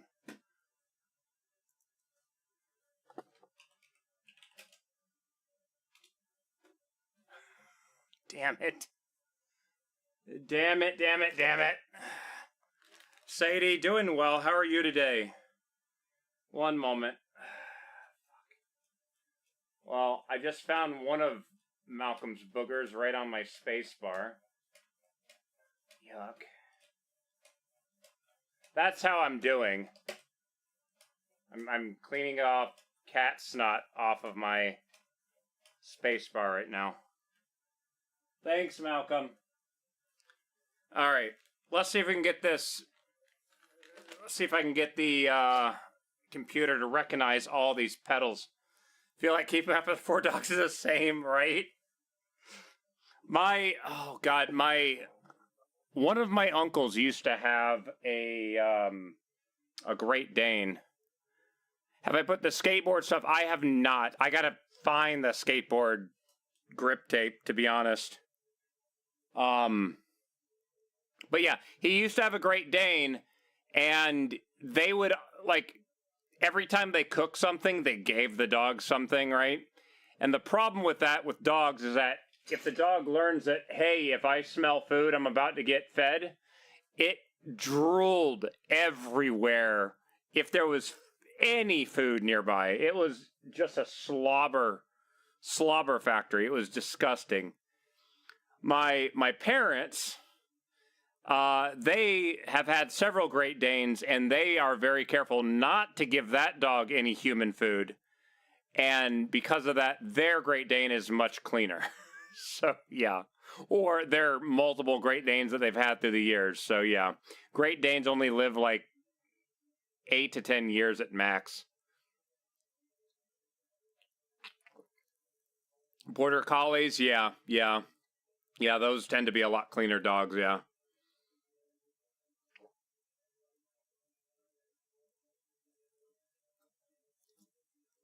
So, being that you're just getting here right now, I am now sitting in my new driving cockpit. So I now have a flight cockpit and a dedicated driving cockpit. So just got done wiring all the stuff. Let me make sure that I've got all of my things. So the shifter, 1, 2, 3, 4, 5, 6. Reverse is 7. 8-way switch. Those 4 buttons work. Those 4 buttons work. Push that in and turn it. And now those 2 buttons work for synchro. Nice. Good. Got those. Shifter works fine. Oh, close that. Pedals. Ooh, that's what I was afraid of. Shit. Okay, so the gas and the brake are reversed. Also, the clutch is X. What? See, did I plug them in the wrong order? Hold on. Yeah, we're going to have to rewire the pedals in just a moment. Bear with me. Ooh, and this one's got the fancy shit. Hold on.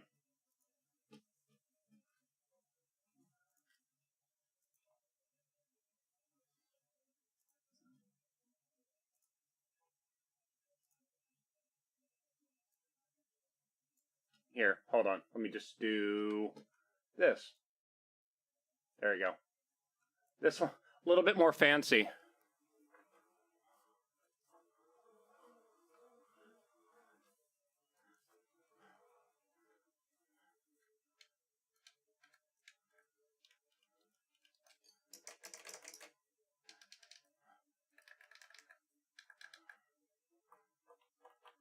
So you can get all those things.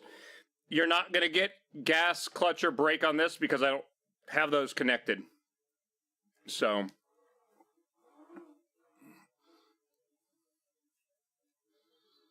I'm wondering,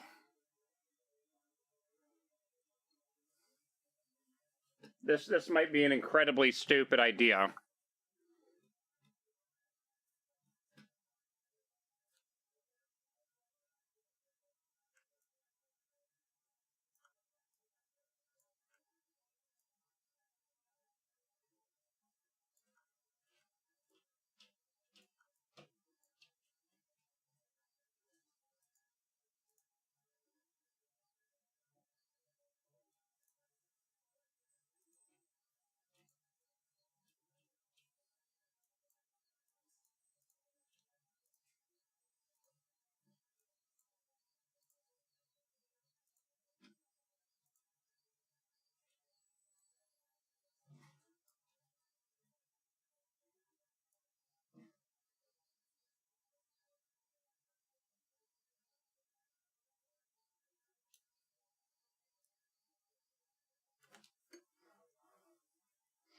Oh no, can't use that shit. It only shows the angle when you actually have it selected. So in the video game, it would be absolutely useless. Crap, I thought I was going to have a nice, cool little thing to view my steering wheel. Never mind. Delete. Boo. Okay, I got it. Yeah, I need to figure out this thing with the brake, or the pedals in general, so let's do that. Ugh.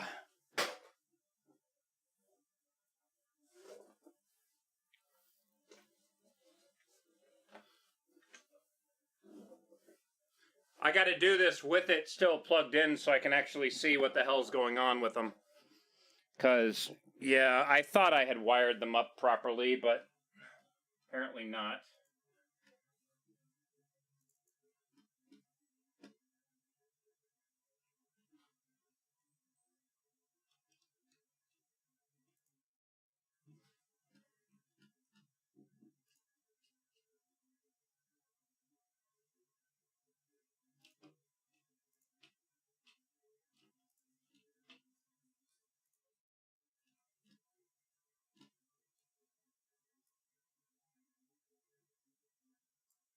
So, That's the issue that we're dealing with right there.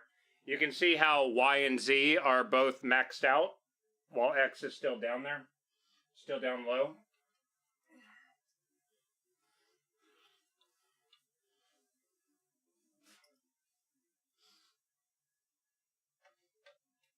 Oh, apparently you have to have it selected. So this is the gas. And you can see from no pressing it to full press, it's not even going all the way. While the clutch,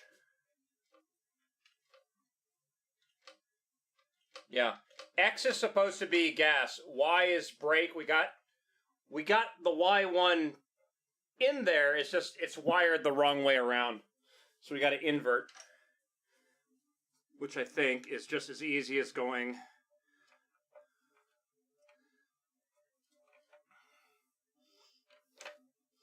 I think it's easy as just doing this, but we'll find out.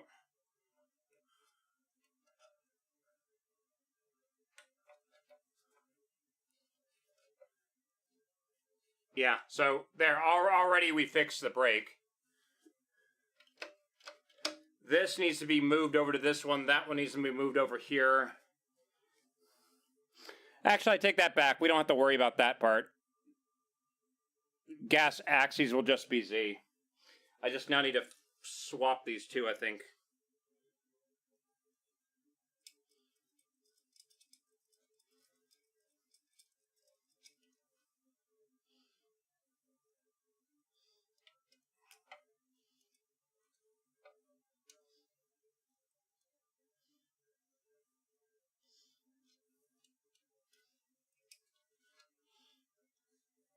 These wires are very tiny and I don't want to break them.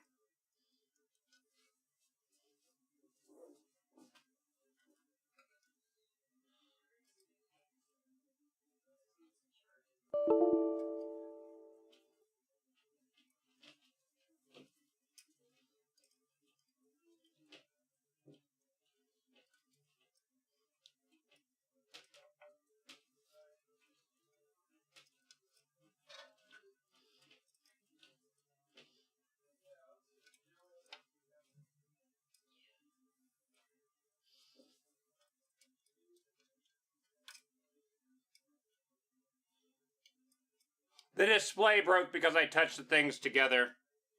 So bear with me.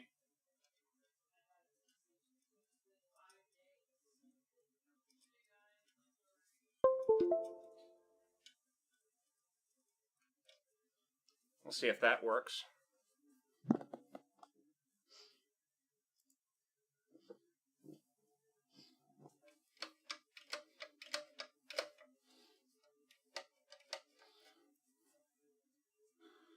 Okay, now I've got two of them reversed. Brake is right. So what's going on with this? I gotta look back at my pictures I took. I had gotten this. I had rewired it the other week and it worked fine, so 2A. Yeah, 2A.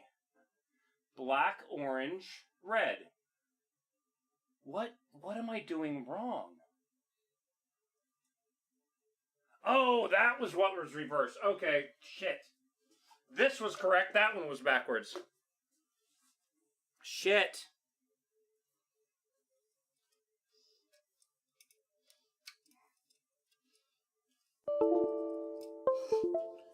It's gonna make a lot of beeping sounds while I fix this.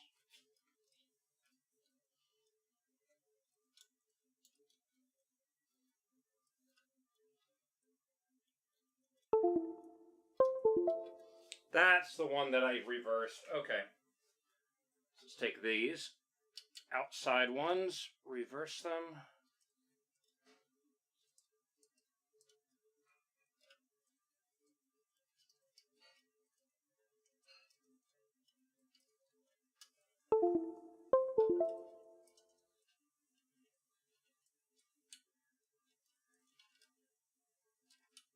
There you go. Retry. Hey, look at that. There you go.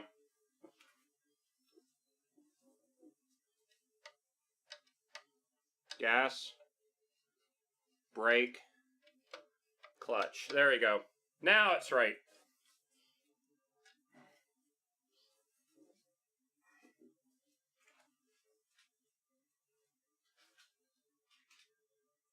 What are you up to, buddy?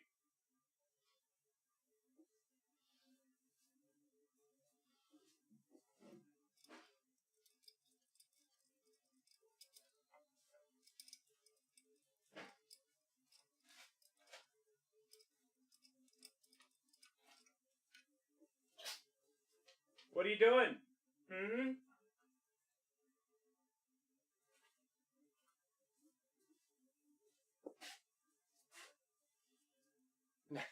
Now I just got to remember where the hell I put my Allen keys again.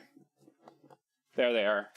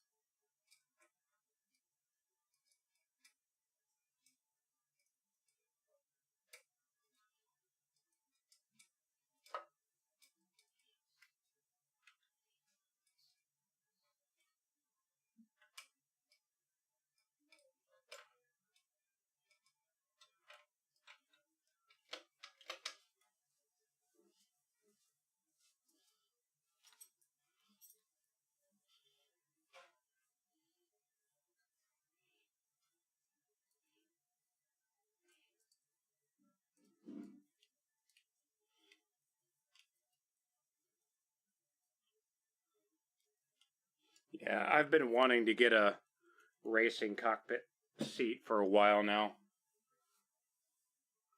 I got it a couple weeks ago, but I've just been feeling like absolute crap and haven't been able to assemble it.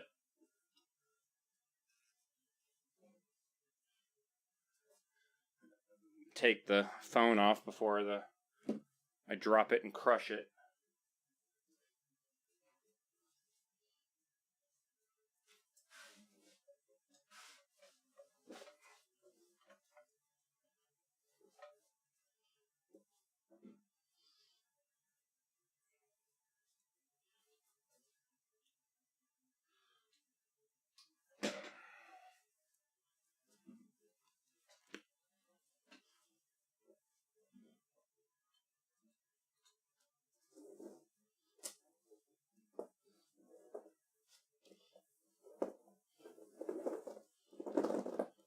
I don't need this 25-foot extension cord behind me. I need to get myself a green 8-footer or something to put behind my seat so it will chroma key out.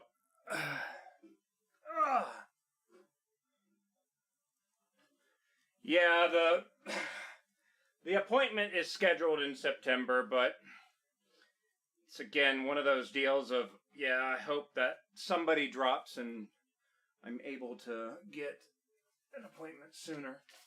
That being said, hold on. Shit. I do have somewhere up here more pain meds to take, which I haven't taken that yet today. Or no, I haven't taken it this evening. I gotta take my evening pill.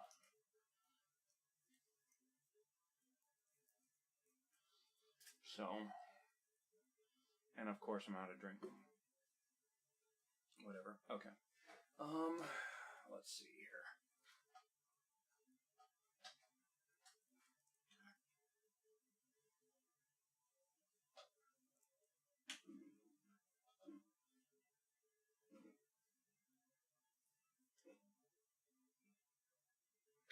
itch inside my ear is so bad right now. Okay. There we go. Awesome. Alright, let's see if I can do this. Because it's been a couple of weeks since I last did iRacing. Or what? No, it wasn't last week, was it? No, it's been a couple of weeks.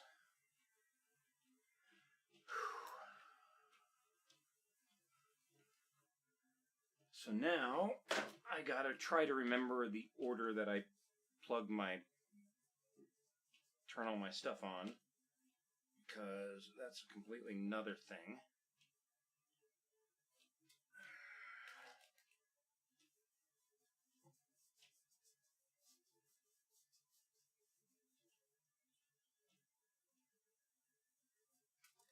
Missed that one. Alright, let's see here.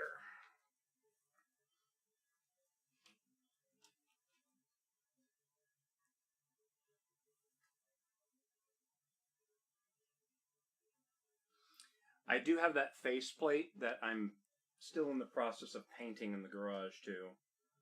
So let's see if we can get iRacing set up real quick.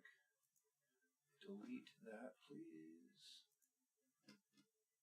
Close that. Okay, cool. So all my pedals and stuff are plugged in. We're going to take that chat window, move it over here. Oh my god, it's huge. Can I put the mic a little... Is that close enough? Is that better?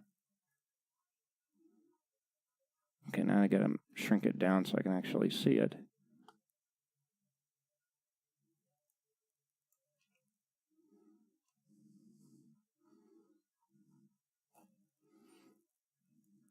The nice thing with this Rutoni chat is I can see both Twitch and YouTube. So it's going to make having it in the headset much better, I think. Okay, let's see if I can get this now. So let's do iRacing UI. Oh, man. Hey, buddy. All right, so where is the car that I have been practicing with? It is bright orange. Where are you? You know what? Or I can just say favorite. Hasn't loaded yet. There it is. There's my car. I'm trying to remember if I require Steam VR or not. Let me find my power cable for my headset. Plug that in. All right. What's up, buddy?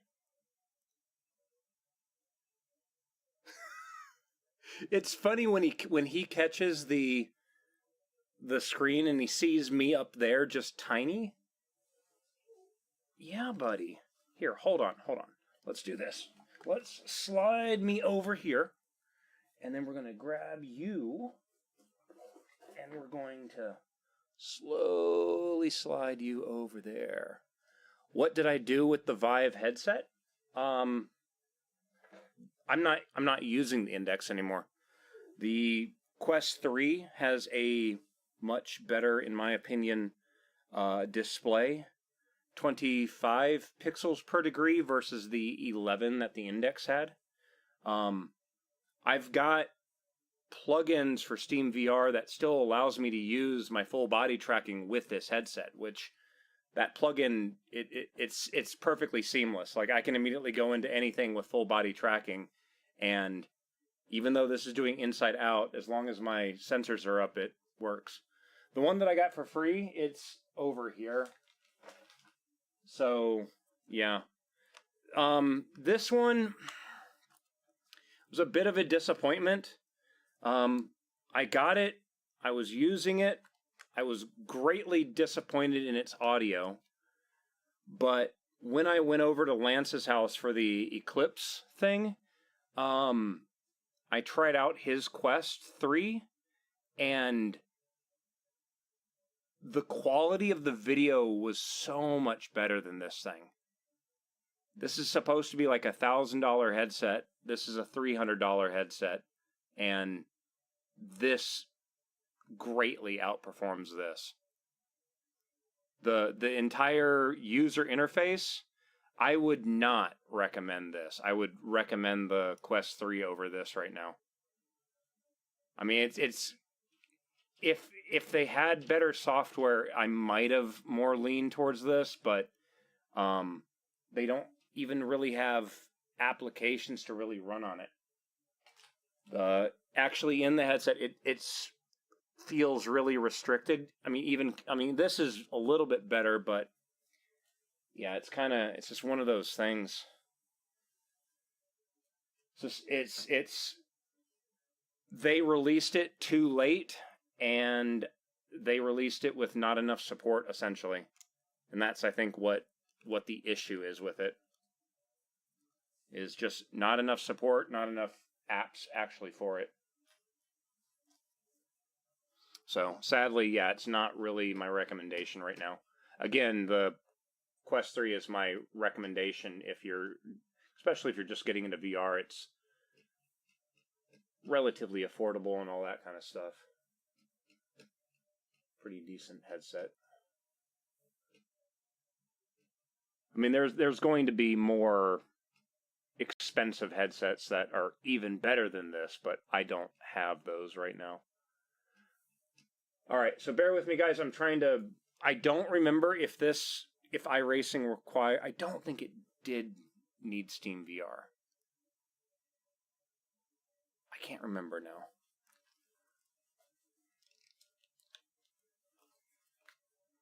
Headset power, 47% power left. Can we please get connecting thing and restart? Restarting. Okay. Where's my other controller? I've got one here. There it is.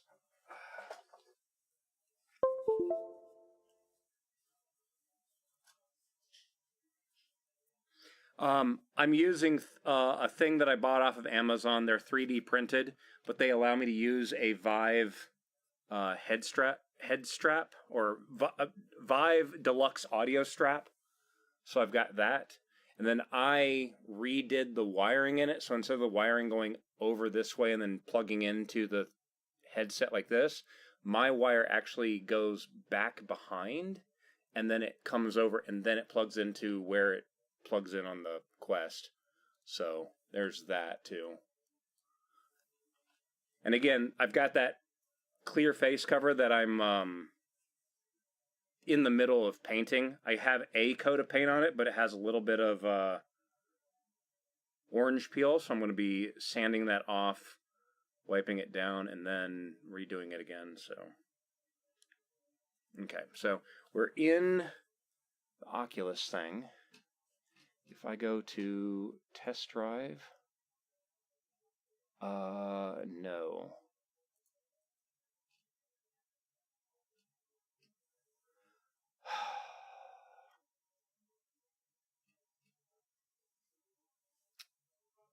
Trying to remember they renamed the track. It used to be Mazda Raceway Laguna Seca, and they changed it to something else. I don't remember what it is. Where? It was somewhere up at the top, wasn't it? Where are the googly eyes? That's that faceplate. Because I'm painting it black, I need to paint it black so I can put the googly eyes on it and have them be seen. Linear, Lucas Oil. Where the frack did they put the damn track?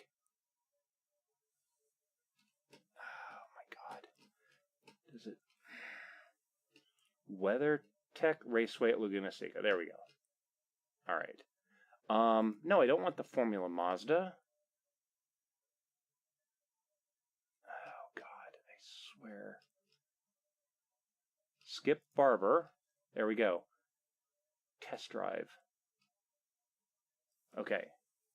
Please work.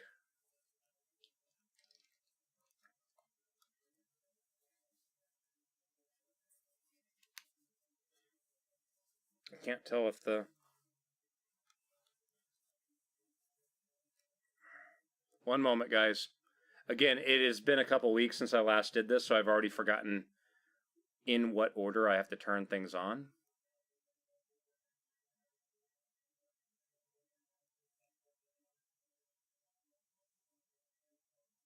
I am looking past my nose to figure out what the hell is happening.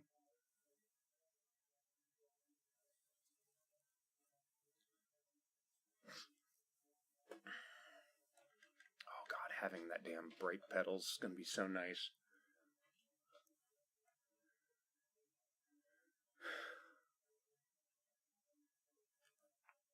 Oh, okay, so it started non-VR. That's great. So quit. So apparently that is not the order I want it to be. So let me put the thing back on again. Push the button.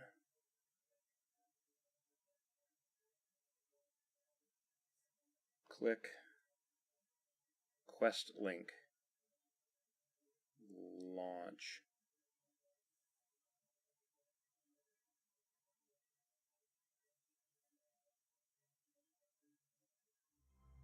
Okay. Now I think I'm attached. Okay. There we go. Can we close that?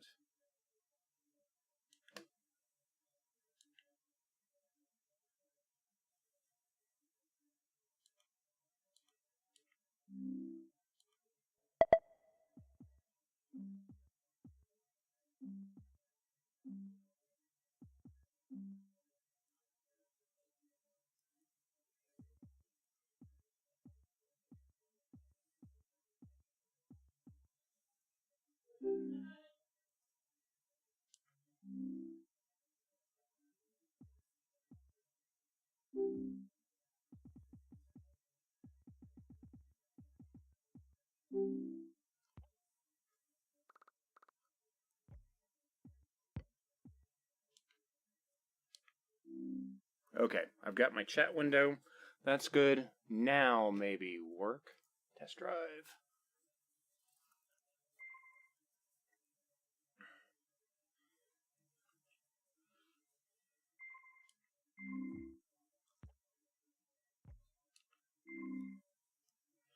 The thing is throwing errors that my batteries and my things are dying. Okay, so I'm getting the iRacing sim. That's a good sign.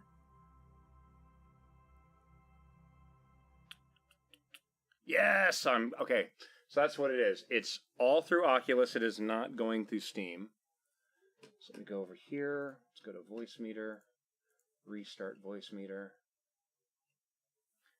Pause music.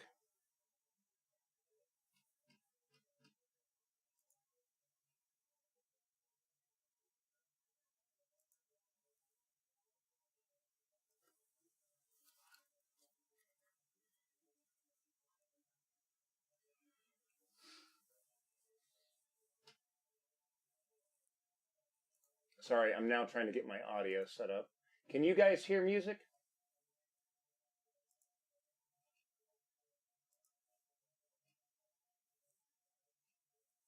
Yes, no, maybe? Because I am not hearing anything.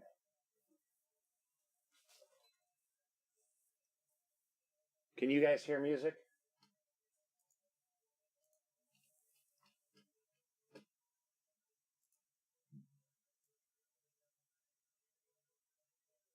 Not now? Pause music.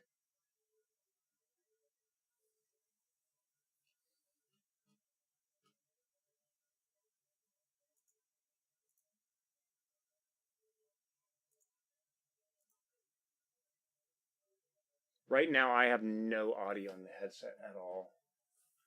I'm slightly worried about that.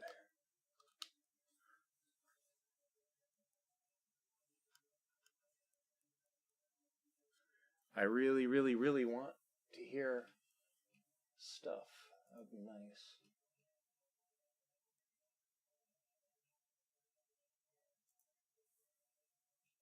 Oh, I hear music now. Sweet. Okay, good.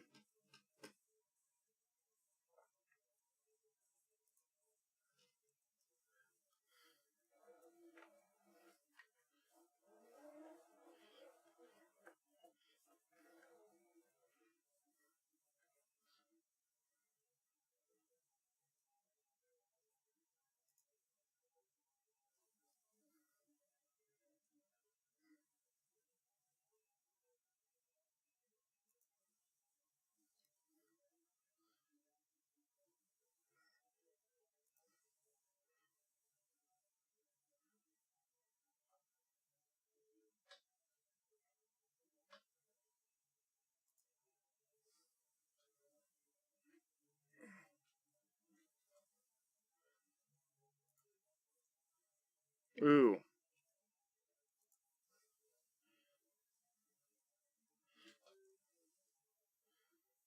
A little bit of noise on that.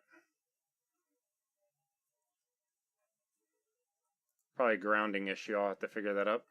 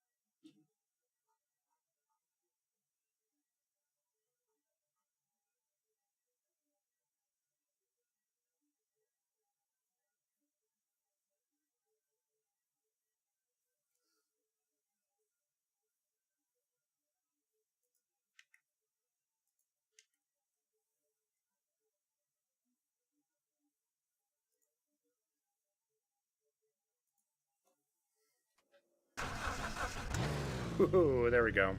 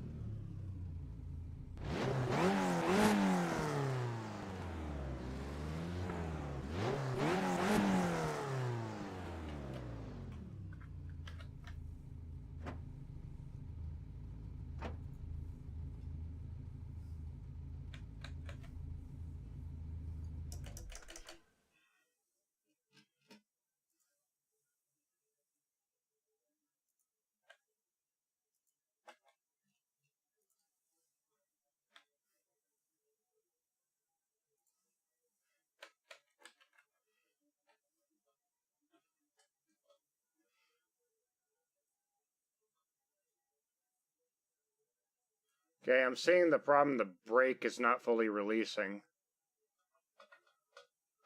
Probably just, again, this thing hasn't worked in years, so probably need to run some lubricant in it so it isn't doing that constantly.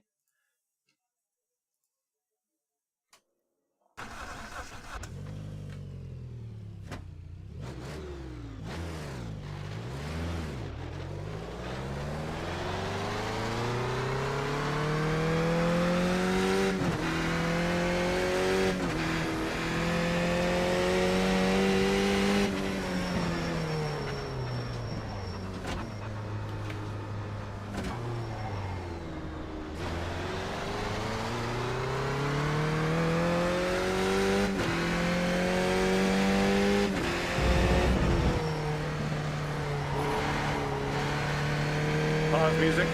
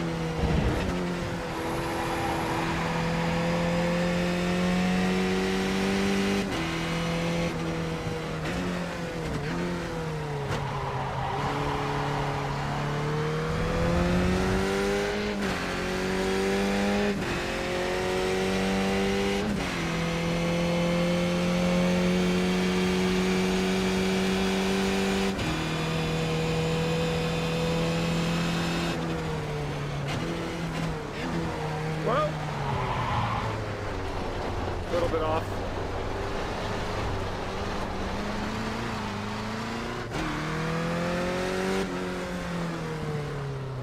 I also need to activate something. Hold on a minute. Just gonna go and tab out and activate sound shift. There we go. Sound shift is now running.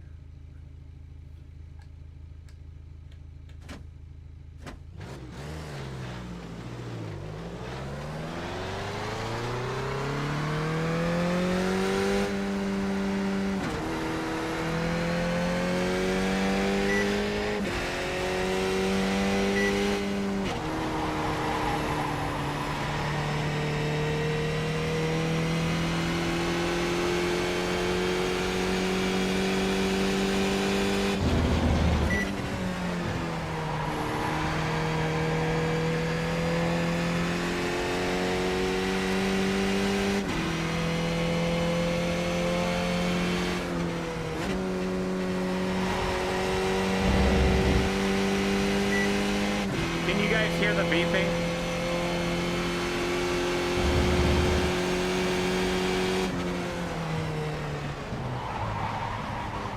And off in the dirt. They said you cut the cord. Something sounds like it's dragging. Dropping a lot of fluid, so you have to fix it. I am... What happened to my car? I broke something. Oh, it might help if I actually have the game in focus. That'll do it. What did I... Oh, I broke a suspension arm. Okay. That'll definitely... Yeah, you can see it right there. Request new car. Test. Alright.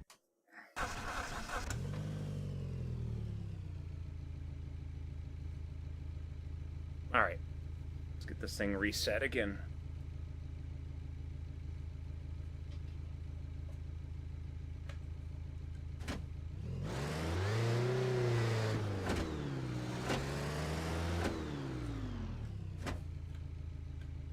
Yeah, pull back is shift up. Ooh, my god, that damn clutch is touchy as shit. The game sound is loud compared to my voice? Okay, yeah, I can make adjustments. Oh, yes. What are you doing, you goofball cat? I swear to God. Okay, so let's do... Mute that. Unmute that. Unmute that. Yeah. I had this one, desktop was... Oh, I did it again. Damn it. Options. Byte point. Here we go. Let's try 50%. Launch trigger. That sounds very drag racing-ish. Alright, let's see if the clutch byte point is a little bit better now.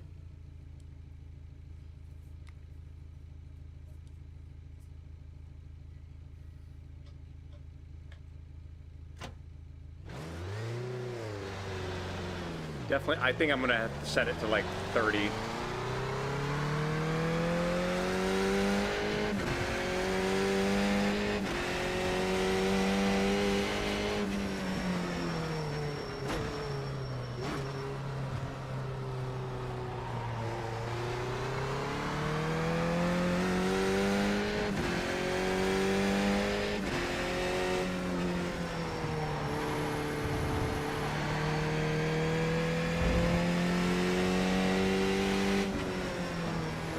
Let my tires warm up a little bit. Hold on.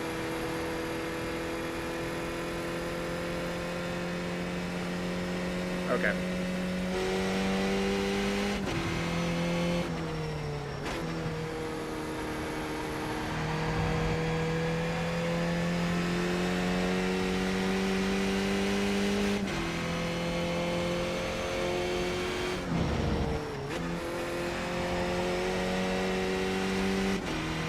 Is the game sound of my voice better now?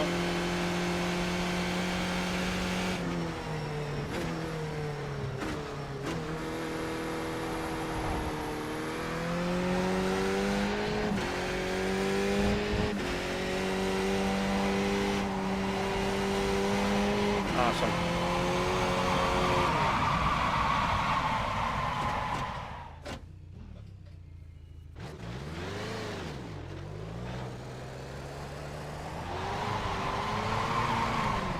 I'm just gonna keep looping it.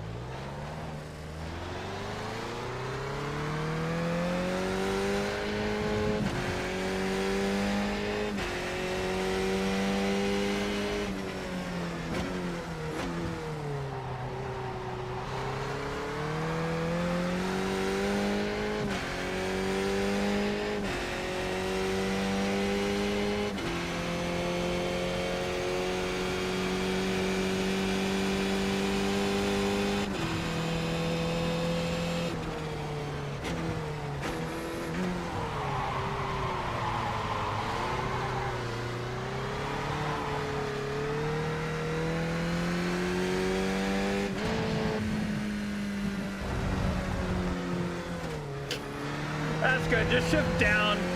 Money shift right there. Just.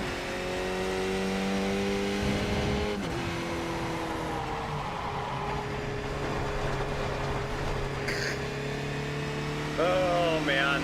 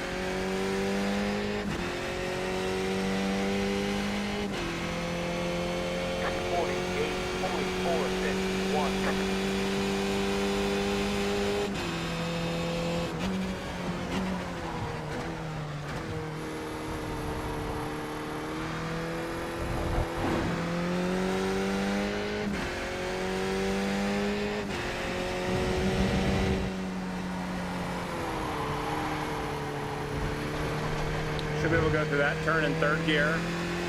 This one in fourth gear. Just not making it.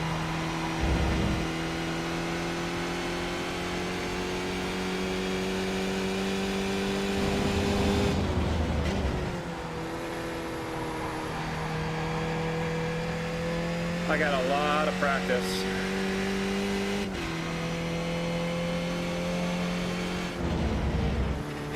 See, you shouldn't have to downshift there. Oh, it feels so much better. I haven't used a load cell in over a decade, so that alone is amazing. I feel like I'm able to brake a lot better. Well, when I say brake, I mean just balance the car.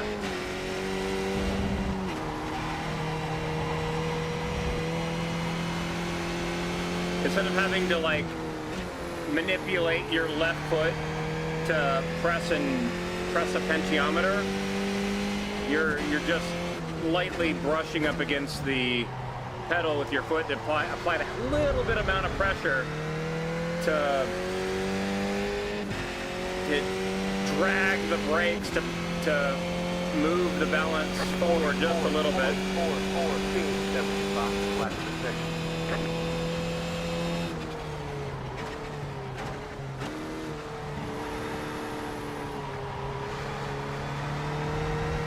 Green is good.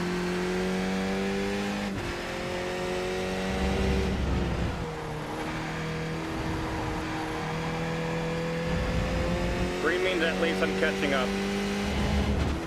Say didn't turn in quick enough.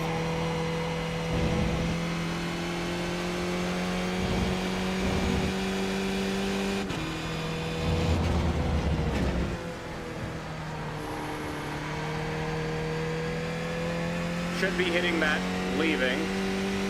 Okay, let's try not to downshift here. There we go, that's better.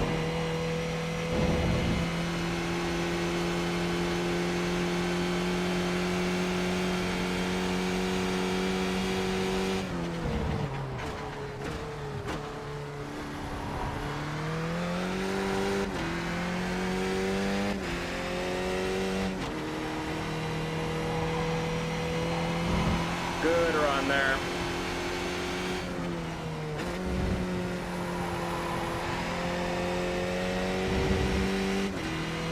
This corner is right now my big problem.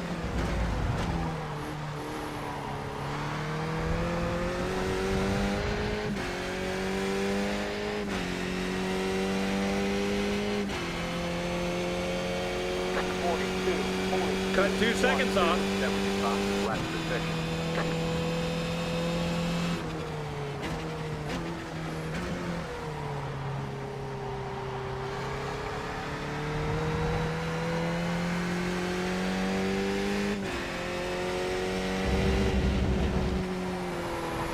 Now see right there, do you see how the car suddenly turned a little bit quicker? That was because I didn't do anything with the gas and I just barely breathed on the brake. And that transferred weight to the front, causing the rear tires to lose grip. And it turned better. That's what I love the load cell about. I'm doing good now. I'm gonna be quiet so I don't... No!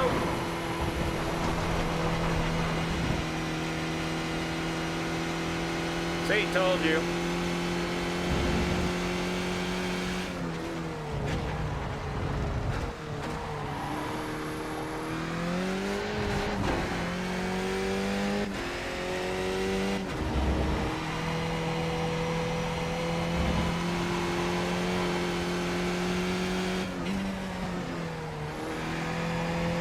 Again, that turn too.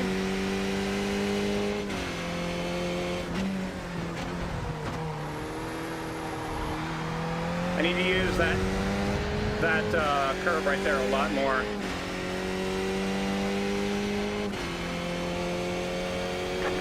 P1, I have already cut off a second and a half of my best time previously. Oh.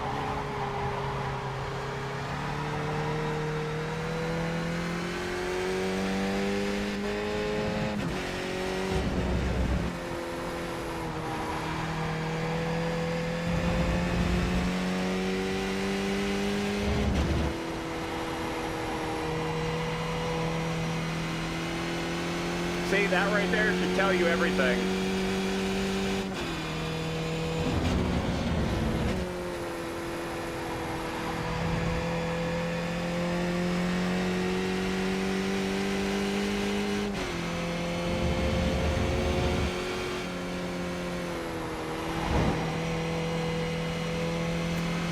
It's feeling really good.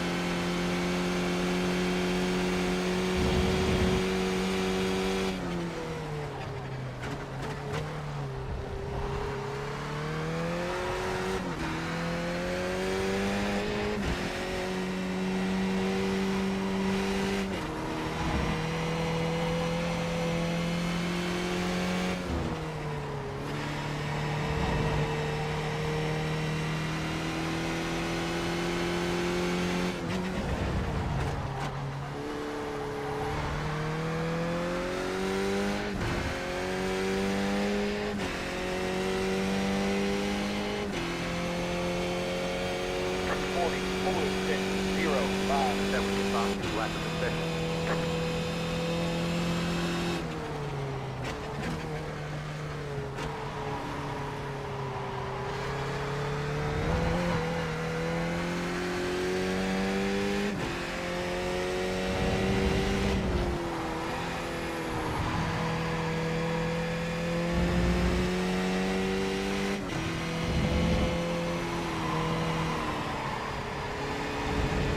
Rat the Ripper, take care, dude. Thanks for dropping in today.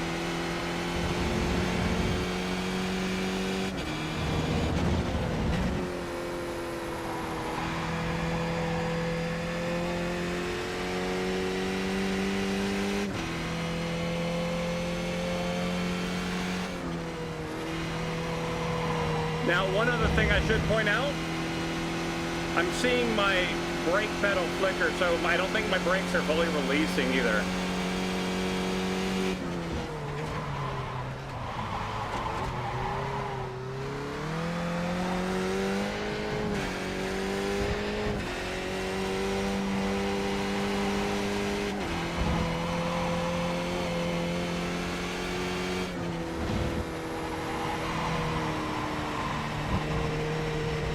Oh my God, it feels so much better.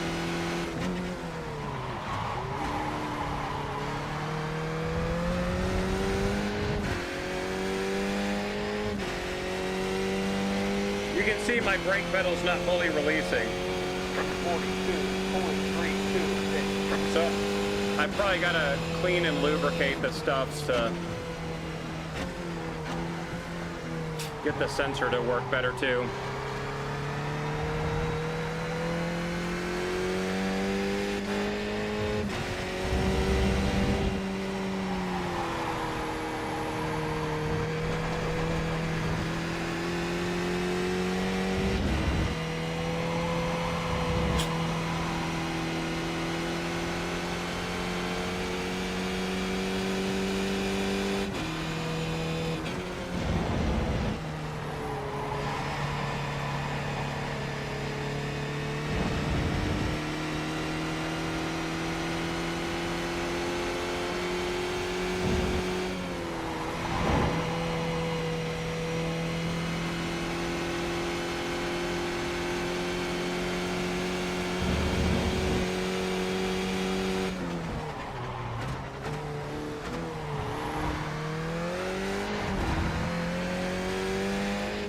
You have about 5 laps of fuel left.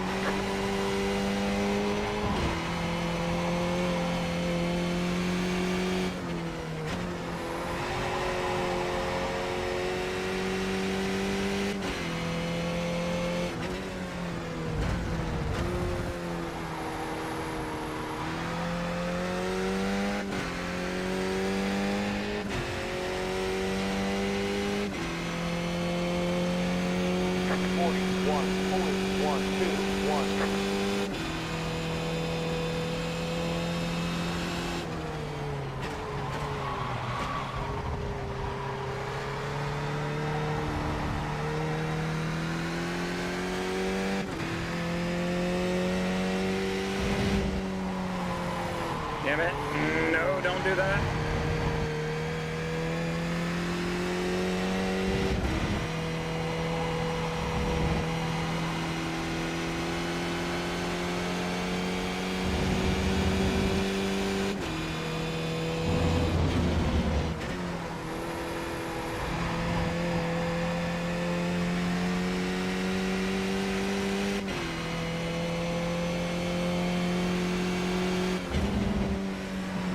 I did not mean to shift down like that, damn it.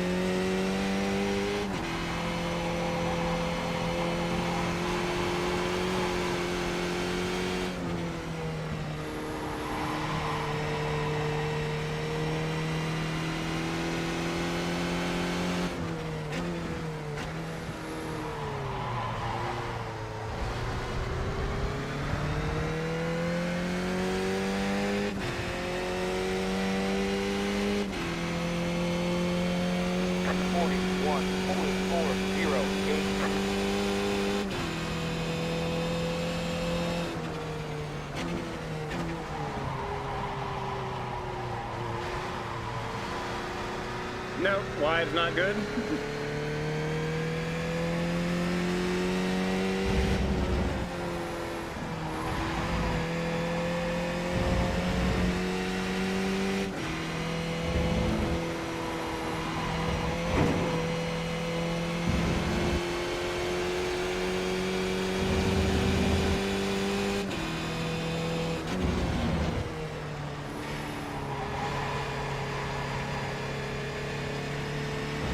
Probably should downshift on that turn.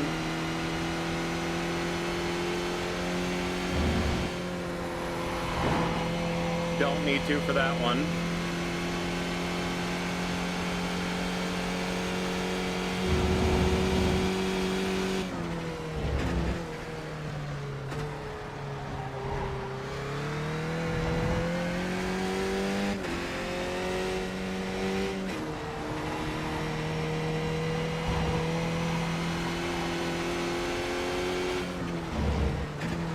Don't need to downshift for that one either.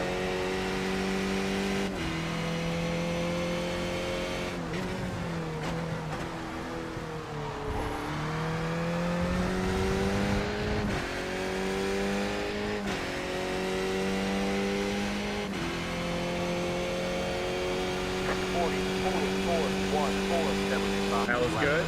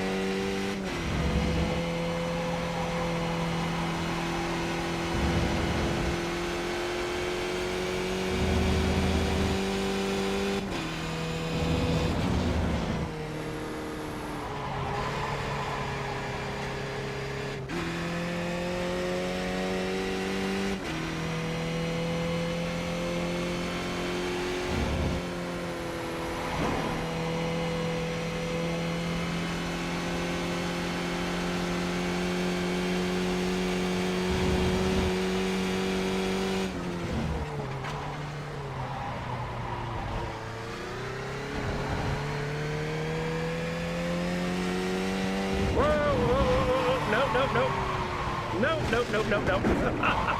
said you cut the course. Yep, I cut the course. Got a 140 though. Like, that's the fastest I've ever been around that track. At least in this car. Alright, so we're gonna quit out of that one. Let's move up here. Let's change cars and tracks. Let's see here.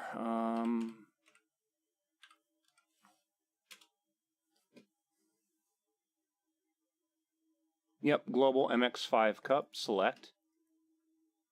In black, please. And let's also go to this one, and NUR Nürburgring, Nordschleife, select. Tourist. No. Industrial. Test drive. There we go. Let's try this one. This is feeling so much better. I'm liking this. All right, buddy. I think the biggest thing that it's really hard for me to describe, because the brake is a load cell. You're not dealing with a thing where you're pushing your foot down on a thing. It's literally how much pressure you're applying to it. And because it has that spring for the first quarter doesn't apply anywhere near as much as the rest of the pressure. So in the middle of those turns, if I'm going and I'm turning, and I'm like, I need to turn tiny bit more, I can touch my left foot to that brake pedal, and it drags the brakes just enough to transfer a little bit of weight to the front of the car, getting the rear tires to just barely slide out and get the car to rotate a little bit more. It's one of those things that, like, it feels instinctive when you do it. Like, it feels so good. All right, so this is an actual... We have to configure controls again. Oh, shit. Hold on.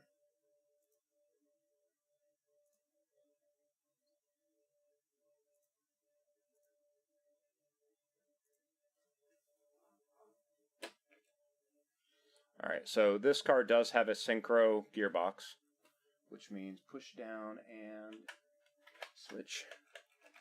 Okay. Let's see here. Control pit speed limiter. There we go. Done. Test. You're on a wet tire. Oh. Let's get off of said wet tire, please. Give us a few clean laps to get our fuel numbers. Dry tires. Apply. Done. Test.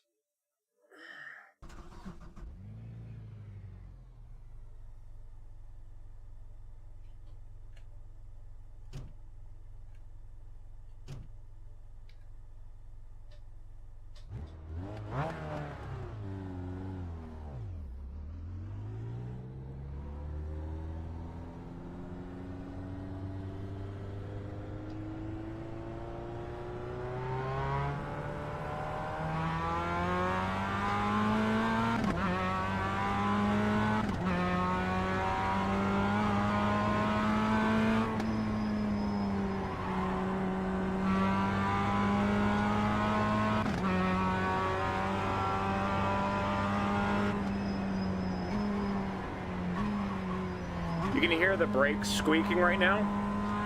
They are not up to temperature yet.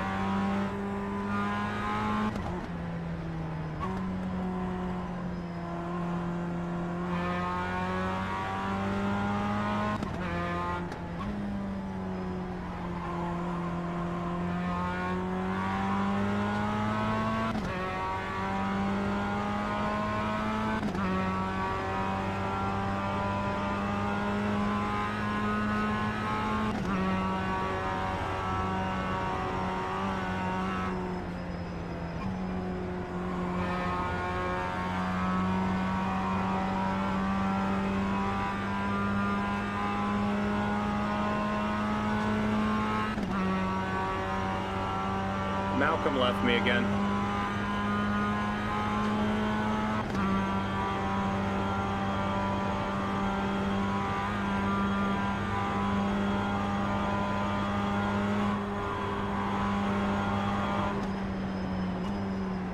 Oh shit, oh shit. That was a lot faster than I thought it was. Okay, we're good. We're good, good brakes. Hopefully the brakes are warmed up now.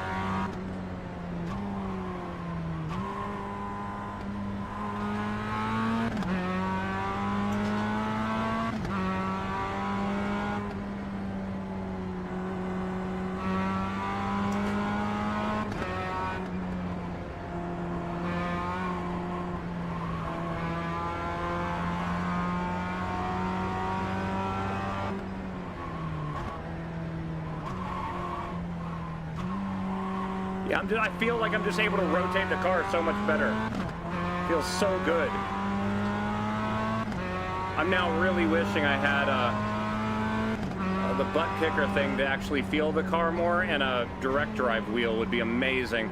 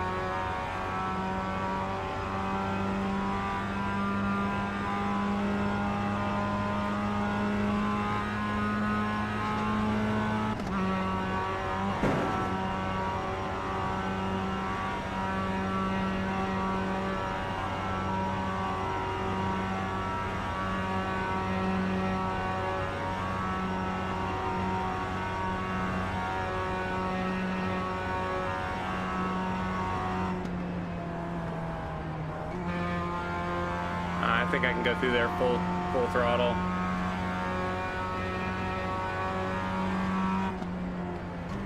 Right there too. This is where I brake.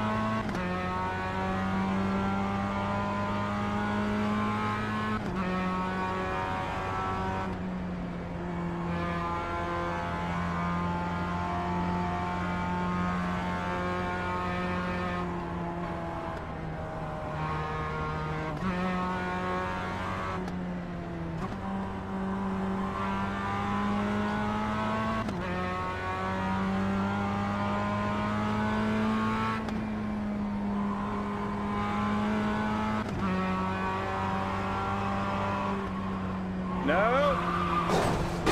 Trying not to do. Oh, something's broken bad. Oh, it's doing good too. You're dropping a lot of fluid. Yes, I know. Alright, let's get a... Let me get another car that I find really fun and try driving it. Alright, let's see here. Let's do... Search.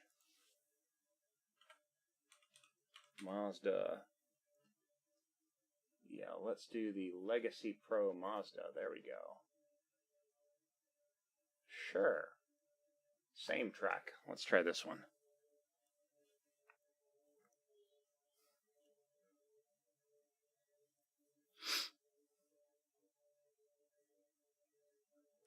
Next track.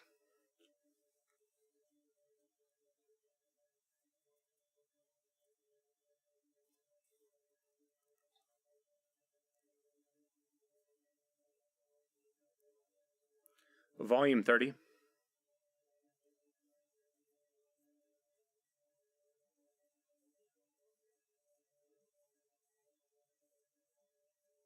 Hold on.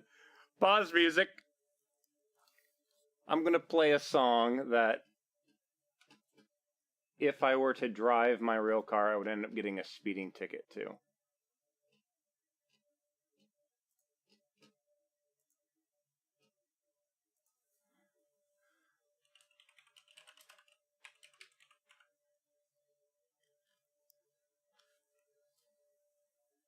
Let's see here. Oh.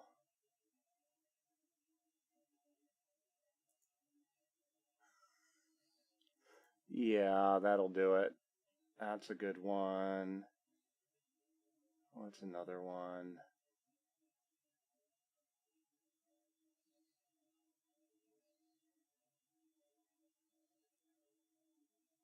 What are you doing, buddy?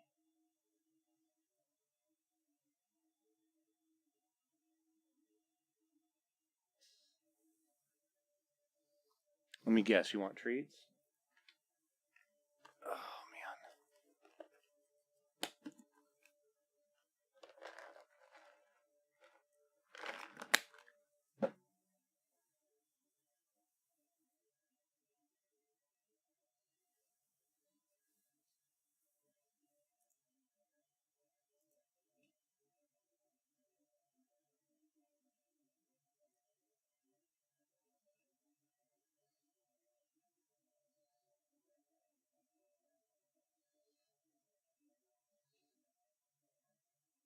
I'm adding a couple songs here, so just bear with me. Okay, that'll be good enough for now. Alright. Options. I think. Yeah, it is a sequential.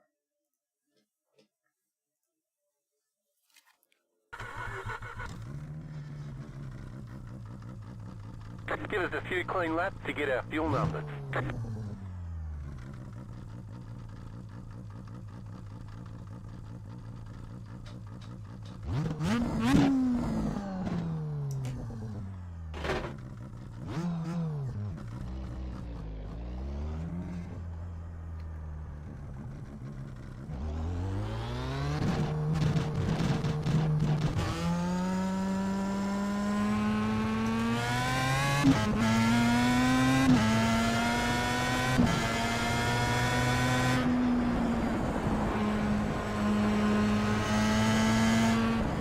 Next track.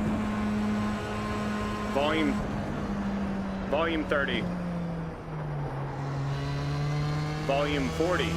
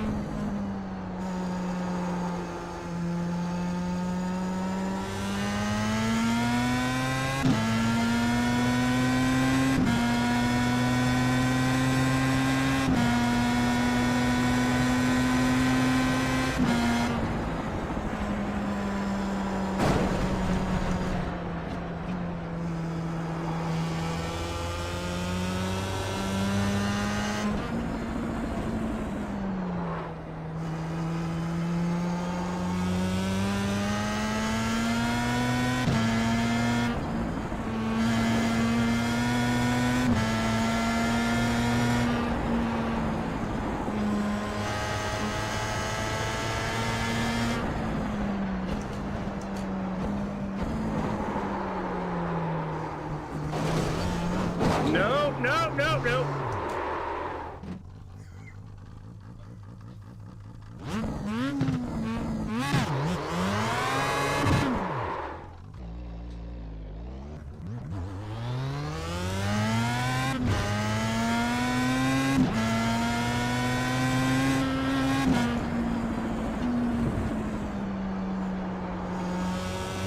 Volume 40.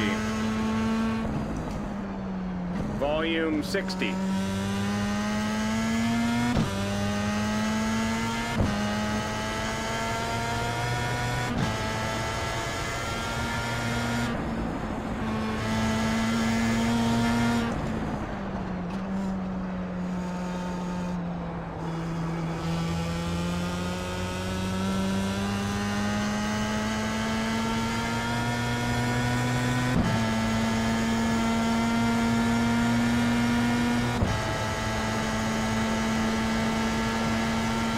Oh, shit!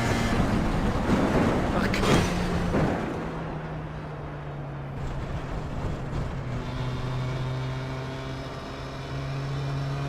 Oh, no wonder it's not working. Shit.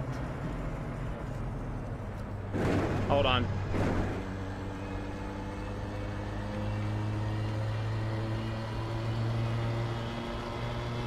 Just trying to turn all the stuff off.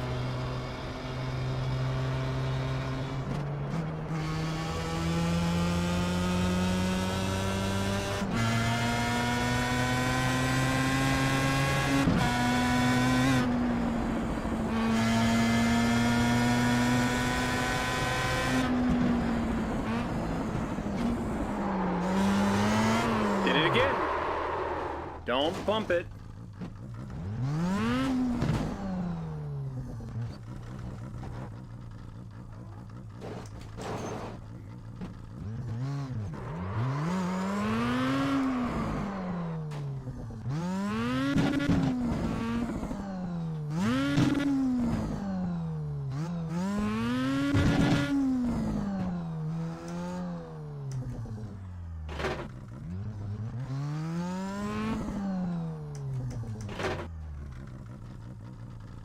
I can't get the car off the thing.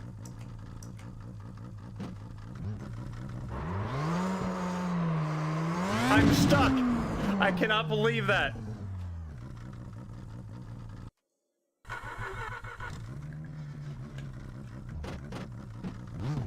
Try that again.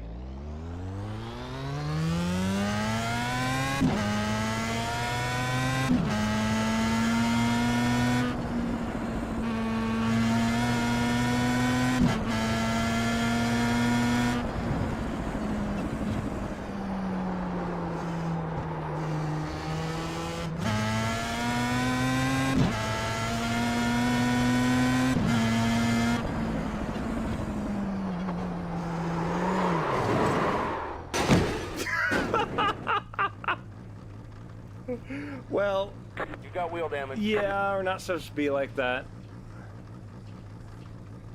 Volume 5. Yeah, I don't quite think the car is supposed to ever do that. Alright guys, I think though that is where I am going to quit for tonight. It is almost 9. And I haven't eaten anything today, which is... Oh my god, I haven't eaten anything today. That's no good. Let me see, at least for Twitch. Let me get you guys over to go see somebody. Oh, it's super fun. Like, entire genres of games now that I can't play unless it's in VR. Essentially, if you're doing racing simming or flight simming, gotta be in VR now. At least it's my opinion. Let me see if I can find... Most likely, if Bike Man is live, I'm going to be sending you guys over to go see him. He is, and he is currently playing Subnautica. So guys, I'm going to send you guys over to go see Bike Man. I am going to be watching his stream myself when I'm done. For those on YouTube, sadly, as far as I'm aware, YouTube does not have any kind of thing to raid anybody. So I am going to be putting Bike Man's Twitch link in chat. And if you want to go watch him, you can, but mute. Yeah. But guys, thank you all very much for hanging out. I will see y'all later. And with that, take care. Later, guys.